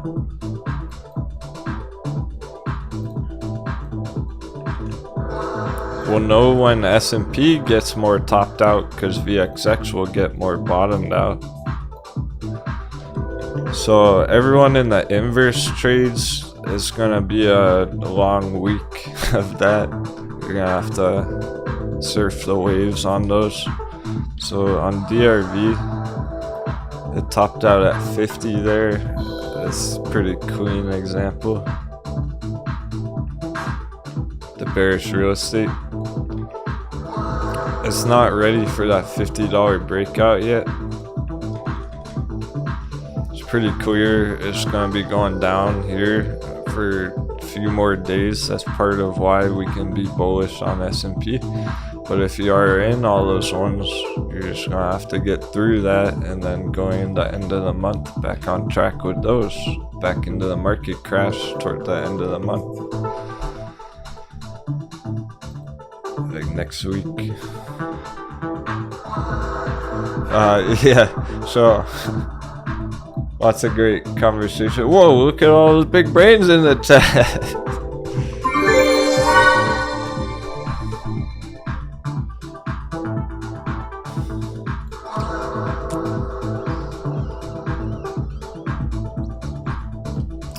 First of all, Miguel, great question.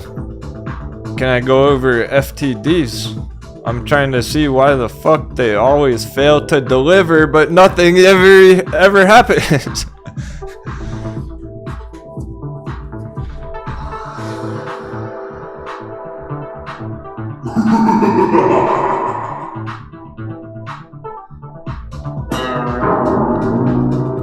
Careful what you wish for. Because I'll tell you why. Because it's basically a bunch of bullshit, man.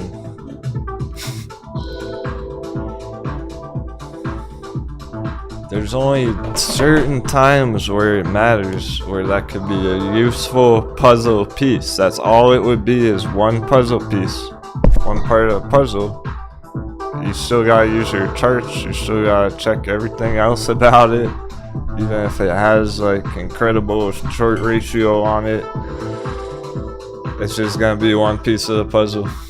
It's not gonna be a certain catalyst. It's not gonna mean, oh, that's like, oh, there are all these FTDs that are kicking in on Friday, quadruple witching day. It might not matter at all depending where the rest of the markets are at with the dollar value.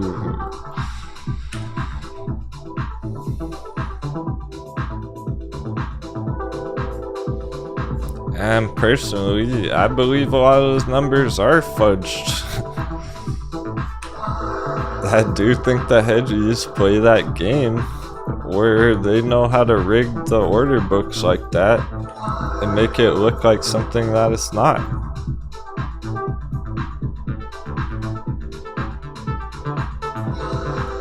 Where they might be like trading it to themselves in the end, and it's not even a real volume trade. Fake volume trading between each other, contracts and shit. It's just so the real deal. Keep it 100. I never look at that stuff ever. The only times we ever really did on the show was with the AMC at $5 last year. and I'll show you why. There are times where it can matter.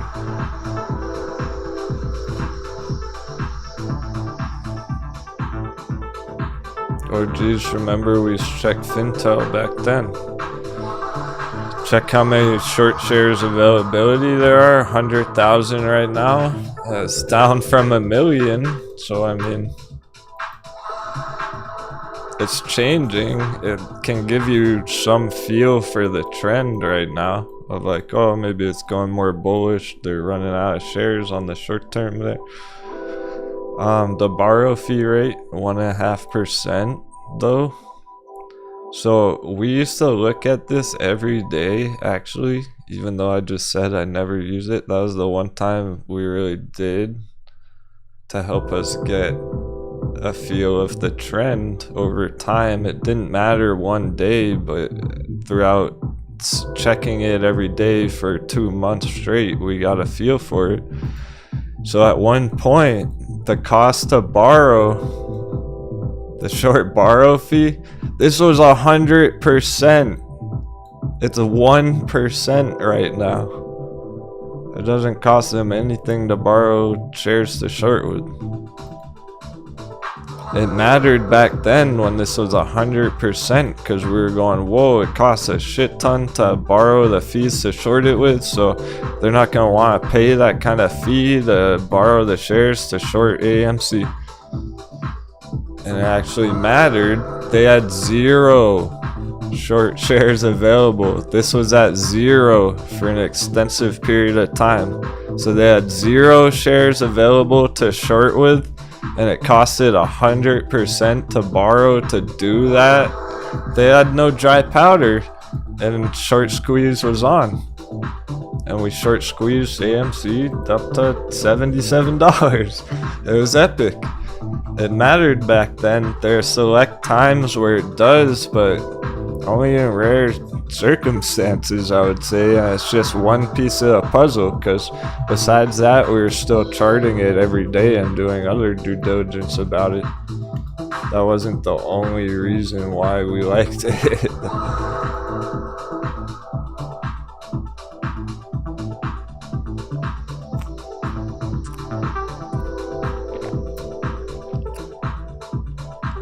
What happened, Firefly? You just got disconnected or something? I wouldn't be surprised right when I'm saying that. That was some real fire. So it's like maybe the hedgies are just fucking around with those numbers anyway, right? And they make it look like one thing when it's really not. And no, like, it's not over with those. That doesn't mean that it's over. There's just no point to check the short data on it, really, on AMC right now, because it's been like that for a year now. Like, it'll get... if AMC went lower and they run out of shares and the cost of borrow fee goes up a lot, then it'll matter again. Right now it doesn't tell us much. We're right on this critical area for AMC. But hey, they're definitely not over. Like, there's 100% move, 150% right here on AMC that can play out this week. I would not be surprised to see AMC go 100% hit $20 this week. They're definitely not over. It's just that the short squeeze isn't gonna happen on the way down. Like, it's been going down for at least 6 months, so the short squeeze isn't gonna happen on the way down. It's gotta completely bottom out, and then when it's completely ready to be bullish again. And I think it's gonna take that dollar dip catalyst. We're gonna need dollar to help it out with that. It can trigger a massive bull run again. It's just not quite there yet. Because here's the long-term resistance. It's one trend line, and it's still under there, but eventually I expect it to clear. We had a fake out breakout a couple months ago, Spider-Man NFTs. they're not dead. They just need to complete the cycle. We're hitting despair on it. We're hitting despair down here. At single digits. So there's another big trade that's that I'm planning for there. A couple. There's still 10x potential here. Alright, let's say AMC slam dunks down to $5, okay? We start a new bubble cycle next year. It's been like 2 years of the short squeeze back there, but like 2 years later, we start a new cycle, right? In the near future, next few months. We get that breakout, dollar starts dipping, we get the dollar action, and then AMC is bullish from $5 to $50 again. A recovery that sends it all the way back up here, maybe not to 100, 1,000, $1 million, but $50 looks reasonable. So there's still a huge 10x trade on AMC in the future of potentially from just 5 to 50 right there, piece of cake. It's definitely not a dead chart. Like, there's trades to make on it for sure. There are moves cooking up. The tricky part is it doesn't look ready completely on the longer term just yet, because we're not through the market crash fully just yet. So I think there are going to be a lot of FOMO in here who get trapped, who buy that 20 and then it goes back down next week. That's where it's tricky. You gotta be patient and make sure it's ready to break out of this yellow trend line.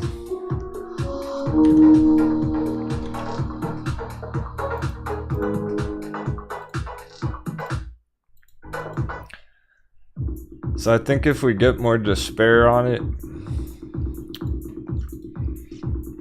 then maybe that short ratio data is going to be more important again, and it can trigger another big bull run. Still just one piece of the puzzle though.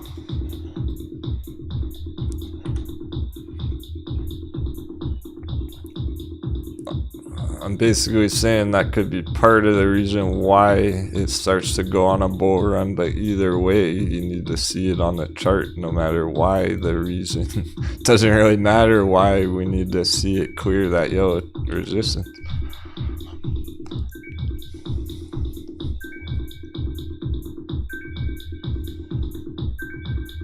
So pretty much everything's looking bullish for the next couple of days, maybe all week long. Just be careful, no FOMO, be careful not to lose sight that we're still in the market crash, and it can go right back down right after that if they're not completely bottomed out yet. Some of them I'm feeling a lot more confident about being bottomed out, stuff like Sundial, mullen. Look at this low on mullen chart going all the way back.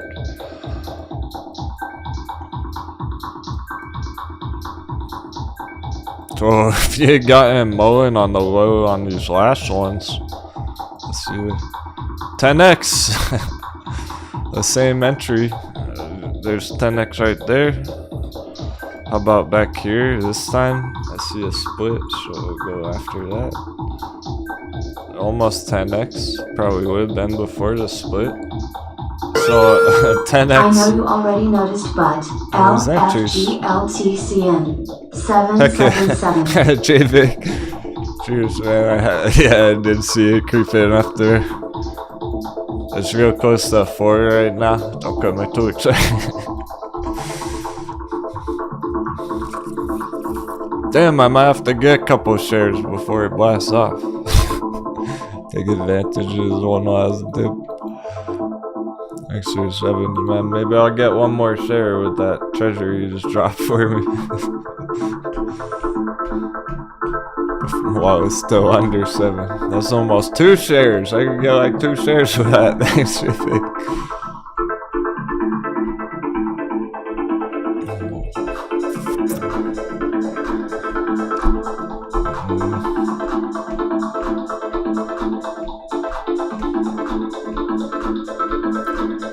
Because I just been diamond handsing this like everyone else, and if you have any dry powder at all to be accumulating, you're already winning.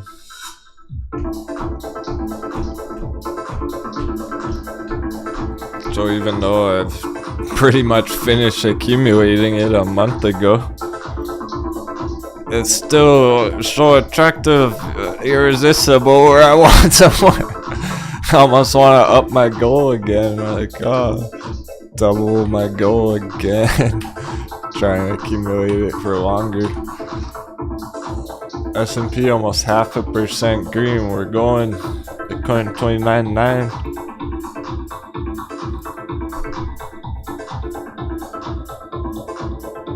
Yeah, so alright, with this exactly with this Bitcoin bounce, this is gonna help put in all those bear traps on the altcoins. Litecoin bounce with it, following Bitcoin.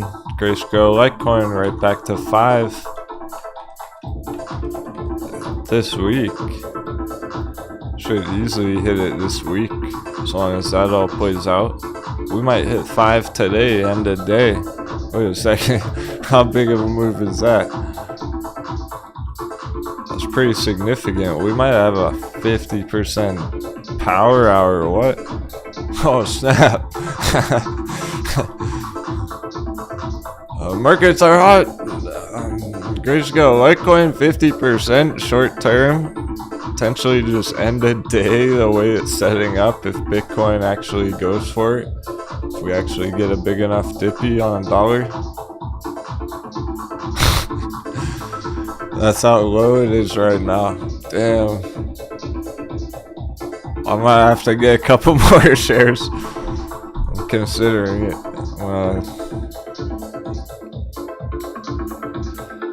We can do it on the intermission. Next coffee break. We'll take one more coffee break before power hour. Get all ready for that. Because they're all chilling around 10%, which is perfect. Even Aterian again. Aterian had double digit Friday.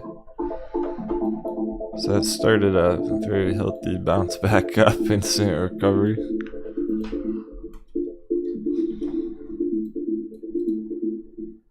And this is why Ethereum's long-term hold, by the way. Like, you can see it better now that the move's playing out, because painted on the chart. Back here, it was doable for a nice day trade, whatnot. As it was developing, we saw that it wasn't clearing the $5 breakout. So that's why it's a long-term hold now. Because of these retracements, it's not getting that $5 breakout yet. But maybe we'll get that this week, closing over 5 on Ethereum, which is pretty epic, because that's a quick 100% on Ethereum. There's a lot of 100% short-term targets. I do think it can very much capable of hitting that this week. That's how low they are right now down there. So no squatching on Ethereum. It just wasn't ready for the $5 breakout yet. Making it more a long-term hold. But still get on track. We can be patient as long as it's heading in the right direction. And now it's pivoted to be heading in the right direction. So a nice dollar dippy next couple of days, over the next few days. Send Ethereum right back over 5, finished a week over 5, and then this party's really starting. Okay, Pat, let's check it out. I did say I would peek at some of that bearish altcoins.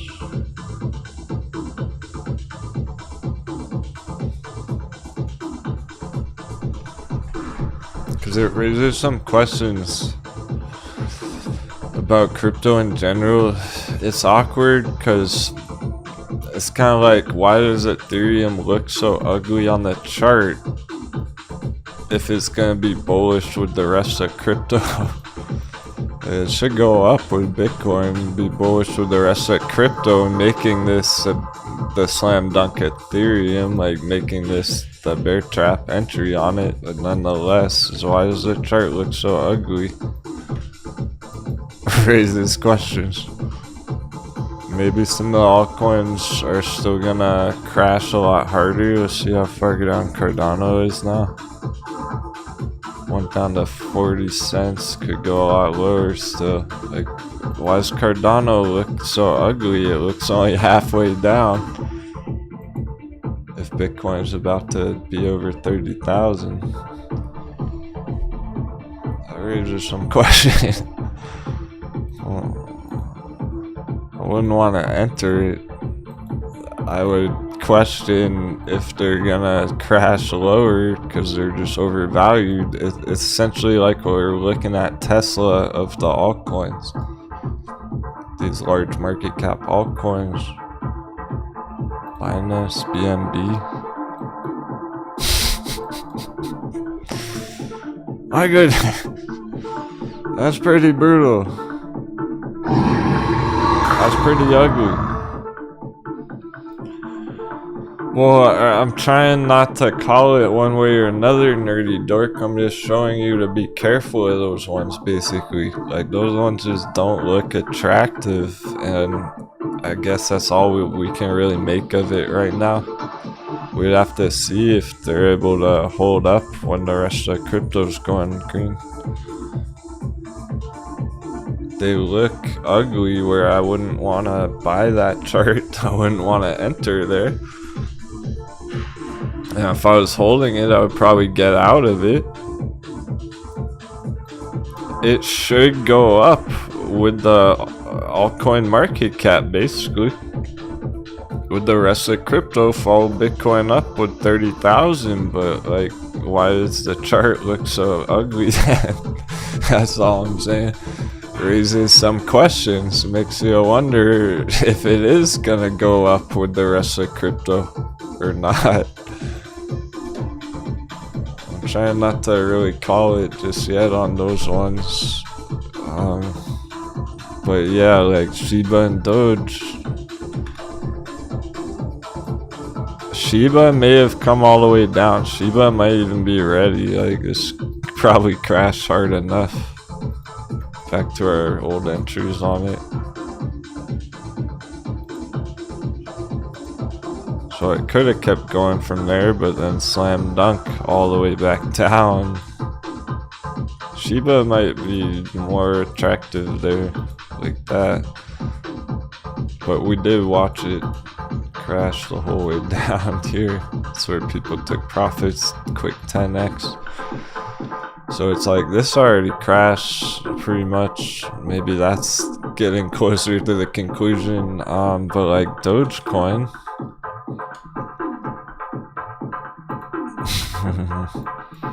Doesn't look so bad on Dogecoin, does it?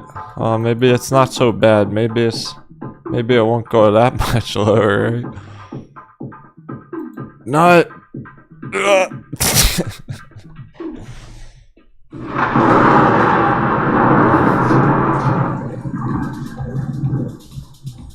Just kidding, that was the linear chart. Here's the real chart. Nice, see how ugly it really looks like. This Dogecoin just gonna keep crashing anyway, even if Bitcoin goes over 30. It looks so ugly. I'm not confident those ones are gonna go up with Bitcoin right now. And that's part of what tells us, like, hey, we're still halfway through the market crash. Like, this halfway down through the market crash, even some of the altcoins. That's where we're at in the market crash, halfway. Looks like it still has a lot further to go on some of these. So stick to the ones that are down here already. Shiba looks better than Doge with that. Surprisingly. Stick to the Jasmines that already crashed all the way back down. Not really worried about Jasmine crash because it already did that.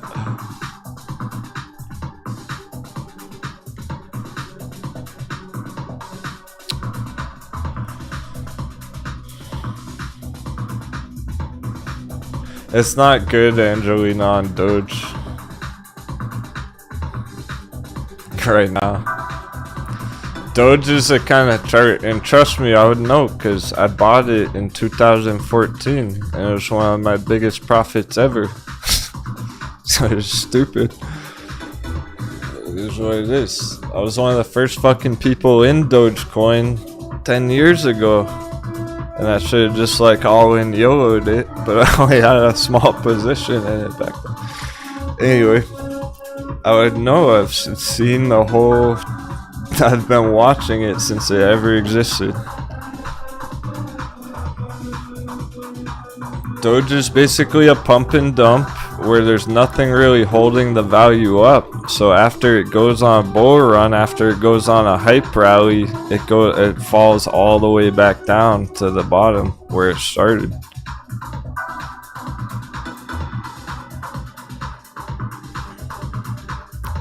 It almost always goes back to the bottom on Doge where it started after going up a lot because there's no real reason for it to hold up. It's just a hype rally. So if people are emotional losing money on it, it's gonna take damage. So I've seen that over and over again over the years on Doge in specific, like way more than even the other altcoins. Yeah, so that's exactly right, Nerdy Dork. That's what it means for us as traders. You don't want to touch it here.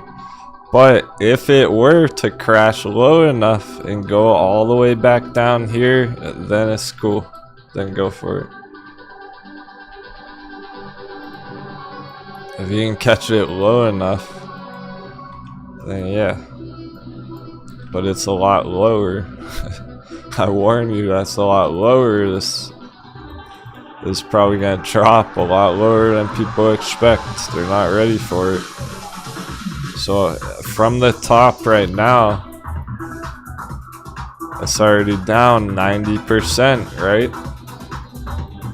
But look at this. From here, it can still crash 95%. It can still crash another 95% on top of that.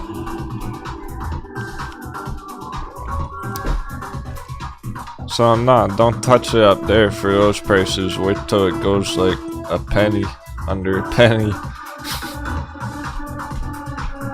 And if you see it down there and then you want to get some Doge, then it makes a lot more sense. Stick to the ones that are already bottomed out. Alright, cool. Let's have our last trading intermission going in that power hour because markets are hot. Get ready. Angelina, there's just so many better choices than that.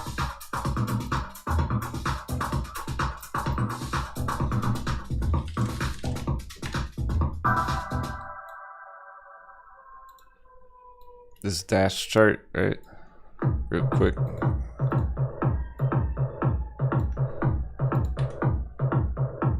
Dash on the left. Going up to thousands of dollars.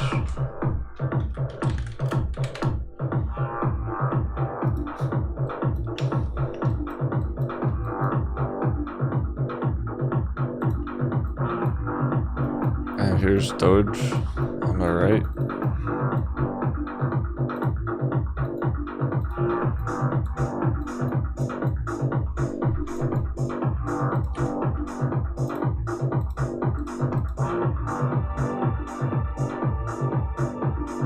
There's a clear distinction between getting them low or getting them at the FOMOing in. Like you'd be FOMOing in at the top on Doge, effectively. It jazz me at the bottom. I heard bottom.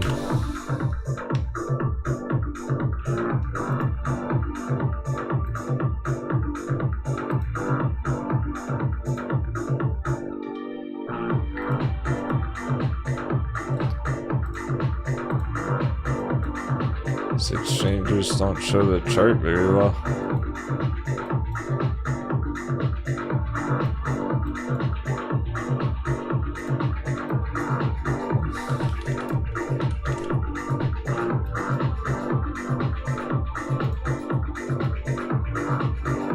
Some of these charts are really bad.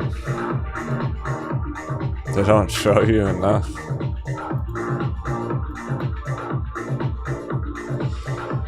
You get the idea though. Some of them are at the bottom, some are at the top. I wouldn't touch this one. I would touch Steam.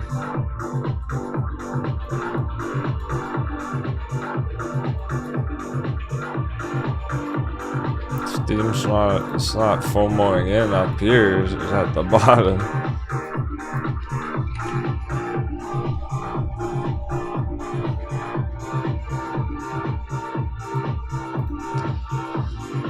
We'll probably do a bit of a crypto crunch the bell.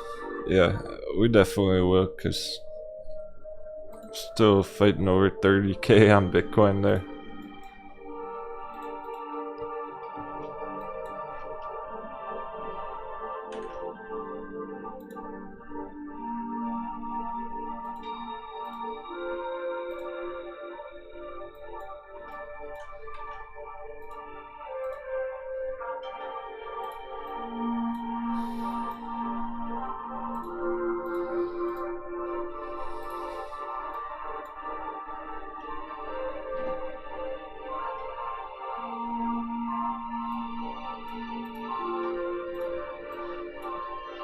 Go sundial, go!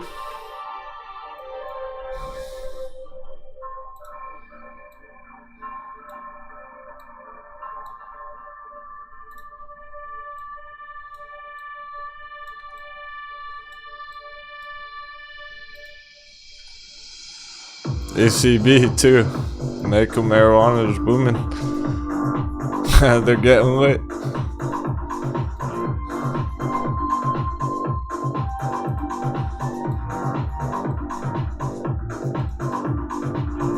Mullen still.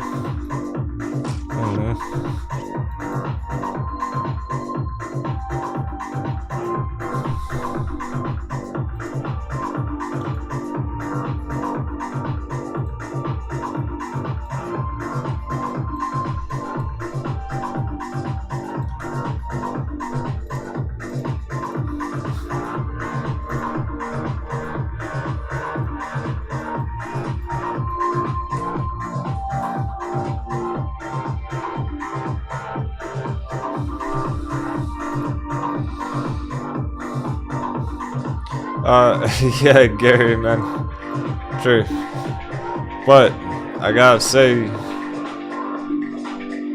sometimes people ask a question and I might not see it, and then you go, can you answer my question, please? But it's like, where's your question? Just type it out again. Rather than saying, can you answer my question, just ask your question twice. Because now I gotta go up and find your questions. So you're talking about, Captain, I bought 300 shares of Grayscale Litecoin. Nice. 340. Now it's at 375, so wanting more, is that average up? Well, yeah, technically, but that's okay right now on those. That's all good right now on those things. Yeah. You never really want to raise your cost average, but it's still so low down there that doesn't really matter. You're cool to do that up to $10 as long as you're keeping your cost average below $10. Then it's good to do that. It's fine. On Grayscale. Be right back.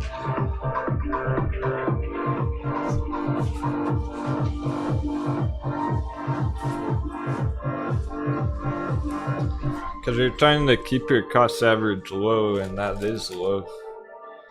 That's the point. But don't keep entering over 10, you see.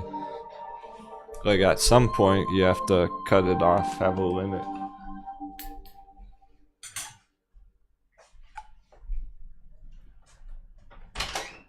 That was AMC last year. It was entries under 10.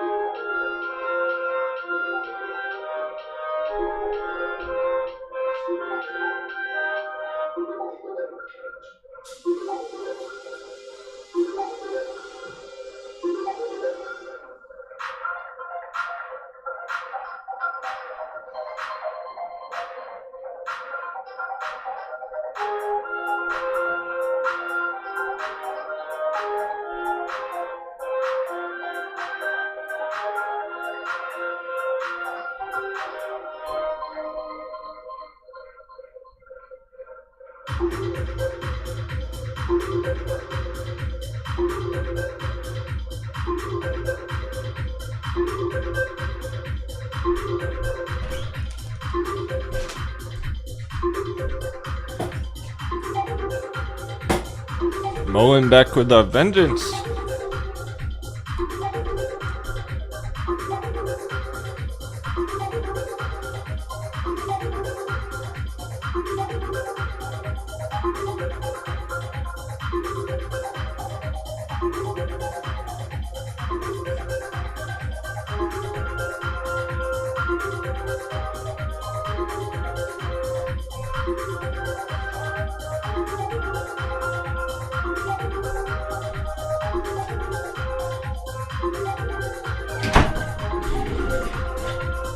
For the glory!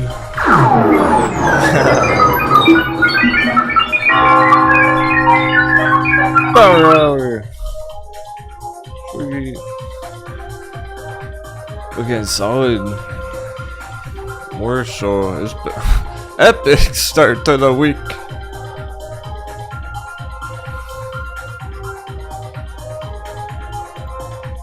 I thought I sealed that deal on the BTC 30K.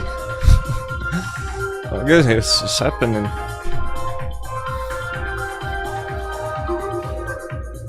They want what you got, those mullen shares, those crypto, cheap altcoins.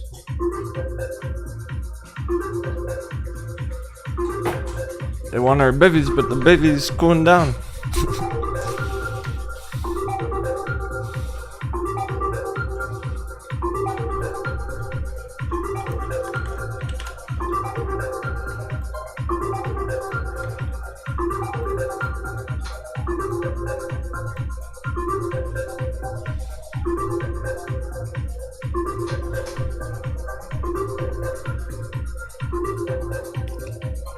And they're probably waiting for a pullback.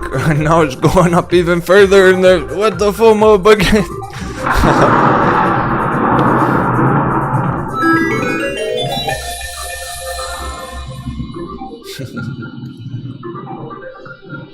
It's the only way they can get back in. They Sasquatch on it. They paper handed it back there. Now they're forced to pay the price.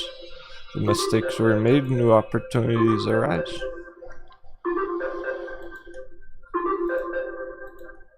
Oh, we're inching right up to that 120 full breakout line.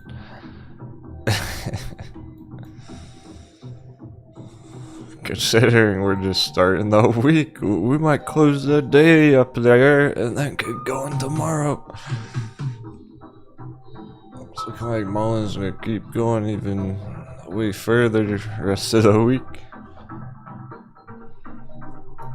Party's getting started. She got the invitation, the party's starting.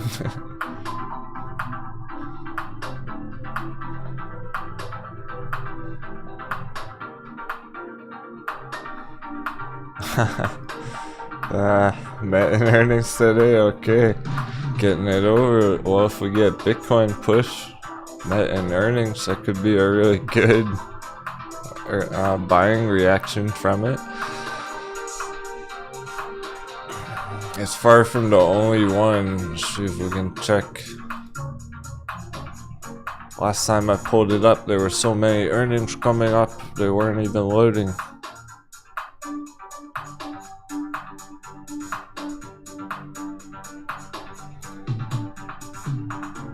There we go.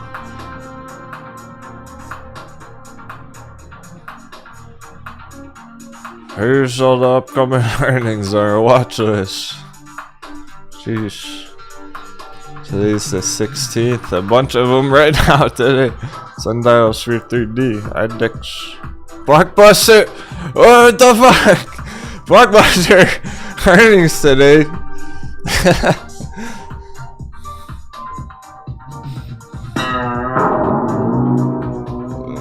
What? How? Why?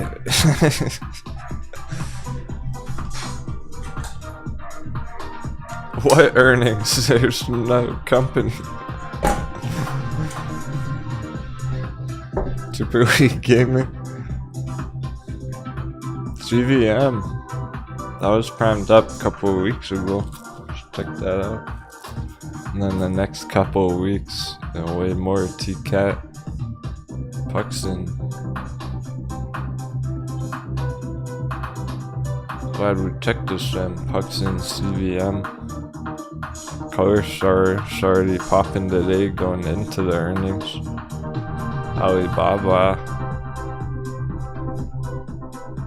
This kind of stuff we've been waiting for.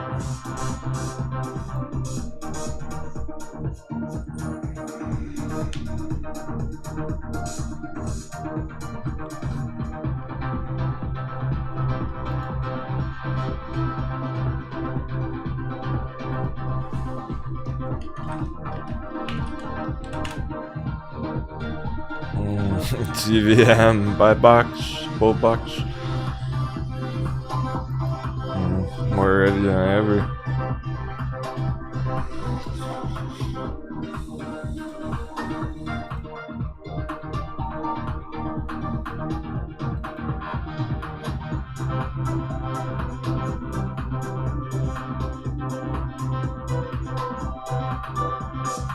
This is the kind of stuff Power Bridge Green Pro need too.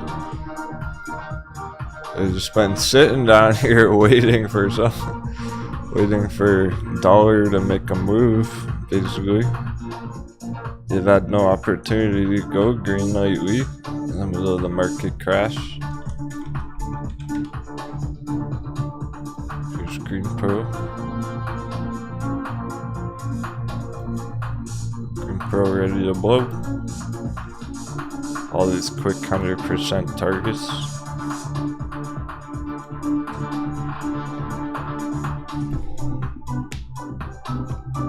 Just need a few days of green. Maybe we'll get a whole week of green and we'll crush these big targets real soon.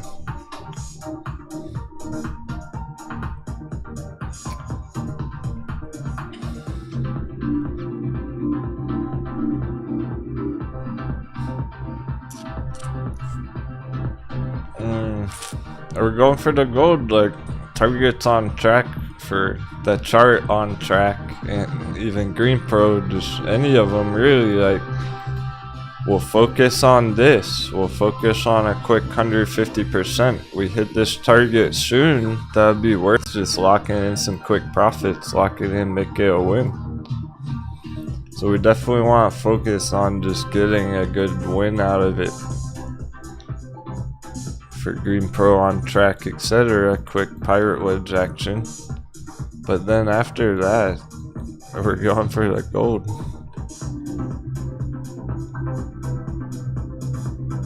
So all the targets are massive, or else I wouldn't even be fucking with those charts.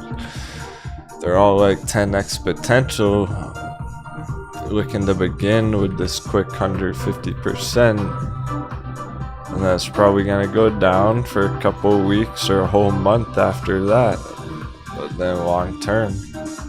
So you might as well just lock some in when we hit these first targets here on all of them.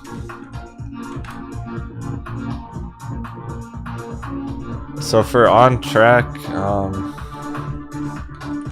Mullen's full 20% now. Markets are hot. On track 277. This quick like 150% right there. Just lock it in, make it a win.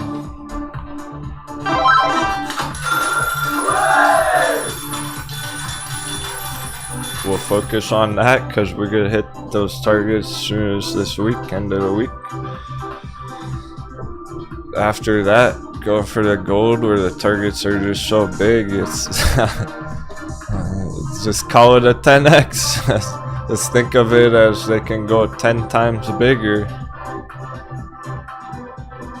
And we just want to crush a quick first target to make sure that you're not at risk of losing all your money on it. That's the benefit of locking it in, making it a win at the first little target down here.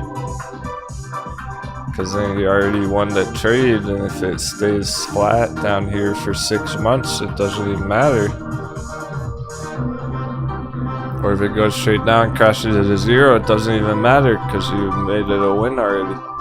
So definitely go for that right now. I want to see everyone winning, locking in targets when they lock in nice profits when we hit good targets on them. So remember that for when we're up there, potentially just the end of the week, and I'm telling everyone, lock it in, make it a win. Like, this is why. Because you can't really lose after that. Let's get those wins, make sure everyone's getting a good win on the first targets, and then we got an epic year ahead. It's looking very promising for the whole rest of the year, guys. I'm gonna start getting more excited about everything. We're closer and closer. Every day is a step towards the ultimate conclusion. The grand plan, the master plan.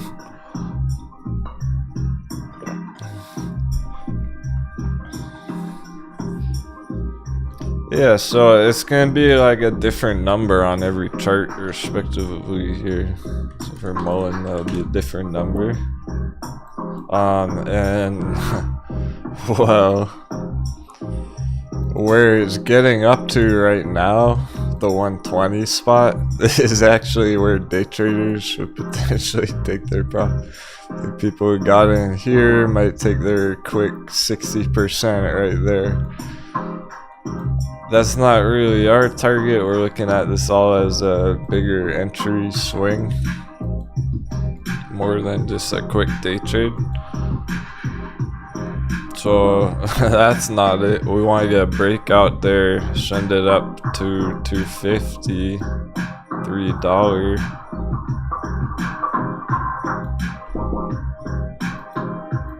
Let's call it 250 from the bottom there, 200%.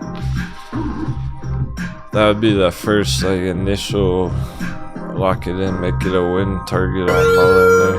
Bot mode caught. Goal is to have 5,000 shares by end of month. Have 4,200 now. And not burning enough right on time. Atta boy. That's a savage. 5,000, nice. Yeah. He's going, nice, dude. Going for it on TCAT, I like it. Hidden treasure.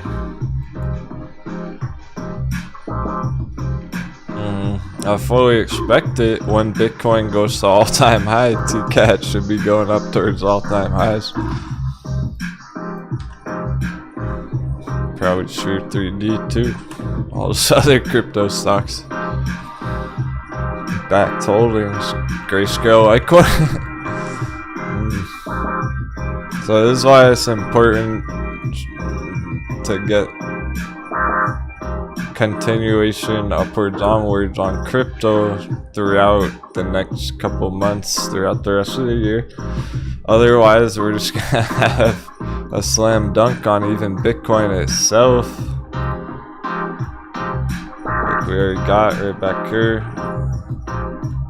Before that,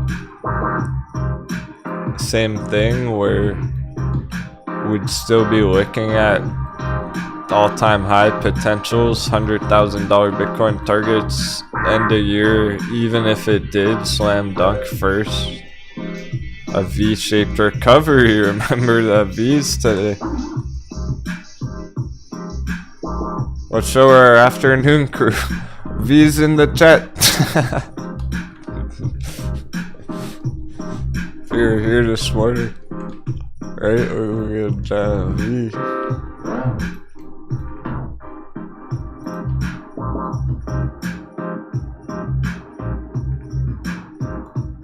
That's what the altcoins are already doing. So Bitcoin itself could still do that over the next few months with the market crash. With the market crash. Alright, now for some sevens too. 777. We can't joke about it and then not do sevens. Let's get some end of day sevens too. Power out. Like we're gonna need it because it's still under 30 at the moment. S&P is still flashing red, green, even though it looks healthy.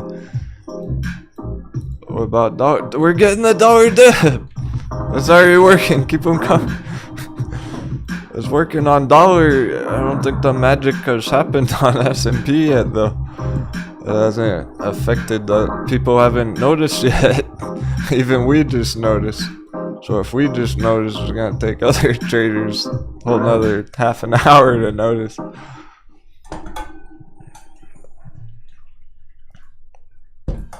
Let's end the day pop. But of course, it's taking to like the last minute of the day. We're getting mad at this. Of course, it's like it's perfect. On mullen, no complaints there, all good. We don't even need that so much for these ones right now. But that would be what it takes to finish the day over $1.20, make it look that much better for the rest of the week. Confirming the whole bear trap rather than just ending the day in the process at the end of it. Rather just confirm it and keep cruising tomorrow.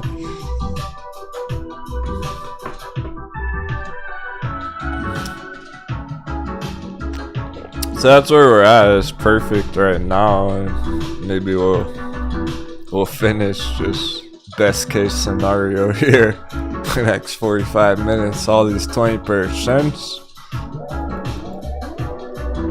No more 10%. They're hitting 20s. Even that year one's back up. The one added it to the watch list this morning. Keeping it real, was asking about it this morning. I decided to add it to the watch list because of this right here. It has the potential where it might deserve our attention. It's got that quick 200%, but then also a nice 10x target up to $20 on the bigger pirate wedge, and it's pretty fast moving chart. This whole crash is just last year. It didn't take like 2 years to go down. Slam down like mullen pretty much. And we like to get in under the long-term trend lines.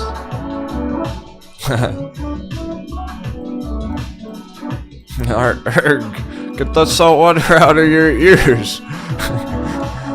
Do you hear what the chart's saying?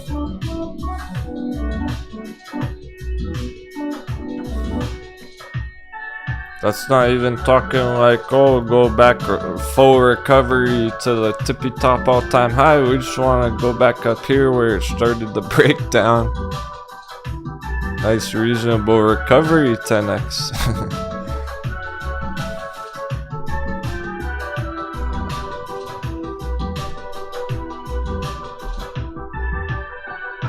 And this week with Aterian, Aterian's pulling a mullen. It's a good retracement where it's come down far enough back to the bull box, getting a strong spring already. Trampolines assembled down there.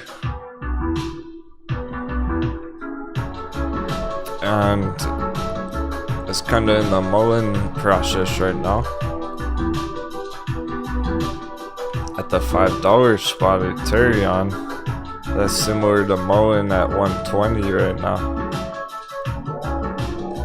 So it's looking like later on this week we'll be pushing up our $5 buy box, our breakout spot on Aterian.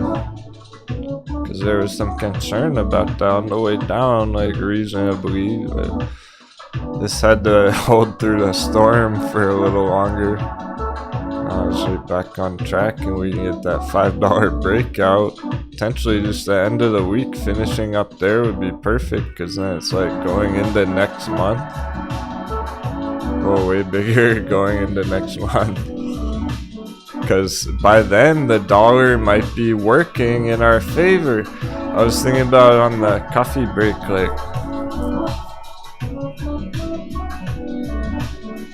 it is really good because y'all are making it through the toughest times where it's tricky like this. It makes you question everything you thought you knew, who you were, what's your name, and where you were born.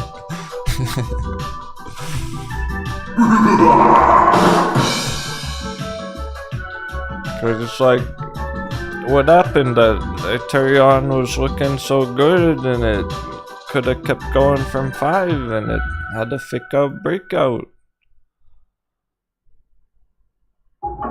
And it tests your emotions again when it unexpectedly.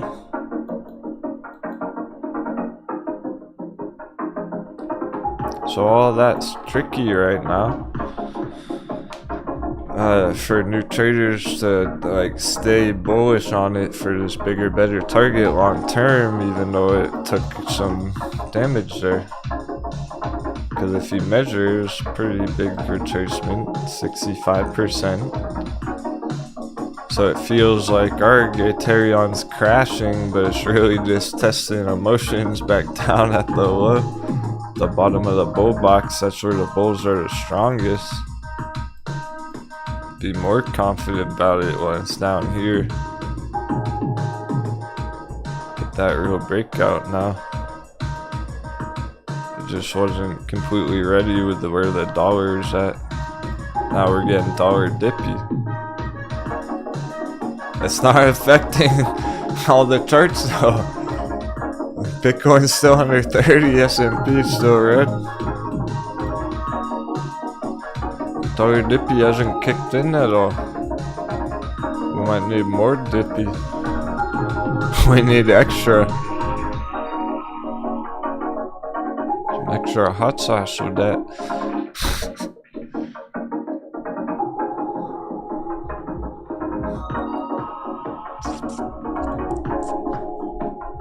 Yeah, so the epic bounces, instant reversal recoveries happening, they're pushing up on the breakout boxes. So it's looking like can be an epic finish to the end of the week if we get over these levels. Some of these things are aterian, and then even just going into the next month, because what the heck what is dollar gonna be doing next month exactly? Like, we don't entirely know yet. We could get a huge dollar dippy and send it.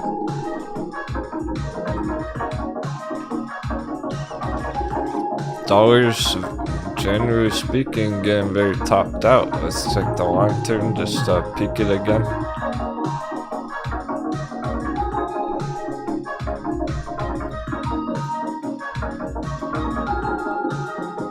It is looking like a good dollar dippy coming up, guys.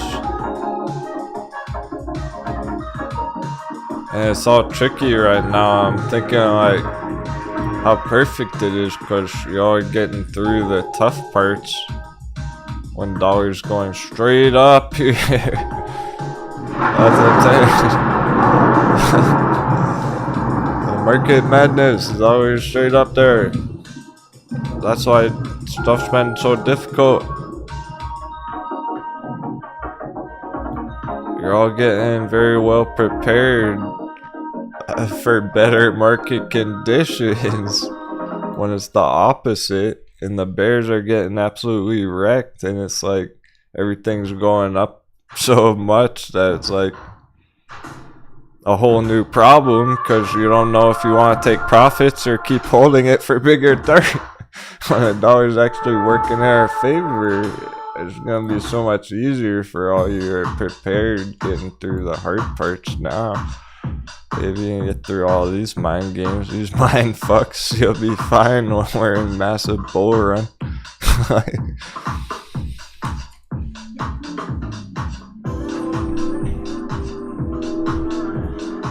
This is when most people get shaken out. They really hit their limit. They get liquidated, they get margin called.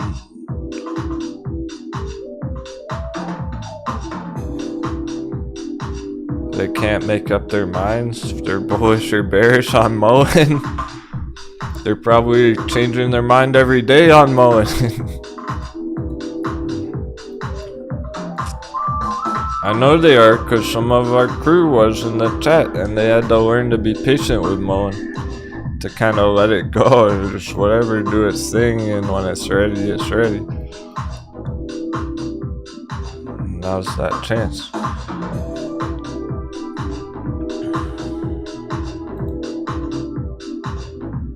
I'm sure most traders can't make up their mind if they're bullish or bearish or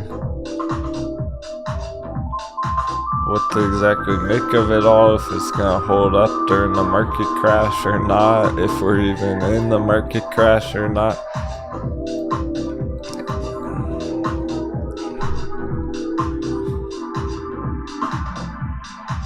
The undervalued ones couldn't look any better.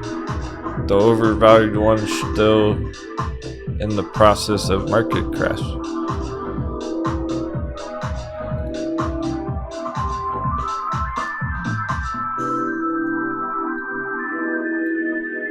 Here's S&P VXX. Somehow VXX still way down there.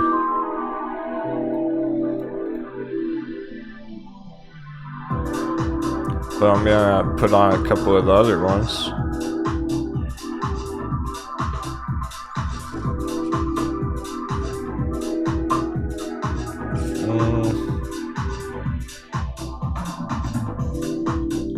I go what Central's been doing, that might line up.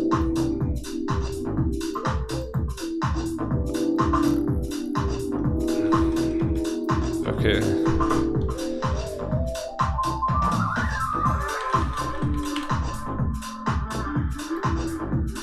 first of all, I want to find a good one that's nice cycle.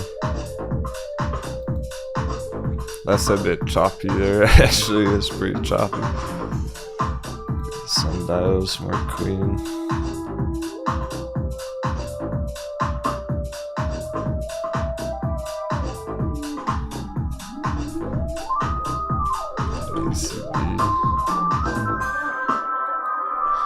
No, Red's a good example here. Okay. I very much like the ride chart as like a go-to hot heavy type of chart. Yeah, anyway, definitely. Yeah, it's good double downs, re-entries on Aterian right now. Exactly. Because we don't really have control that Aterian's down here right now currently, but it's kind of like, what are you gonna do about it? A drop opportunity. If Aterian bounces straight back to $5 by the end of the week, then you missed it, right? Like, there's no double down anymore down there. So it does look like a good time to get an Aterian before it pulls 100%, rather than waiting to the end of the week and then it's up here already and you're like FOMOing in again. Be brave at the lows, because it's still bullish. Yeah, keep focused on the bigger picture, like nice and clean here. That's all relatively short-term things I was just pointing out about it. But look how these candles are going to be riding up the circle. I have to get it to match up.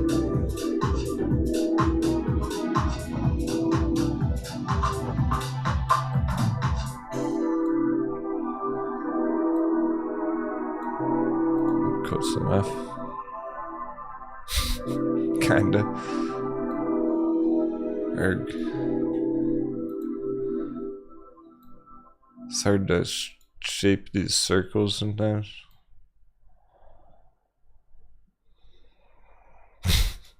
Just the idea though.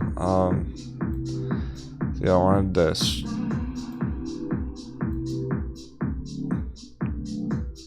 I want to stretch it so you can see the bottoms here.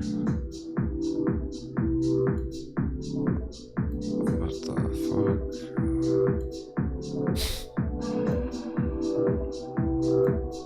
It's not really moving the way I want it to. Alright, there we go. That's better.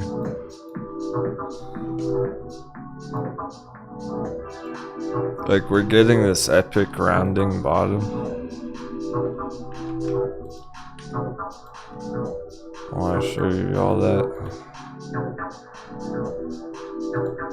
Like, yeah, I just stretch the circle so these lines don't match up with that right now, but it's not the point. Just look at that.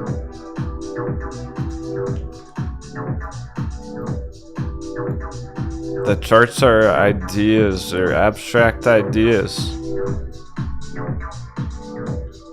Too many traders crunching numbers on their calculators trying to figure out, like, is Ethereum support $3.41, whatever. Look at the rounding bottoms.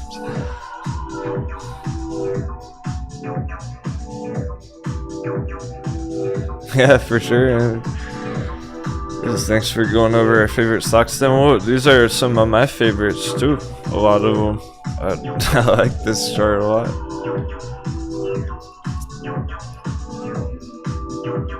So now back to the matching up the circle with those lines, and it's right there on it. It's just, we have this epic like rounding bottom formation going on that it's hard to recognize, but it's there. Meaning it should hold up here and keep going. Essentially like that, just riding up this circle pretty quickly.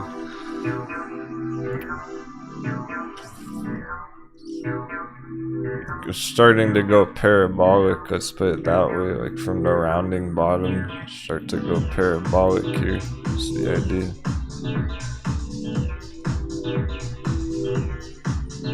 Yeah, so that's one of my favorite charts because of that. It really is. It's very clean, simple, long-term, perfect setup.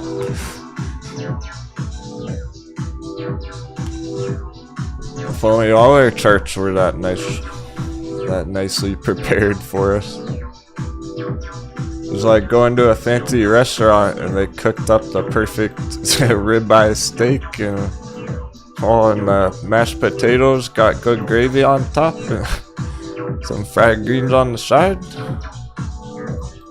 it's so nicely prepared. Some of the charts are messy and ugly. That's cool because TCAT has similarities here. Interesting on TCAT. Similarities. I'm calling this giant magic circle. It's the only two charts that I've seen it on. Aterian and TCAT. The only two charts right now that I've seen this on.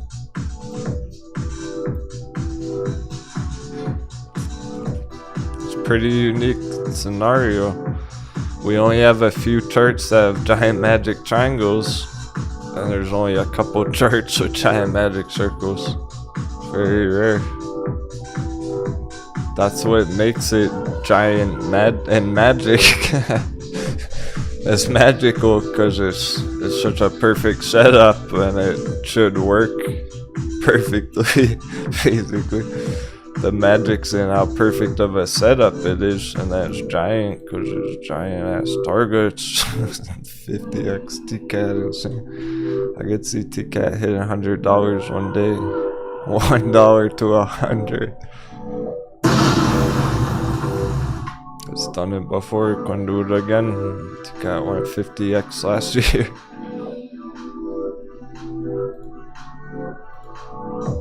More than that, to 100x.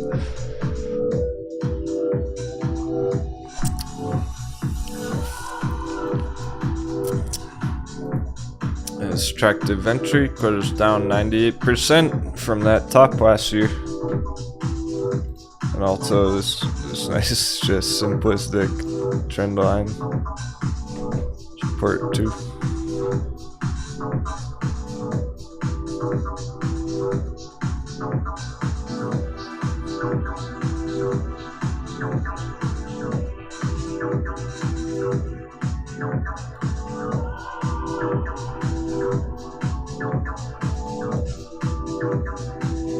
All these ones are right where we want them. It's just tricky because if you were watching them a month ago, 2 months ago, TCAT was already popping here, hit like $5, double dunked all the way back down.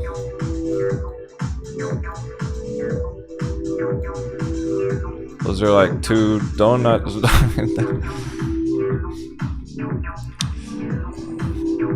So it's tricky. It's right where we want it right now, yeah. It's tricky because some people probably already entered it last month here already, or here, everywhere around there. So there's been a lot of volatility to it, which confuses people. So if you're looking at it too short-sighted, you might have FOMO'd in there and then you panic sell there and you take a loss on it right before it's about to have an epic long-term bull run.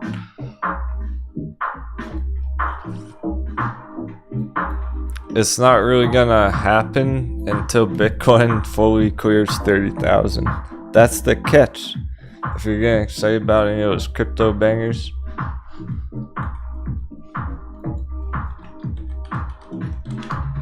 like back holdings all-time low here, slam dunk, for example.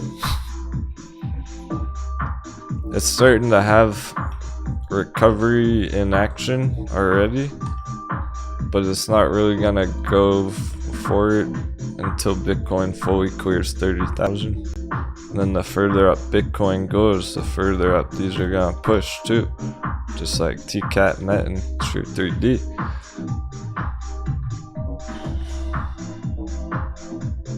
So until Bitcoin really has a bigger rally to the upside, you're probably just gonna fuck around down at the bottoms, slowly going up. They're not really gonna send it until we get that bigger crypto rally. So you gotta be bullish on crypto to wanna enter things like TCAT, Sphere 3D right now.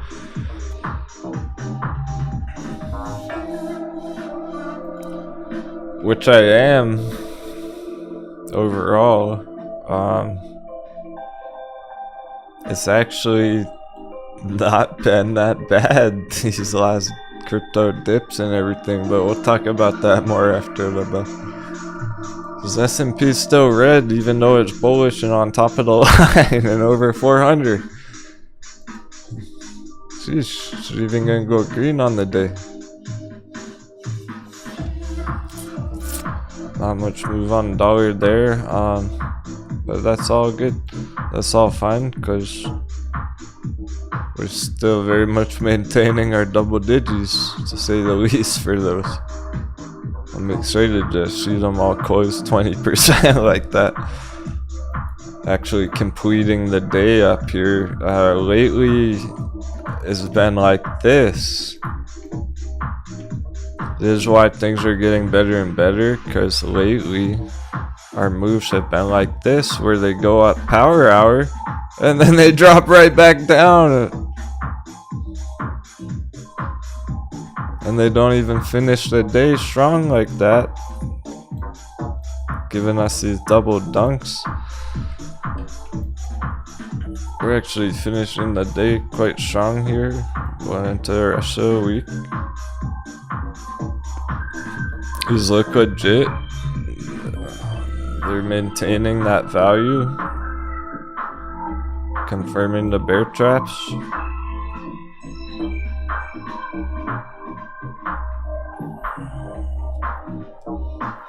Great progress on them. So like mullen,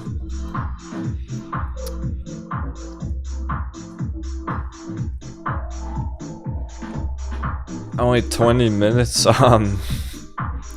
for today, and like tomorrow, just short term intraday stuff.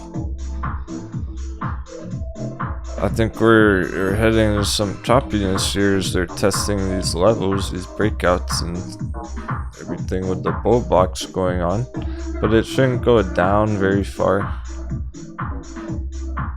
think the more progress we're making here is local support levels. Let's call it, it's building local support levels, kind of stair stepping.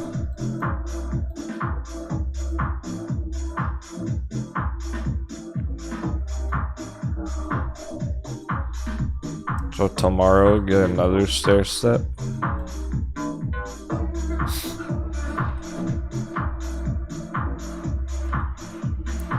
But I'm saying, even if we start to take some dollar damage or S&P gets hammered tomorrow for some reason, it shouldn't go down that much.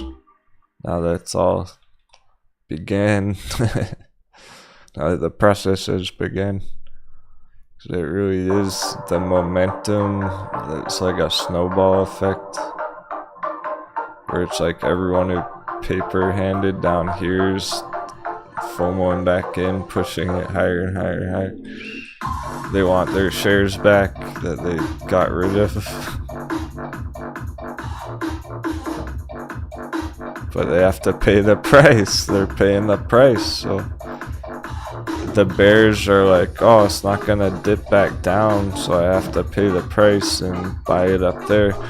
And that's how we can get the breakout. Anyway, there's a lot more going on than just mullen.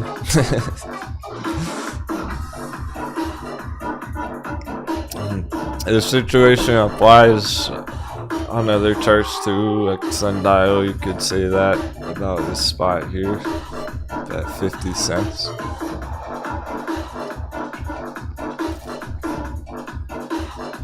where so far it's perfect. Maybe we'll even finish the day right on top. But short term, like tomorrow, probably a bunch of chop around too. We still need bigger dollar dip.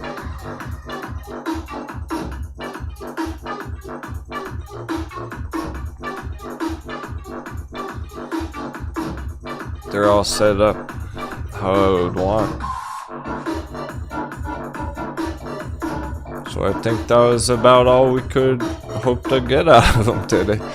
I'm impressed, satisfied with those moves already. Let's see if we can finish even further up, even better. But either way,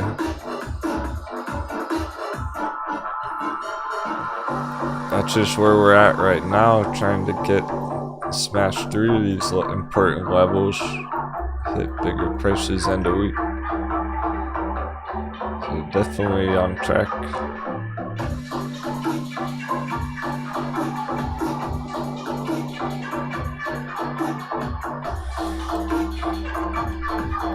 AMC, GameStop should be holding up. Yeah, for now they are.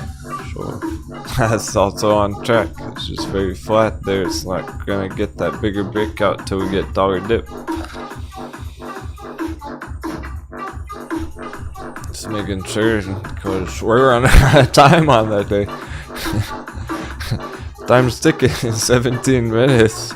S&P's still red, so unless we get a quick pop at the very end,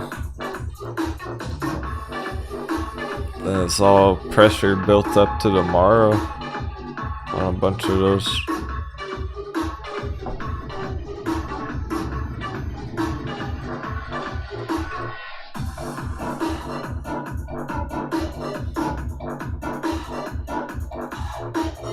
So I think that was, yeah, that was impressive, getting those 20%, 15% on a bunch of these, or aterian 10% too.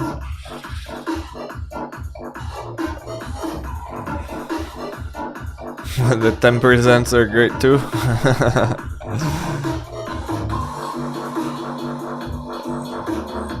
How far up could they really go on a day like this, you know? Asia broadband, some hidden treasure, one of those crypto stocks, slam dunks. Right where we want it.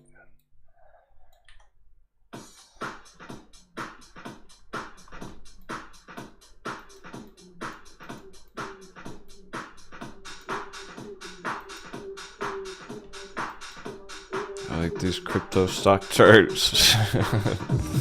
Perfect setups, guys. We just need that dollar dip. Start the party. Asia Broadband's feeling jealous. Mullen already started the party.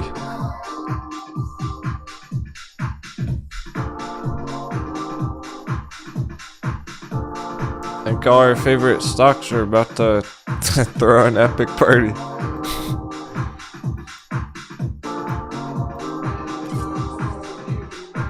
For the holders who are brave, got in at the lows. Cause there's gonna be a new FOMO cycle. Like, we're talking about $1 entries on mullen way the fuck down here. And it still makes you question it. You still go, is mullen worth 190 cents per share? Mullen down at like 77 cents yesterday on Friday, whatever. There's mullen worth 77 cents per share at the all-time low. People are gonna be FOMOing in at $10. Like, they're gonna be like, oh, I wonder if mullen's a good entry at $10, $20 fucking dollars next year. We're sitting here speculating about penny stock entries on it, like right before a major dollar crash.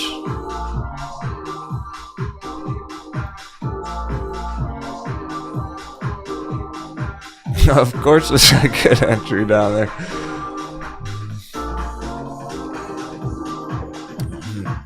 couldn't be any better.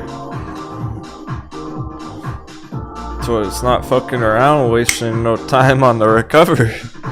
Because people are starting to realize that. They're going, whoa, Tesla looks pretty ugly nowadays, and Mullen's been bouncing all over the place.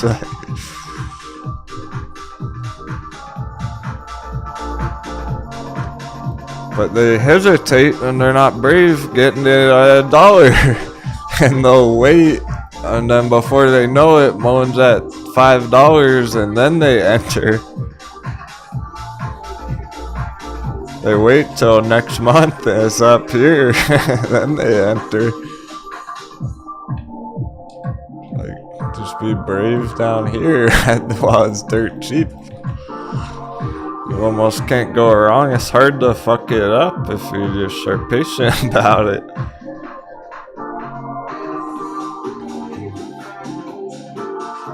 I want to set you guys up where it's hard to make that mistake, like no squatching, being brave in the face of danger. That's the whole strategy, that's the whole play. Smart money gets in when everyone else is fearful. Be greedy when others are fearful. Be fearful when others are greedy up here. That's how you trade. Like, welcome to trading, the real deal shit. No short squeeze required. No short ratio necessary.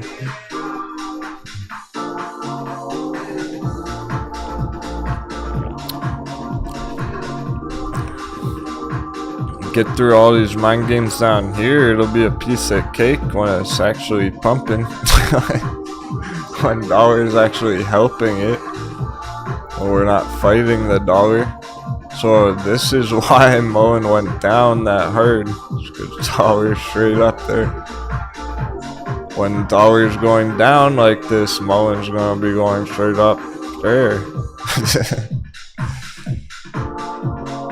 You just gotta get through the storm while everyone else is making those paper hand mistakes right now.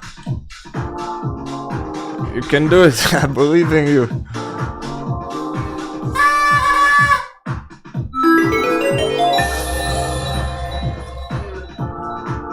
That inner fire, inner strength.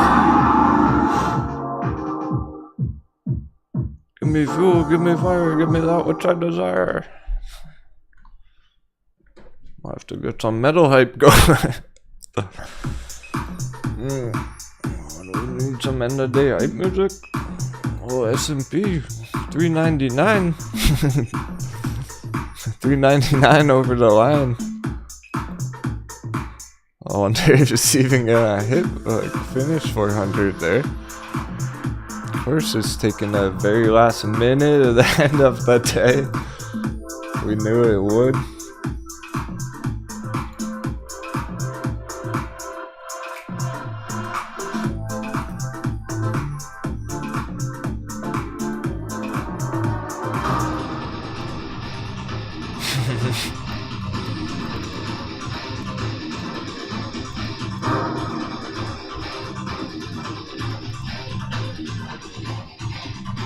Bust out the electric guitars.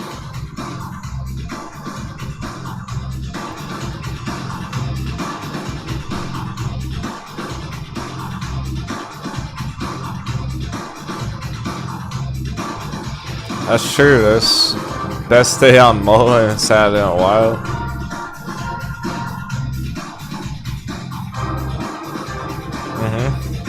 Yeah, so finishing the day nice and healthy like that, it'll get all the moon boys talking. They'll FOMO in tomorrow. We'll buy it up again tomorrow. Like this, look, we're pivoting here. This is our wave. This is our Elliott wave, 5-wave cycle.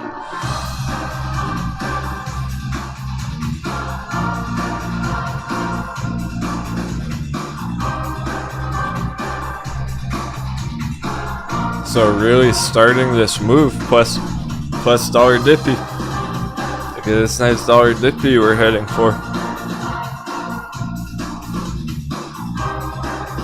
Dollar's finally stopping going up there.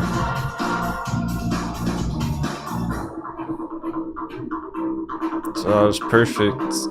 Start falling through there, get a big dollar dippy. That's how we have a bullish week.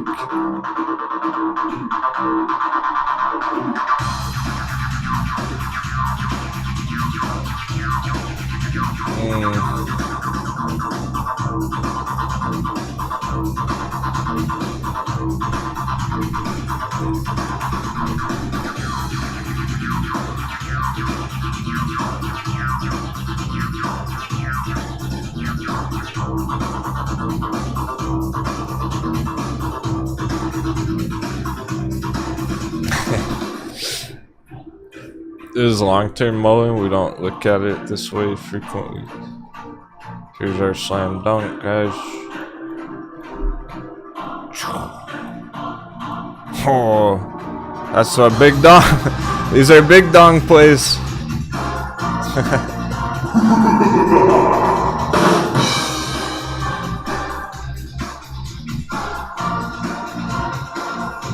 So that's our slam dunk on mullen, and I'm focusing on this area because we're going for the recovery. There's the pivot point in the earnings, perfect on the earnings. So going for 5 waves. Draw it out like this, even though it's extreme. Still gonna be valid how I'm doing it here. 1, 2, 3, 4, 5. That fourth one's a doozy. That almost invalidated the count.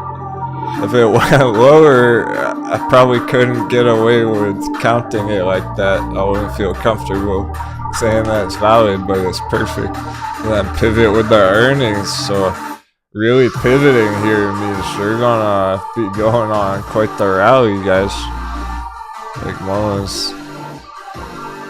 This could be the one that we've been waiting for. This was just the appetizer. This is the 10x it's just heading into right now. Beginning right now.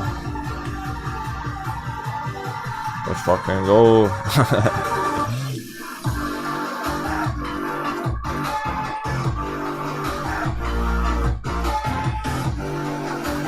Same thing on Central Electric, and it actually looks nicer on that.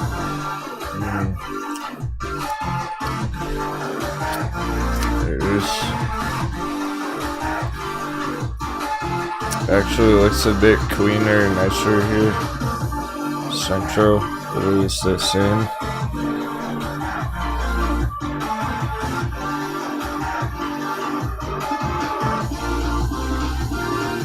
Show the 5 ways. 1, 2, 3, 4, all the way down here on our last one, and then the 5th one's the biggest. Send it to $6. That's how we hit our $6 target finally. We were expecting the pivot like a month ago back here, and it didn't happen yet, and dollar's still fucking around. Now we get a good dollar dippy, we can actually head right into this. All of a sudden, Central's up 250%. They're perfect. It's perfect setup. It'll get me excited.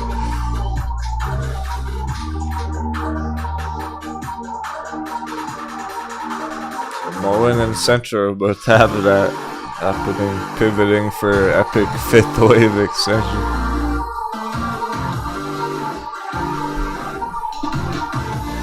$400.0 S&P. 5 minutes on the bell, ridiculous.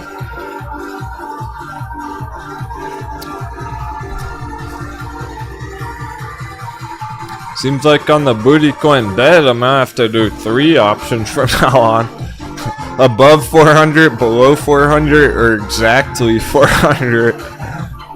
Man, I'm glad our hot bevies are moving, grooving. Like if we weren't getting these nice bounces.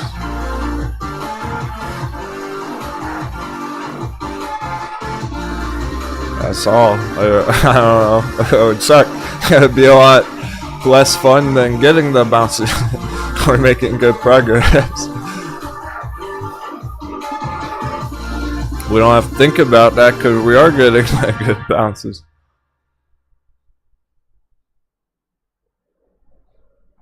Let me double check the bottom of the list real quick.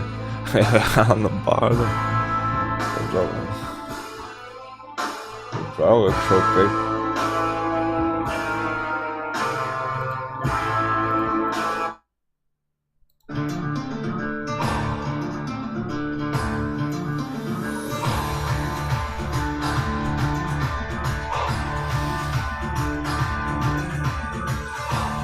Well, back total. Someone was asking about Agile. Check it out. Family. That's wait. Family. 110 cents. That might be a slam dunk. Yeah, it's even lower than the baby. I guess these might be reaching their limit. Careful, Agile. That did just have the split recently.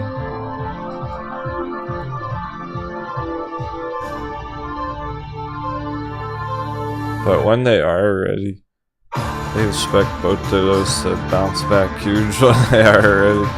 Nickel is still all-time low. And a couple more of the therapeutics. Yeah. They're in different stages, a lot of them. Not too bad though. Not bad at all on the bottom of the list. What? Verb number 1? That's how low verb is. A big V going on. Here's the V. Verb. Yeah, it starts with the letter V too. What the heck? Weird revelations today, huh, guys? We had some weird epiphanies today. All these V-shaped recoveries starting to hit in this verb chart, top of the list. Oh, no, it just dropped down, but it starts with the letter V itself, the stock. I was going for this V. What a coincidence. 399.9 S&P with 50 seconds. Wow. Yeah, that's why day trading S&P or fuck all that right now. Just focus on the slam dunks. 30 seconds, we're still holding all those gains, so it's great.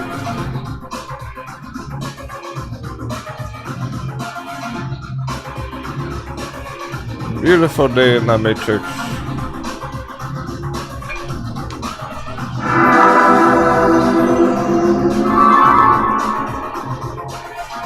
$400.1. 7, 6, 5, 4, 3, 2, 1, and we're over. Wow, and made it over 400. All right, short squeeze confirmed.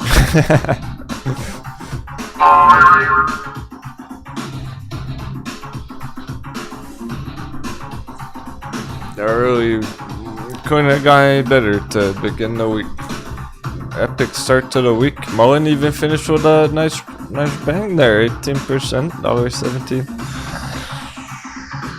Maybe we'll smash $1.20 on it just tomorrow and then keep going. So it's getting exciting. It really is.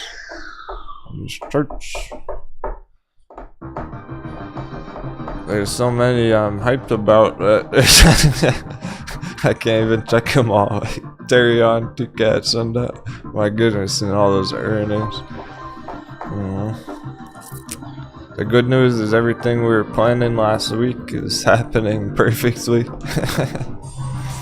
With the S&P coconut bounce, it didn't go up very much on S&P today, but it very much maintained. It didn't go down, so things were bullish.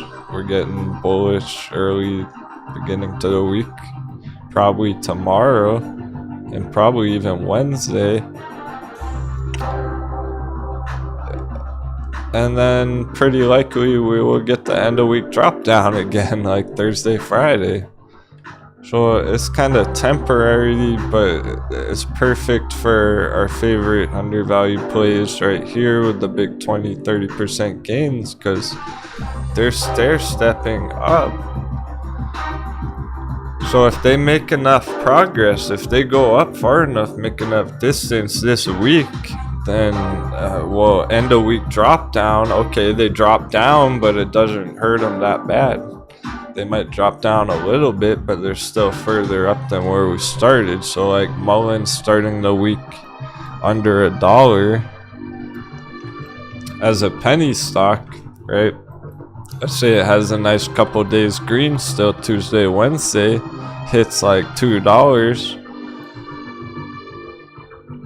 And then Thursday, Friday, yeah, we get that end of week drop down, but it just drops down to $1.40, $1.30. So at the end of the week, even if we get dropped down on them, they made some good distance, creating new support levels even, getting out of the danger zone, and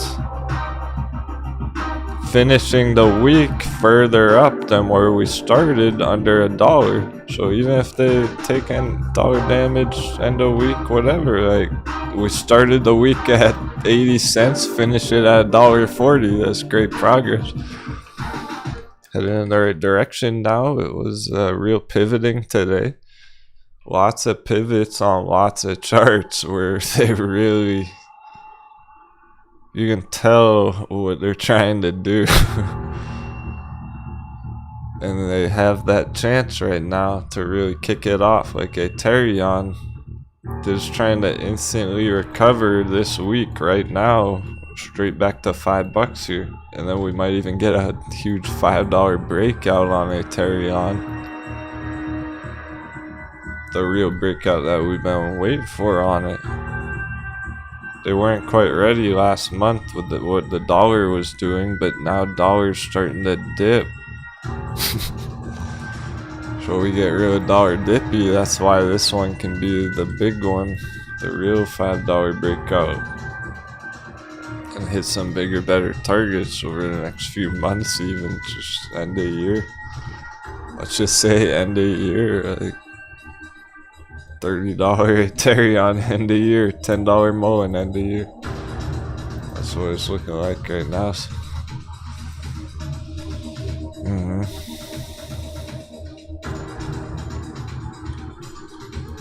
It's getting fun. We're having good short-term targets too. Like with these pivots here, Central Electric.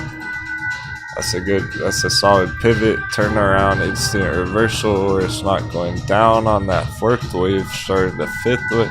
So it's getting fun because we're heading right for these short-term hundreds of percents targets as well. We're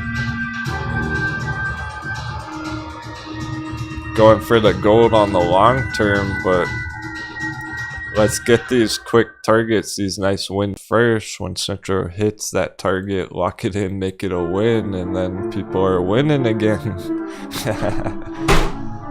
Let's go. People, imagine that.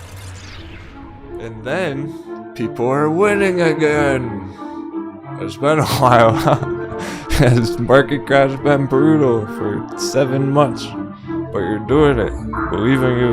Got this. To come with strong. Thanks so much, my friends. All the cameras that support today. That was a blast. We're gonna dive into crypto in a couple of minutes here. Epic start to the rest of the week, to the rest of the year. If you are calling it a day, take care. Keep the hype going, crypto crew. We ain't done yet. We'll pick you guys back up from the island tomorrow. Drop our stock pirates off on the beach. We'll be back, pick you guys up in the morning.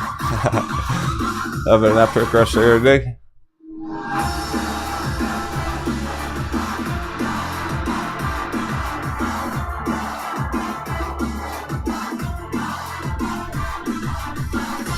Two-minute intermission. We'll dive more into some market summary after hours crypto crunch.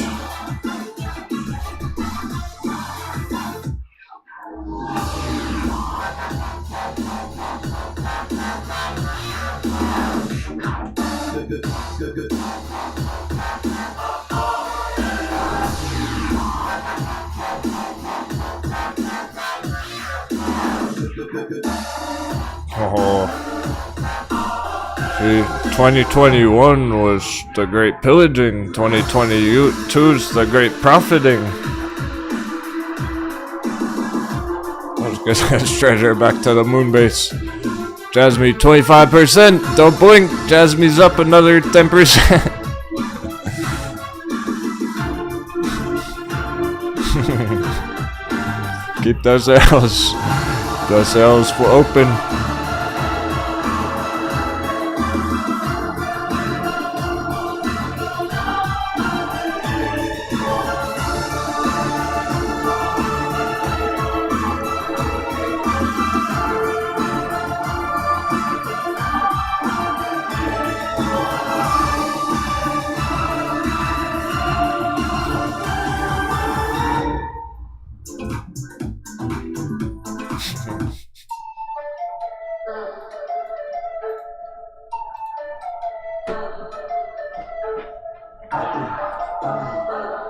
Call in the reinforcements. We need the crypto crew back up.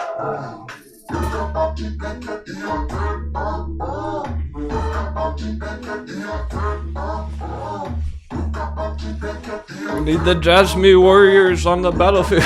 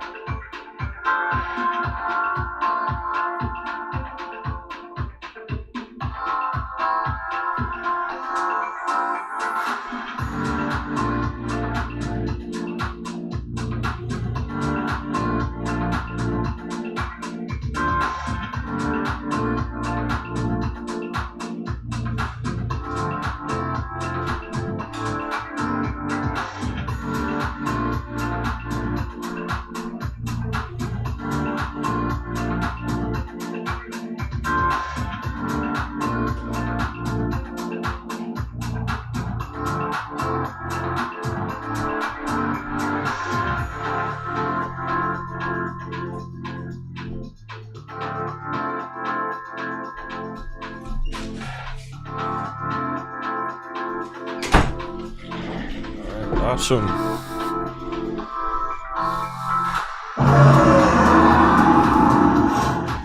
Welcome back, traders. Really pleased with how everything went today, especially the sentiment of our community. It's basically, if you have any dry powder, you're already winning because other people are getting liquidated.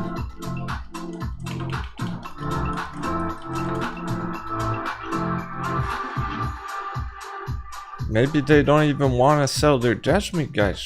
They probably don't even want to, but they fucking have to because they went all in and now it's down and they gotta buy their food. They gotta get their McDonald's. But they went all in Jasmine and it went down over the weekend and they got scared.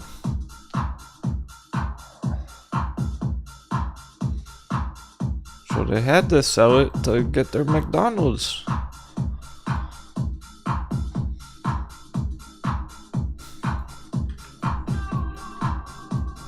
What I mean by that is like, maybe they had bills to pay and they don't want to sell their Jasmine, but they're losing money on it and they go, fuck, I gotta pay my bills, so I have to sell the Jasmine to cover the rent, to pay my kids fucking daycare or whatever. And it's not by choice but by force. So that's how you're pillaging it. You're essentially stealing their shares when they might not even want to sell them, but they have to. And you're just sitting there like, give them to me, give me more cheap Jasmine. Accumulating it. So they're lit. Oh, I guess them all. Right now. Captain's talking about me, by the way. Except I'm not giving away my Jasmine, he says. Why did you go all in on?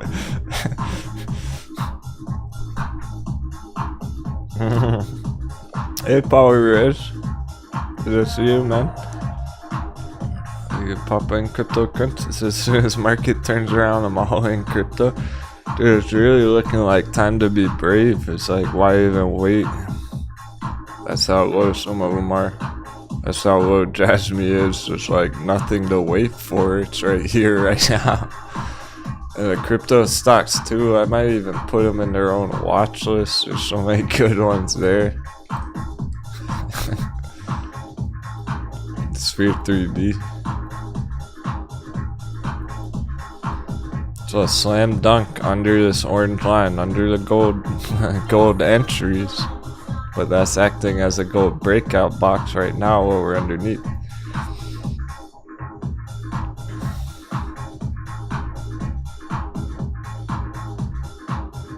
As soon as we spring back over there, bear trap confirmed. Excuse me. Long day. Lower the sales a little bit. We can go half sale. Let's go half sale. Keep the sales raised, but not full sale.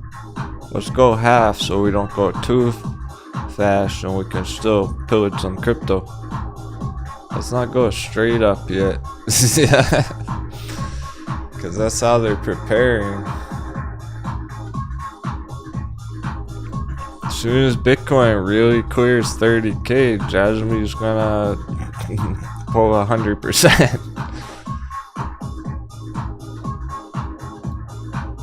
Yeah, okay, Gizmo. He said, I'll be fine, don't worry.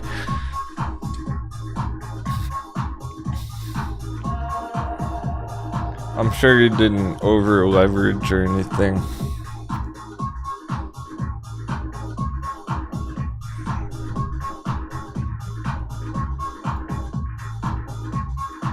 Dollar Dippy is still in action.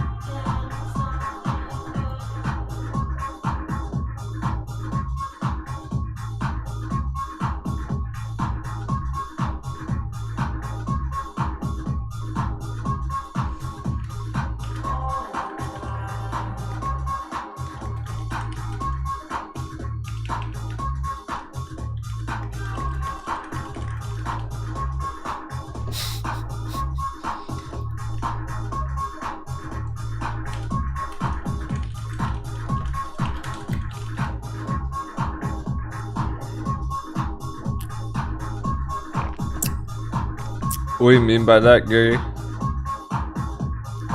Update the altcoin charts?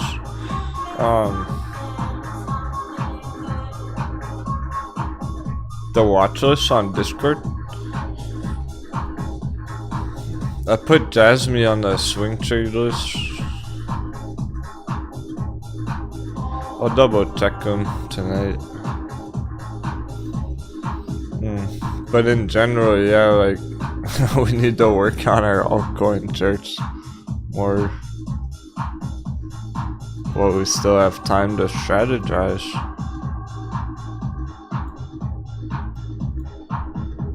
Here's the V on Steam. We're very much in action.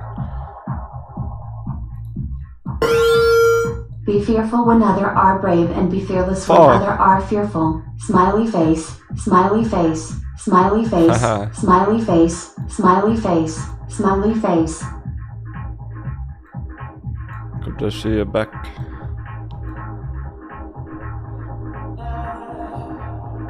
And smiling. Pretty much a permanent smile on my face today. There was nothing that concerning, and certainly not on the Steam chart here or the Jasmine chart. You could say they were concerning when they were flash crashing a couple days ago.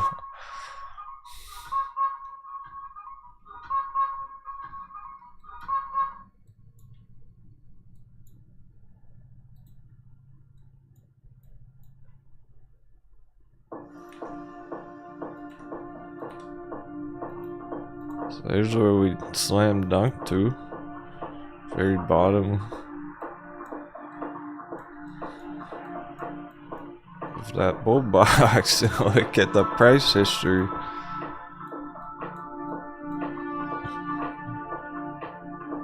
We're talking effectively all-time low entries on these things. And they can go to new all-time highs with Bitcoin going to all-time high. We need Bitcoin to go to $100,000 and then this can happen. So if you're that bullish on Bitcoin and think, hey, one day it's gonna be 100,000, maybe like next year or end of this year, then maybe that was the last test of emotions on it. Slam dunk flash crash, and we're about to head into the epic bull run with the dollar crash right around the corner.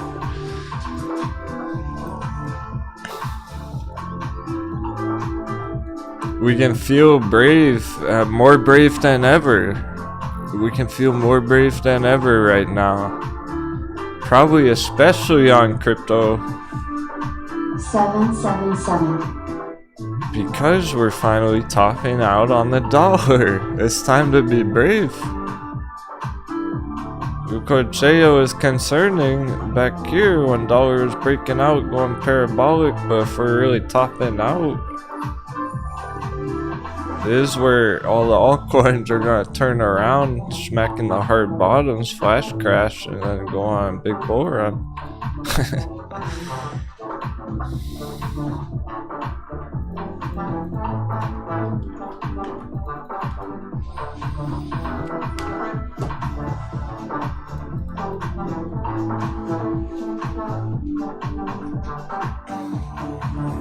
I understand to be cautious and less brave all year last year when dollar's doing this, but now's the time to be brave when dollar's topped out.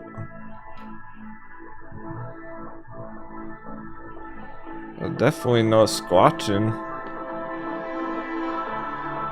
but even more so, what a epic time to use the power of the dollar against it.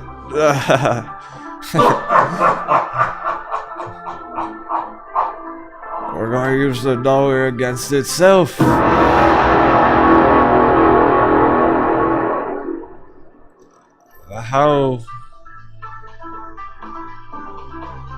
Because the dollar's worth a lot of value right now, so you're using the power of it, the value of the dollar, to trade that for undervalued stocks, and then the dollar loses value, the stocks go up. So if you have any dry powder you're accumulating, diamond handling is a valid strategy to just get through the storm. But if you're firing cannons, accumulating, making entries on these slam dunks, then you're trading your valuable dollar right now. You're cashing out on the extreme value of the dollar, using it effectively to get undervalued assets. When the dollar loses all that value, they start printing tons of money and shit. It might not even take them printing tons of money, it's just topped out in general.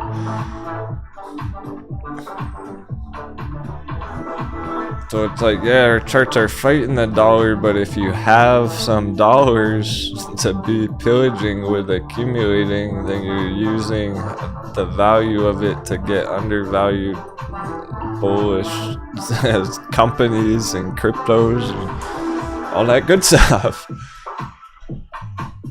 But like, alright, let's say somebody has all their dollars in the bank and they're not putting it in the markets right now. They're not getting any crypto and they're just saving up dollars in the bank.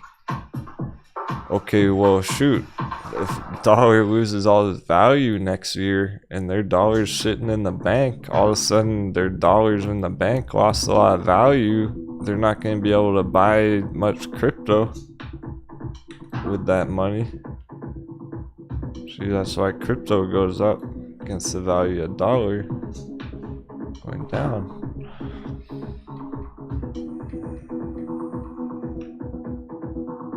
All those dollars lose that much value where it's not the same as if they're getting crypto now. It's like, good luck getting Jasmine Hot Bevy down here. There's no Jasmine Hot Bevy down here.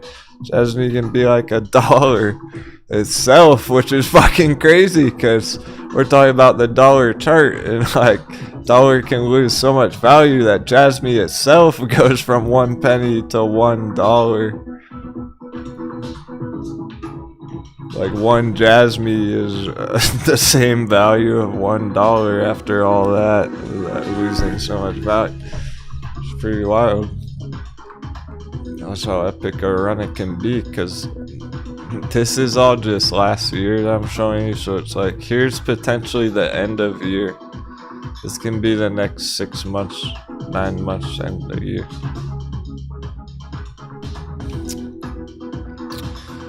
Whoa, yeah, 6 months. This can be the next 6 months going into next year. So it can take like 9 months, a whole year to get down here. But then we're looking at potentially a whole nother year after that, 2023 continuation bull run. So this can be like a whole 1.5, 2 year long bull run potentially.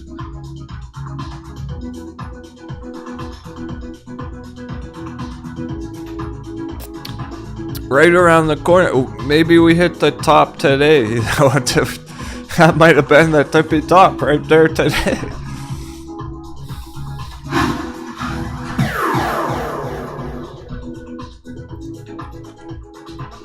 Stitch out those booty coins for the bet. S&P barely got over 400 at the very end. Good enough.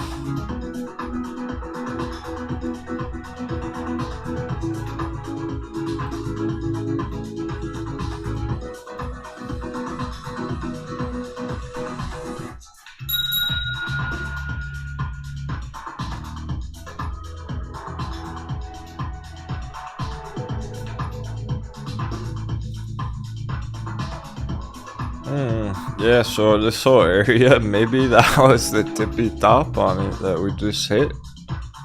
Especially today.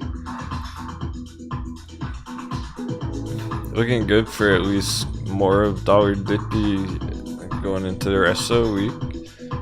So Bitcoin has all the reasons to get over 30k again.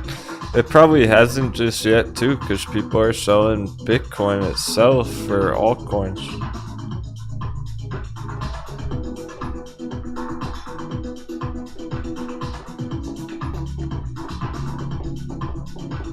So we're getting the action, we're getting lots of the action on the smaller market cap altcoins, Steam and Jasmine and Nano and stuff, rather than like Litecoin.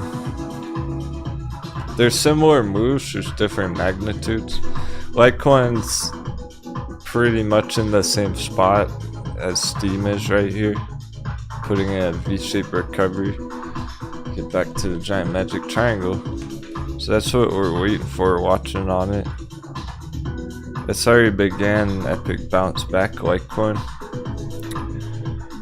but not quite as large a magnitude as Jasmine, smaller altcoin, smaller market cap.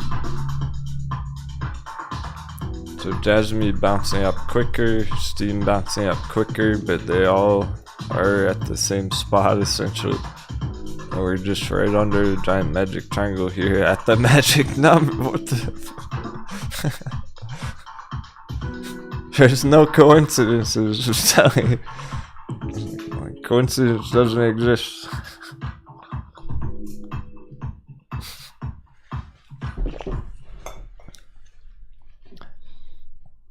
So this is all the bear trap under that number.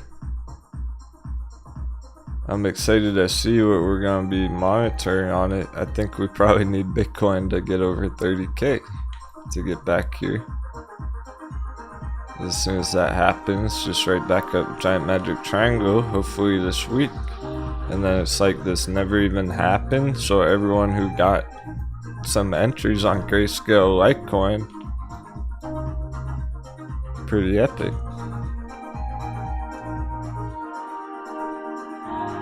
How do we know it's even a good entry on Litecoin under the giant magic triangle? Like, cause there's fair, okay, listen up, gather around.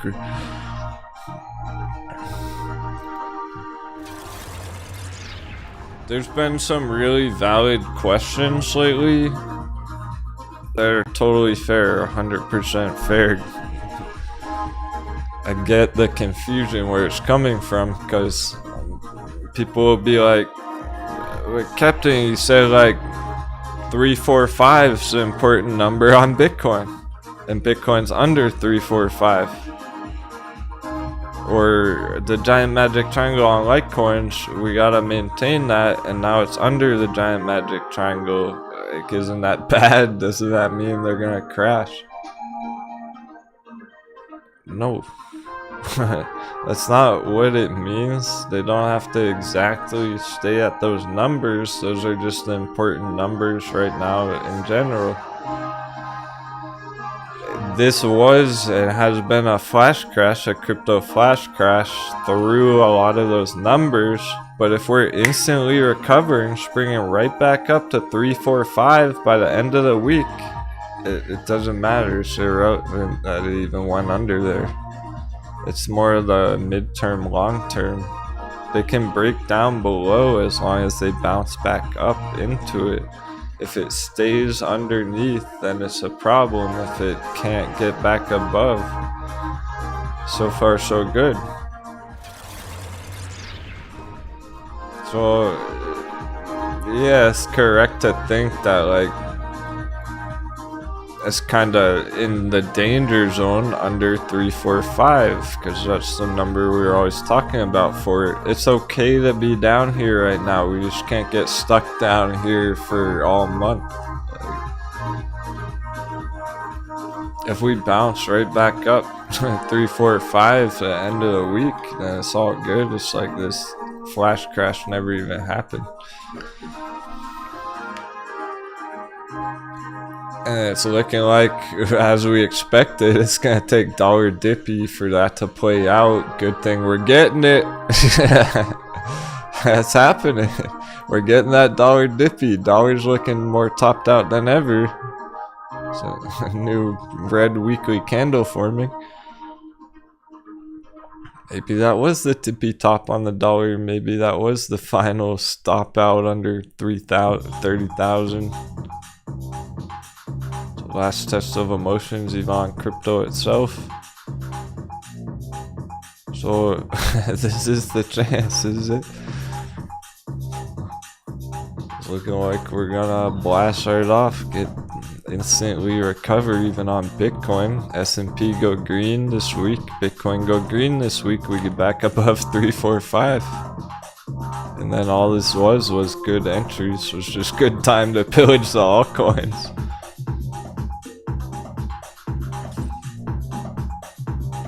So once we're back up at 345, that's our breakout spot now. We break out from here going forward, then it's basically all-time high confirmed. Like we're basically going to 70,000 in that case.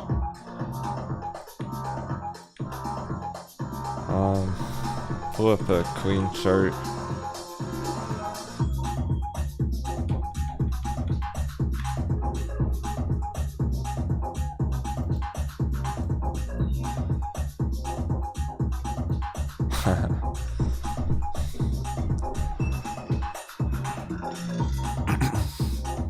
Alright. This is the best way to look at Bitcoin right now.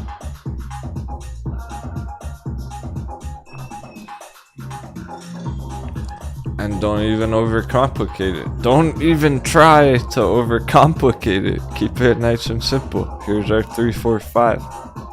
That's still important as ever. We're going for this V recovery, instant recovery right now with the dollar dippy. Bitcoin's been fighting the dollar all year successfully. We can be under 345, but we want to get back up there. So getting back up there completes the bear trap. Dollar starts really crashing. We're going at dollar crash. Boom, it's basically confirmed all-time high. We'll be talking about next target $100,000 if we just get up here again, basically. If it doesn't get stuck under here, if it's stuck under 345 all month, next month, and dollar's still pumping and stuff, like, then it's a problem. It's in trouble. So 345 is still the number. We can be here temporarily and it's fine. Like back here. Alright, maybe third time's the charm. One entry under 345, two entries under 345, third time's the charm. Anyway, I'm starting to think, and this was in the weekend update video, so I already know where I'm going with this. I want to let everyone else in on it. I'm starting to think this might just be one giant epic bull flag on Bitcoin. Look at that. It's a giant fucking bull flag though.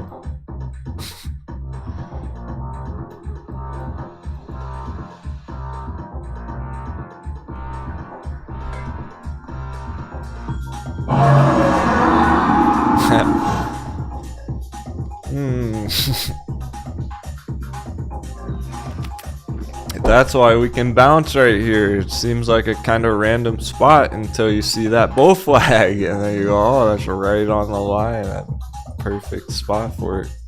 That would be lucid trade. That's like lucid. That's exactly where lucid bounces from on the long term.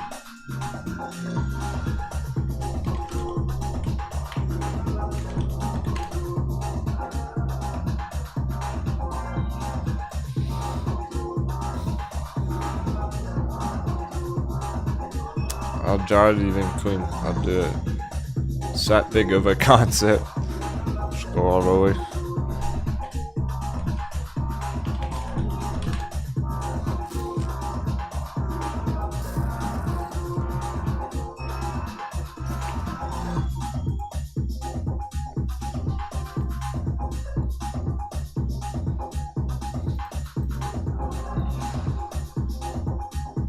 Alright, here's Lucid. Giant long-term bull flag, let's fucking go. That's where it just bounced from, guys. It's already epic. It's already cooking up something tasty. People who bought the dip up 30%. Right off that line. Off our giant Lucid bull flag. And yeah, it has these overextension. That was the profit taking. That's where you take profit is. On its way up there. $100. Way up there. Where do you enter? Right on the bottom of the bull flag. Third time's the charm. It's working on Lucid already again. That's how we got that perfect bevy on it last year. That's how we knew it was ready the other day, last week. That's what I'm seeing on Bitcoin itself right here, right now. It's like the Lucid giant bull flag. It's already bouncing up from the bottom of it. It's looking like the perfect entry. You know, we get the bull flag breakout. And it's basically 100,000 confirmed. As soon as we get up here above 345, that blue line, and then we get the bull flag breakout, that's where we're confident it's going to all-time high. So as soon as we get back up to like $40,000, we know that crypto's going on a bull run. Way before it even is going up there, we'll be confident because we're getting that giant bull flag breakout at like $40,000 there. So we just got bounced like back up to 40K, and that's good to go. That's bullish as fuck. So the more I've been looking at these crypto diptos, really the better it's looking. It's not as bad as it might appear at first glance. It might seem kind of intimidating when you first see it, because new traders would look at it like this. Here's what most people are going to be seeing on it. That. And they're going, oh no, market crash. But we know dollars topped out. We know dollar crash is pending.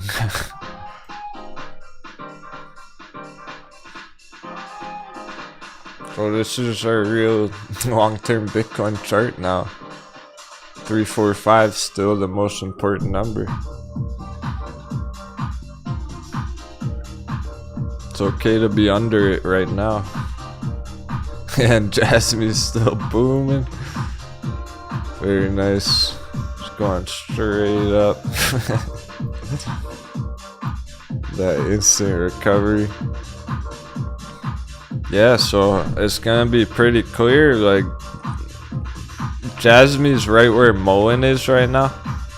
It is equivalent to mullen at 120 breakout spot.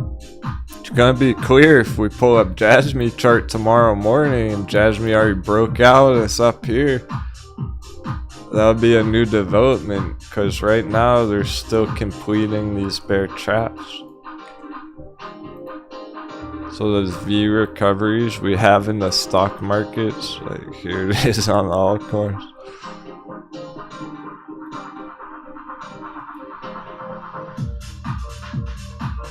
The party starts, the fun begins when Jasmine gets over that.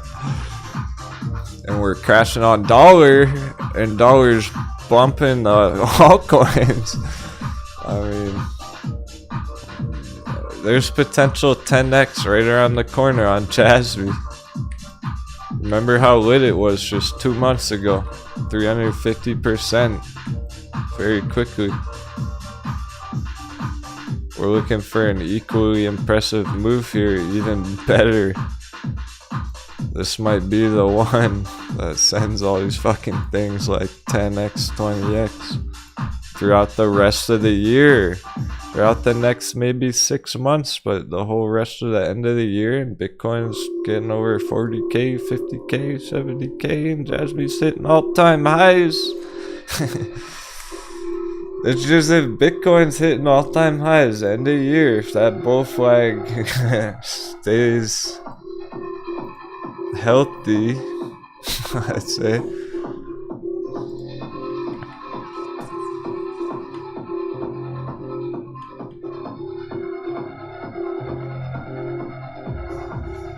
On Bitcoin, and we get this bull flag breakout going into the end of the year, it can have a whole run for the last 6 months of the year. And if that's what's happening, then I expect some of these altcoins to hit all-time high levels, which is fucking crazy, because we're talking, that means some of these altcoins could hit all-time highs from the all-time low over the next 6 months.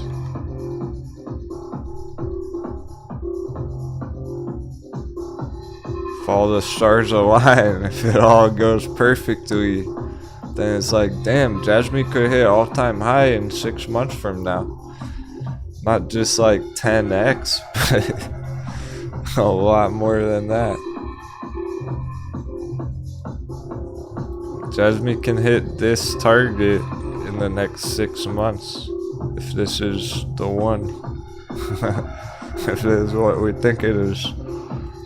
So that means in 6 months, Jasmine could be up 35x.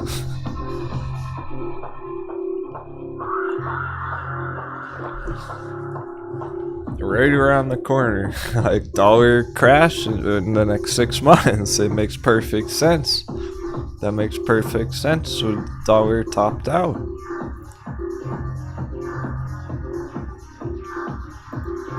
Right, here's dollar just now already starting, and this is how Jasmine's responding with like a 50% insta mega bounce just on this tiny dollar dippy, and it's looking topped out. So where's dollar gonna be in 6 months from now at the end of the year? Probably way lower, and Jasmine's gonna be way higher. That's not even that far away though. Like, that's my point, is that big bull run's potentially knocking on the door. Like, knock knock, who's there? Altcoin bull run, holy shit.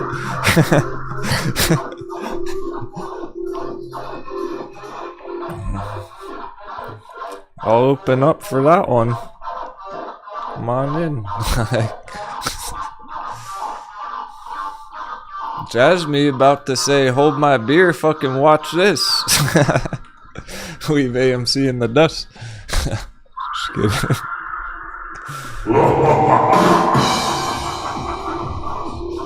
It's the mullen of the altcoins. Mullen similar right now. Starting that epic fifth wave kinda real deal.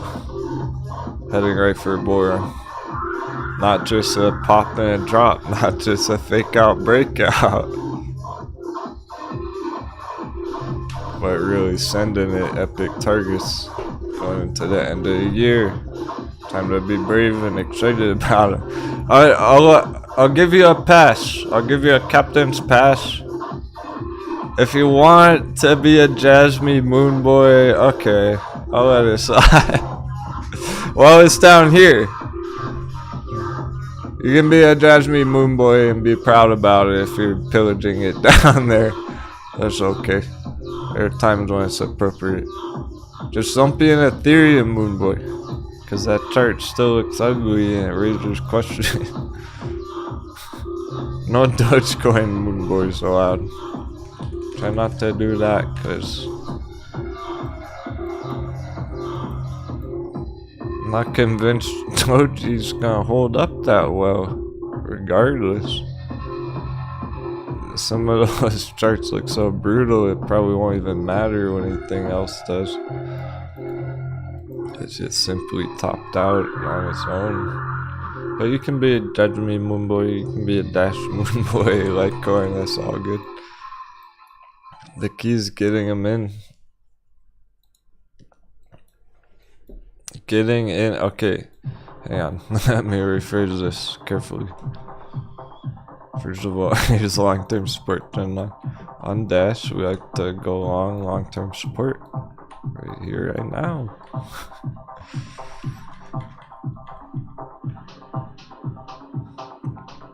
We're gonna finish with this thought.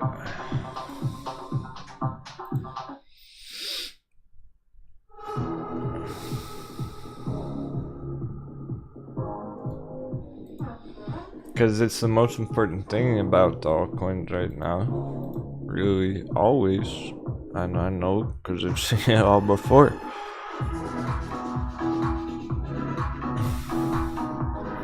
The hardest part about trading crypto is picking the right projects. Picking the right coins. Do you go all in Bitcoin, or do you YOLO Ethereum because Ethereum's popular, or maybe one of the meme coins like Shiba coin? The hardest part's not even really like the charts on these things, because a lot of them have these nice long-term trends going on, which don't really change that frequently. The hardest part's which ones do you pick, because are they gonna stay popular? Some of them might disappear next year. They might not be popular anymore. Luna coin.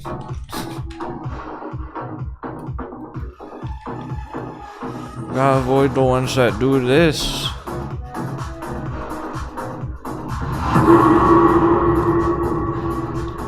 Hardest part about trading crypto is knowing even what the fucking charts to look at to begin with, where to even begin, of which ones they are even worthwhile.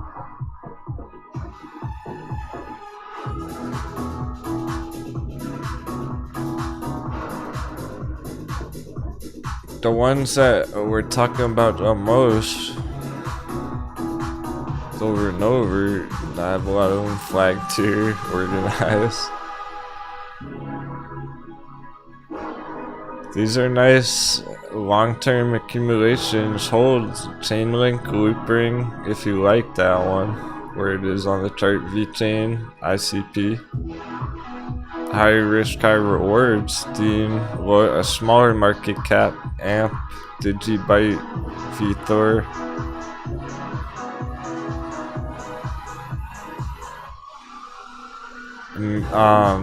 Slam dunks on the charts in blue. These ones are slam dunks right now. I'll show you those ones.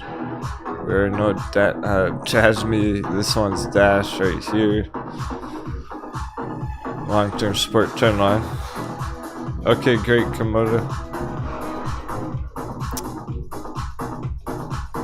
So Dash has always been one of the most popular coins. It's always been like top 100 at least.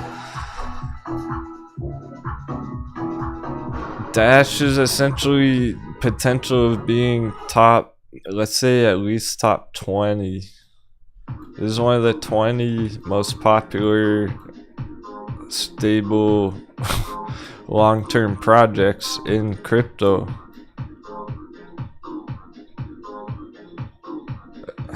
Okay, it might be like rank 77 right now on the altcoin, on the coin market cap list, but in terms of the popularity and the history with it, I would consider it top 20 most popular, established, best altcoins.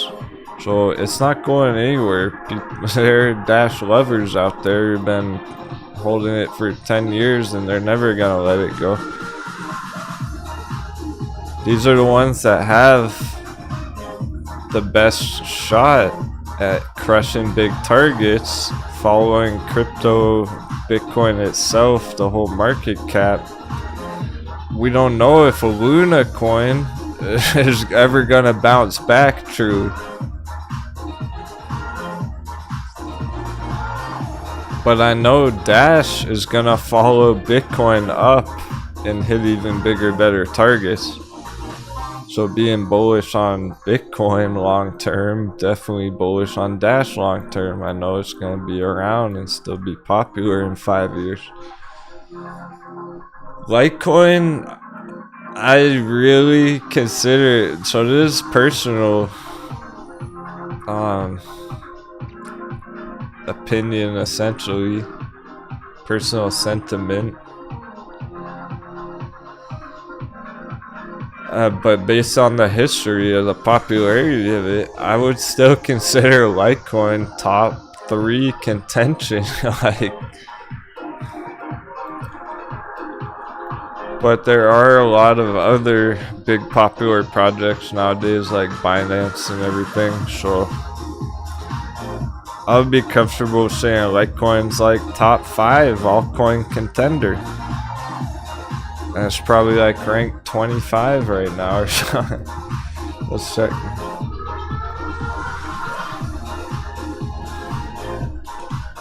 We ranked Litecoin at 19. Litecoin can easily go up to top 5 again at some point. Can be ranked number 5, ranked number 10, not 19. So it's gonna go up with Bitcoin. It's gonna stay high ranking, popular. The market cap increases with the rest of the crypto market cap. You can feel confident about it. It's not gonna get rug pulled or whatever.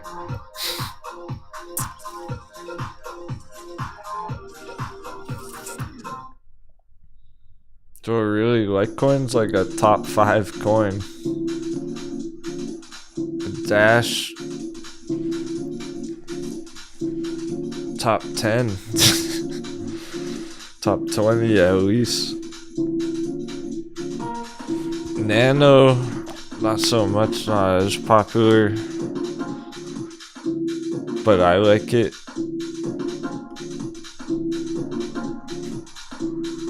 Because it goes huge when it goes. Nano's probably like top 50, so some of them are like top 50 projects. They're not that popular on this list. vechain, I would say top 20, top 10 contention. There's a contender for top 10. So right now they're undervalued, but in 2 years, in 5 years, they could work their way up to top 10 on the market cap list. And chainlink as well. Put chainlink in there.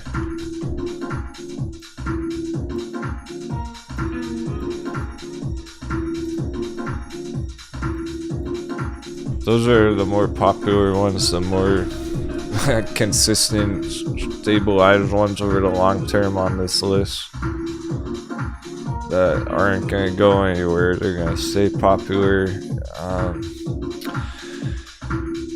All they need is Bitcoin to send it. They're just waiting for Bitcoin to send it, and then they're going to be mooning. Like all those ones I just mentioned, because they're going to stay popular, go up with the whole crypto market.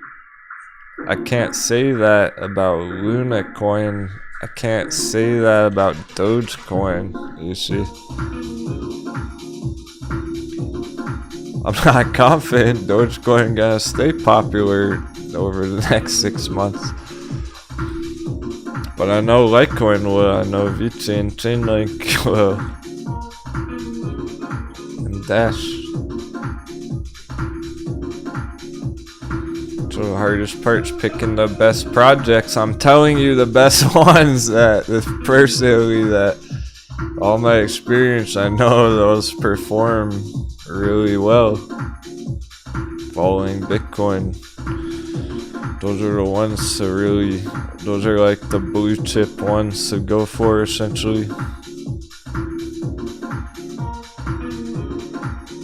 And then we have our nice chart set up, some of the riskier ones, whatnot. Jasmine is just a really nice setup on the chart, but it doesn't have that established history. So that's why it's more high risk, high reward.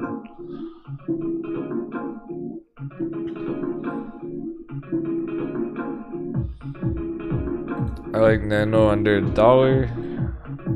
It's been holding around $1.10.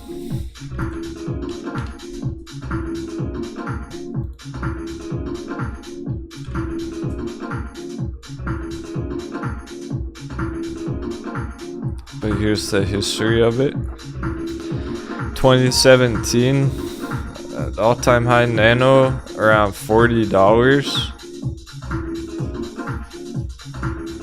Crashed to $1. Last year, 2 years ago, bull run went from $1 to $20. Last year, Nano was $20. Slam dunk, we're back at $1 on Nano. Bitcoin goes to all-time highs. A lot of these altcoins are going to go to all-time high, and this was just the beginning last year. Nano will go back to $40, from $1 to $40.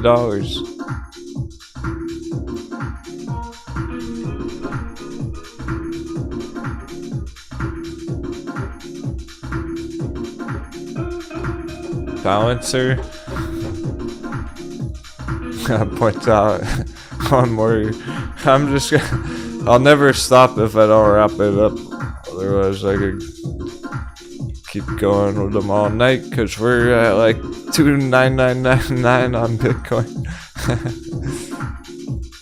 Looking like we're gonna smash right through 30K right now, Bitcoin. Maybe even get some more dollar dippy throughout the next couple hours, after hours. Let's take a peek at the after hour prices, stocks.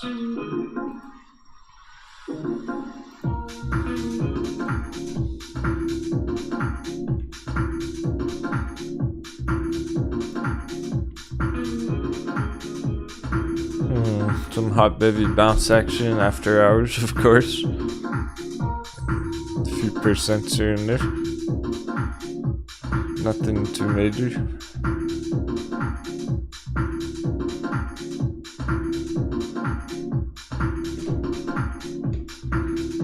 What's really major is Bitcoin trying to get over 30 here, because we're getting over it last night.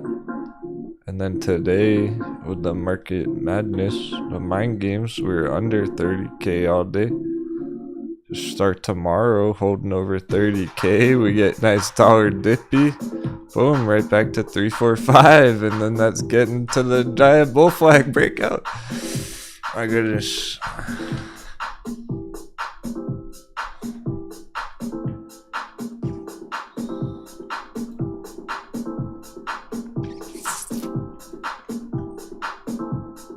I want to point out Balancer though, because I like the target on Balancer. I like where it's at right now on the chart. It's like jazzed me with the slam dunk all-time low here on Balancer. Literally. From back here.